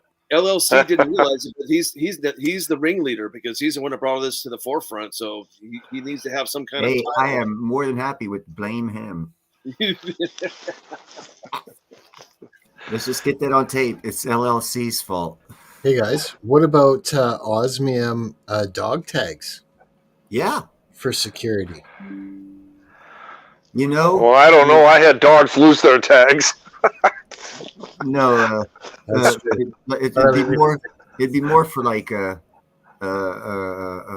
chemical or chemist style pharmaceutical access. You could probably have like, because it is a precious metal, but it is a very, very secure, and places like that, and also IT type places have secure rooms.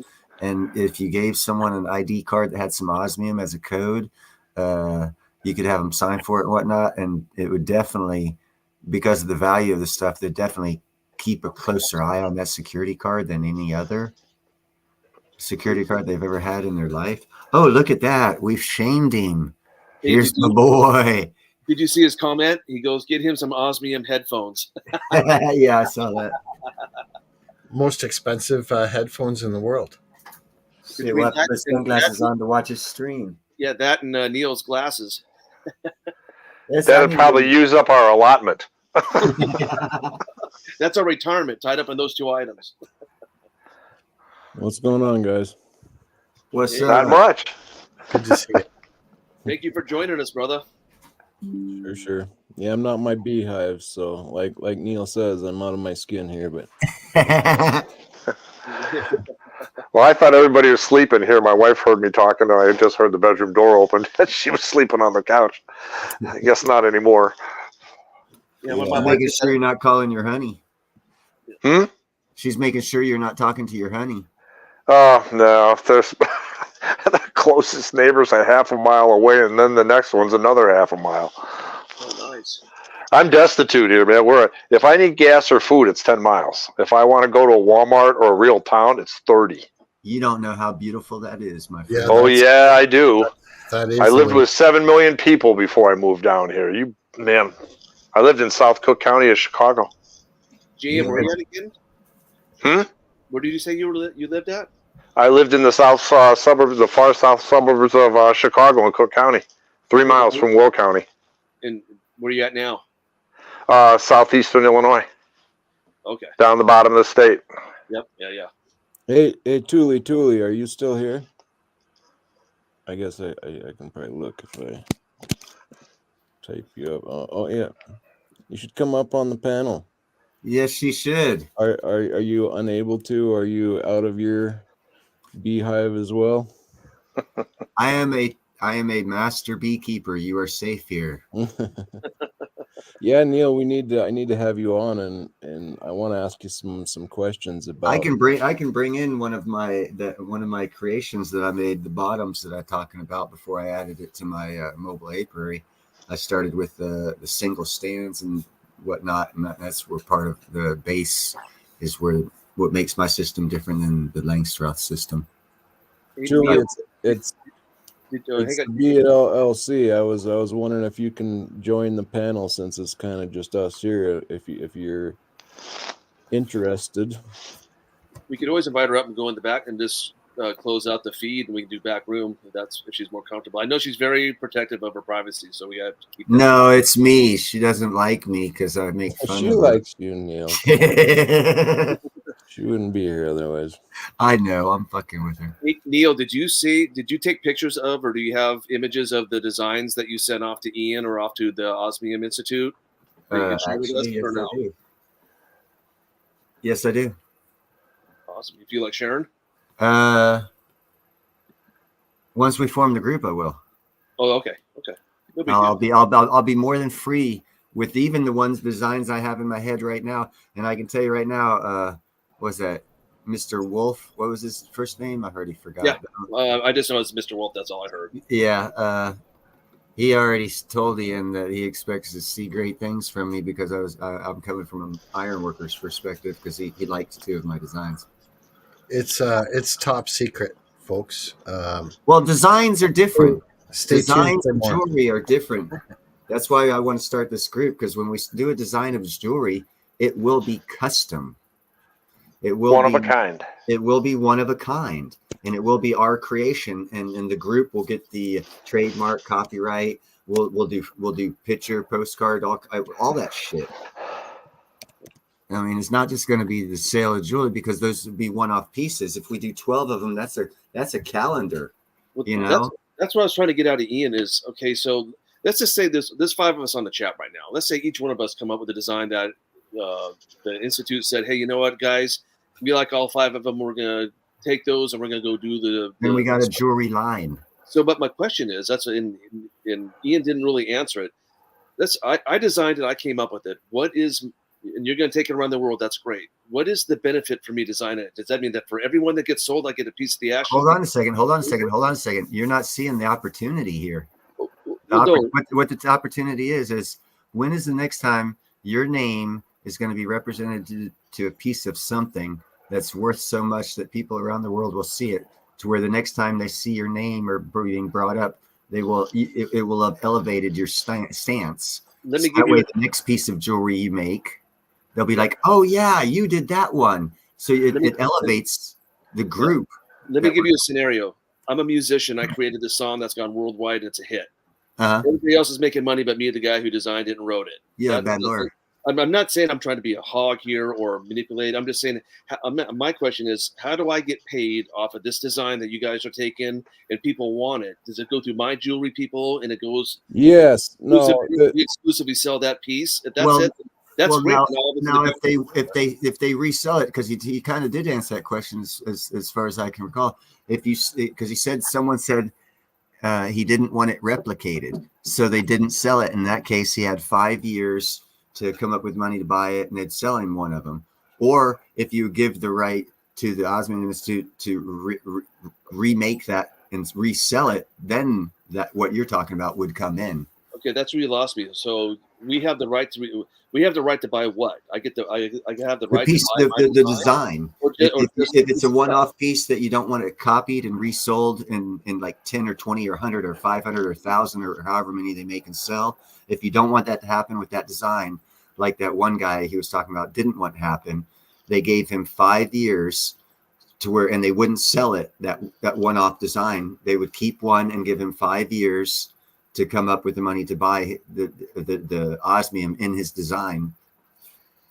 Or sell. Yeah, I mean, that was part of the deal that I caught anyway, was that yes, you can, if you make a piece of jewelry and they take it around the world and whatnot, you can then they'll give you X amount of osmium for you to do what you will in that 5 years time. It's like them loaning you the product without you having to pay for it, and you can sell the product.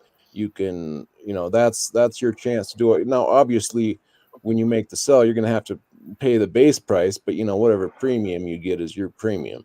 Okay, so now, hang tight. So I get this. So what they're saying is, okay, I got this piece, this design, blah blah. This is kind of like flooring in car dealerships, and how that works is the manufacturer says, hey, I'm going to give you 60 cars on consignment. You have to pay for them, but once you sell them, you got to pay us back. Is that what we're talking about? So I get to have it, I get to design it, I get to polish it, wash it, put rims on, do whatever I want, and sell it. They're saying, hey, you got the same right. We're going to give you the osmium for free to make that piece because we're selling their product, basically. So they Now I got it. Okay, now I get it. Okay. Because if we're doing this and we do a collaboration with all of that, and Neil's design does it, my jeweler builds it, then we all get a piece of the action for every piece that we sell. Doesn't matter if I deliver it in California or Utah or Wyoming or wherever it goes, we're all getting skin in the game. Right. Oh, okay. Yeah, see, when I first came to these guys about that, I'm not that concerned about, because I was doing it solo and I wasn't thinking about other people. And I already have a trust thing that I just innately got with these guys. I just got that feeling. So I didn't ask those questions because I just knew that I'd be taken care of when the time comes for whatever. And I never bothered asking those questions. Well, just being a business owner and having former partners, I can tell you that these are questions that you ask and answer and get in writing when you do. Yeah. No doubt. Everybody. Yeah, no doubt. But like I said, I was coming at it solo, and like I said, I already bought some pieces to go ahead and do this one design and one idea, and this, and I didn't think anyone would have the insight to want to try it. Quite frankly, I didn't think anyone would see the opportunity that I see other than LLC. Well, that's why when you were talking earlier today, I said, "Hey, I'm going to join in your chat tonight. I want to see what it's about." And I'm glad. Right on, no, and that's why I want a chat when Ian is here, so that everyone has an opportunity to get their in particular question asked by the guy himself. All right, so I want to interject here for a second. Yeah, please. So you guys know about this Jim Forsyth? He just passed. Yes, a week or so, a couple of weeks ago, and if you go to his channel, it's Citizens for Sound Money, I think, and you can watch an early interview with Ian and her name's what's her name? Neil. That's selling the osmium that was in that video that you put up earlier.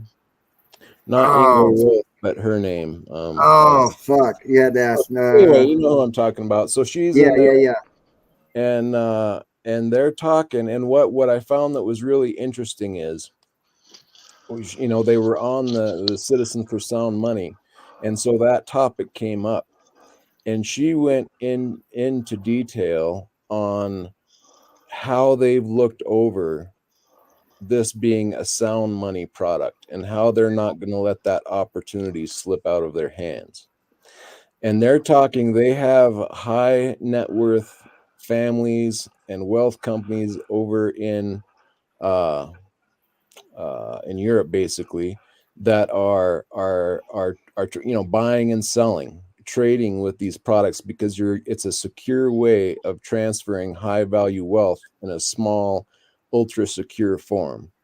Very much so. And it is the cryptocurrency of precious metals.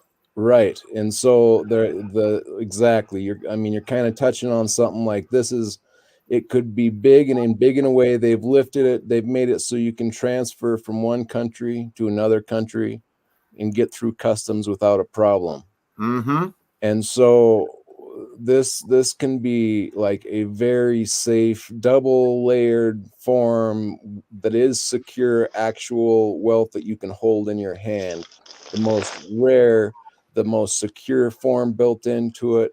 The most inert, it's going to be the last thing standing. There's so many things about this, and so they have. Well, I guess what I'm pointing out is they've put their time and effort into this. They've put a lot of thought. I'm excited. We're excited and talking and coming up, and that's all great. But I also want to point out, they know what they're doing as well. Oh, and yeah. That they picked Ian. And Ian, I don't know. I've met him, but like he's saying, when you meet someone in person and you get to know them, you get to know them a bit, and Ian is a great guy, and the way that they're talking, that they vetted him, and the way he's talking, that he would have to vet, and you notice how he's always talking about a family man. That's what they're family oriented. Mm-hmm. They're talking about sound money. They want the small person to get their hands on it, be able to get their. So these are, I'm just kind of paying attention and picking up on cues that they've laid down, and it's actually it's a very positive thing, because those are the values that I think, are best to focus on with a product like this. I call it rare. Right. Can I ask you a question? Sure. When you buy the osmium from Neil, does he charge you tax, or are you, or when we go to retail this stuff, if it does explode, do we, as a dealers, or if we're registered or whatever, or if we're a conglomerate or a group or a corporation, do we have to charge tax to our end user, or is it tax free because it's considered? I have a semi answer to that, but I would have to check out the legalities. My quick answer to that one would be, if we start a group, we find out which person has the cheapest state tax, if any, on this kind of stuff. Hold on, before we get into the taxes, Thule's saying that she's in the basement and wanting to come up, or is somebody? What? I don't see her. Scroll down. I did. There is no. I can't scroll down. There's no one else to scroll down. 1, 2, 3, 4, 5. 1, 2, 3, 4, 5. I only see 5 people. Well, if someone needs to jump out to let her in, I will be gladly give up my spot. So. You know what? Let me go, because I've been here listening the whole time, and can you guys, if one of you can read the chat and I got something to say, I'll just throw it in there. But I'm sure my wife would rather not hear me talking at midnight. I'm watching the chat. I've got my other computer on. I can watch the chat, no problem. And Neil, you should be able to have 6 people up here. Yeah, I know. That's what I'm saying. I don't even see her, because when you put, I've had 6. Or maybe she means she. Are you trying to get in come up, Thule, or did you mean something else? Well, she says she's waiting in the green room. Yeah, we'd love to have you up. Get your thoughts. I would love a female perspective, to be honest with you. I'll drop down for a couple of minutes, and we'll see if she comes up. Okay. Awesome. Thank you, JM. And I still only see 4. Try again, Thule. You might. I don't know. Wow. Yeah, I just clicked on that link on the top, and I got right in. Yeah, and typically what it'll do is it'll show someone saying wait, and I'm only seeing 4. Yeah, there's 4 of us in here. Yeah, I don't know. She should pop up if she wants on. She knows what she's doing. But with the tax thing, I did not, but I don't live in a tax state, so I don't know, for those of you who live in a tax state like that, I'm not. So this touches on what I was talking about before. If I wanted to buy silver or do whatever, like if I wanted to do a deal, because I buy all my stuff out of Texas, where I don't have to spend the $2,000 if I don't want to, but it's kind of a pain in the hiney. So when I talked to you earlier about saying, hey man, I'll just buy through you, just Venmo you the money. Yeah, that's fine. Yeah. Well, then what we do is we start the LLC, no pun on your name, in the state where there'd be no tax on it.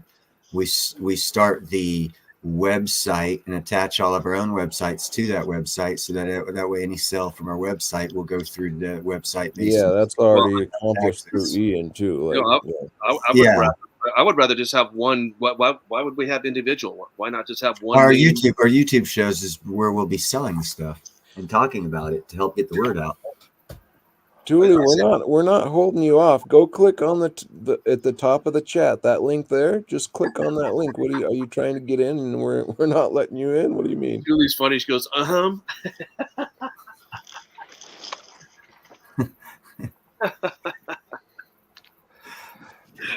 See, I told you. It's because it's my live stream. She's fucking with me. Maybe I'm sure she's tried to go out and come back in. So at least try. I haven't even seen her show up yet. Well, she popped up there a second, and then it went away. That's what I saw. Oh, I didn't even see her pop up for a second. Yeah, she came in. She popped up right underneath Long Live Coins. Oh, really? I didn't see it either. Yeah, it must have been real quick. I didn't see it, but I'm not really paying attention to it. No, you can reconnect to the chat once you get in.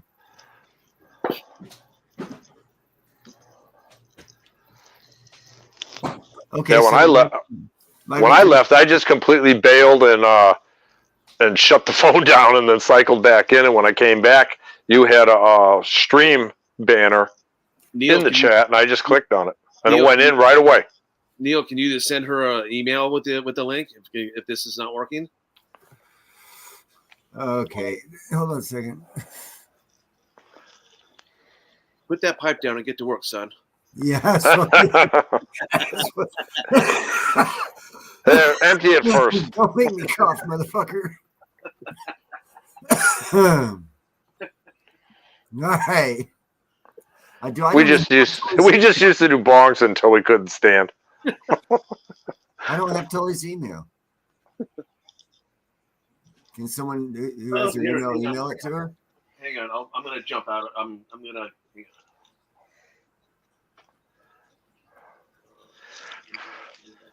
I don't know. OC, I find it interesting with your relationship with a car dealership. Good night, Gerald. In regards to what? My analogies? Well, no, just my past history. Right before I graduated high school, was a mechanic for Montgomery Wards, and me and the manager didn't get along too well, and so I got pissed off and I quit.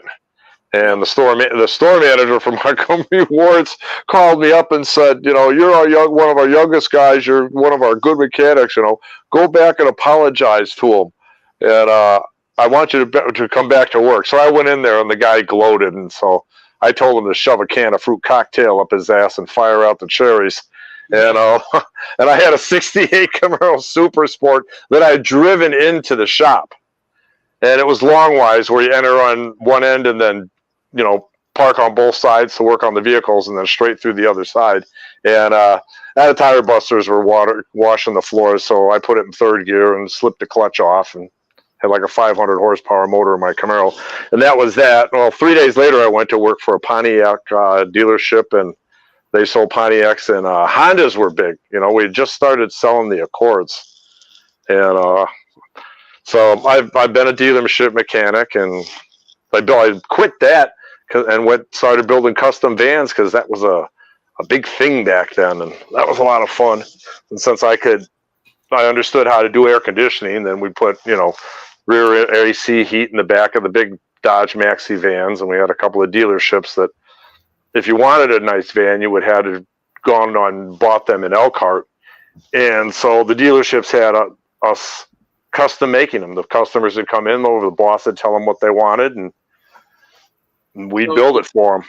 Neil, I put Tully's email in the private chat. Oh, I need to go into private chat then. Yeah, I could just minimize your picture screen. You should be able to. Oops, there was a problem. What the fuck? Yeah, we just lost LLC. Yeah, I know he's going in and out and make sure that it works. Yeah, he's probably to fix it. And there she is. There we go. Boink. There we are. And not long lived his back. Trying to make it my fault. I was waiting in that basement way too long. Girl, I didn't even see you in the basement. That's the point. We did that to make sure you had your hair ready for the fucking camera, okay? Yeah, I almost left. There was 9 people in the stream. There was. I don't know who's in here now. Hi. There's only 6 in there now, according to my channel, what I'm seeing. But I see Long Lived, myself, Clear Lake, and Neil. Well, it doesn't matter. Let's get back with that conversation. Yeah. Shouldn't you end the stream? Well, let's get JM up in here, and whoever else wants to get up in here. Yeah, well, hey, let's since while you're doing that, Thule, you've been listening to us this whole time. What are your thoughts on it? Do you have comments on it? A few things, I'm sure you do. I'm sure she does. She's not stupid. No. Matter of fact, I like her opinion. Yeah, let's hear your thoughts, Thule. Is this like the first time that you've seen it or heard about it, or did you haven't seen it over on my channel, have you? You sound like you didn't realize that I had showed it over on my channel. Have you seen Osmium before, or is this like your? That looks like we lost her. I'm pretty sure the stream's still going. Yeah. Oh, you're here. I'm listening. Okay. Yeah, so is the rest of the world. Okay, hold on a second. I need to get JM. Oh yeah, just shut up the stream, Neil. Hold on a second. I need to get JM in and fucking. Actually, Neil, there we go. There we go. Neil, just actually say good night to everybody that's on there. Going to shut down the stream so we can talk with Julie. It was great to see everybody. We're shutting her down. What they both just said. You guys have a nice evening. Next Sunday, I won't have Ian, but I am working to get Yara, and we're going to be talking about jewelry, gemstones, and other things of the sort, not precious metals. So join next Sunday. If I'm able to get her in, it'll be in the description. Otherwise, it'll just be a general Sunday chat. Have a nice evening, y'all. Good night, everybody.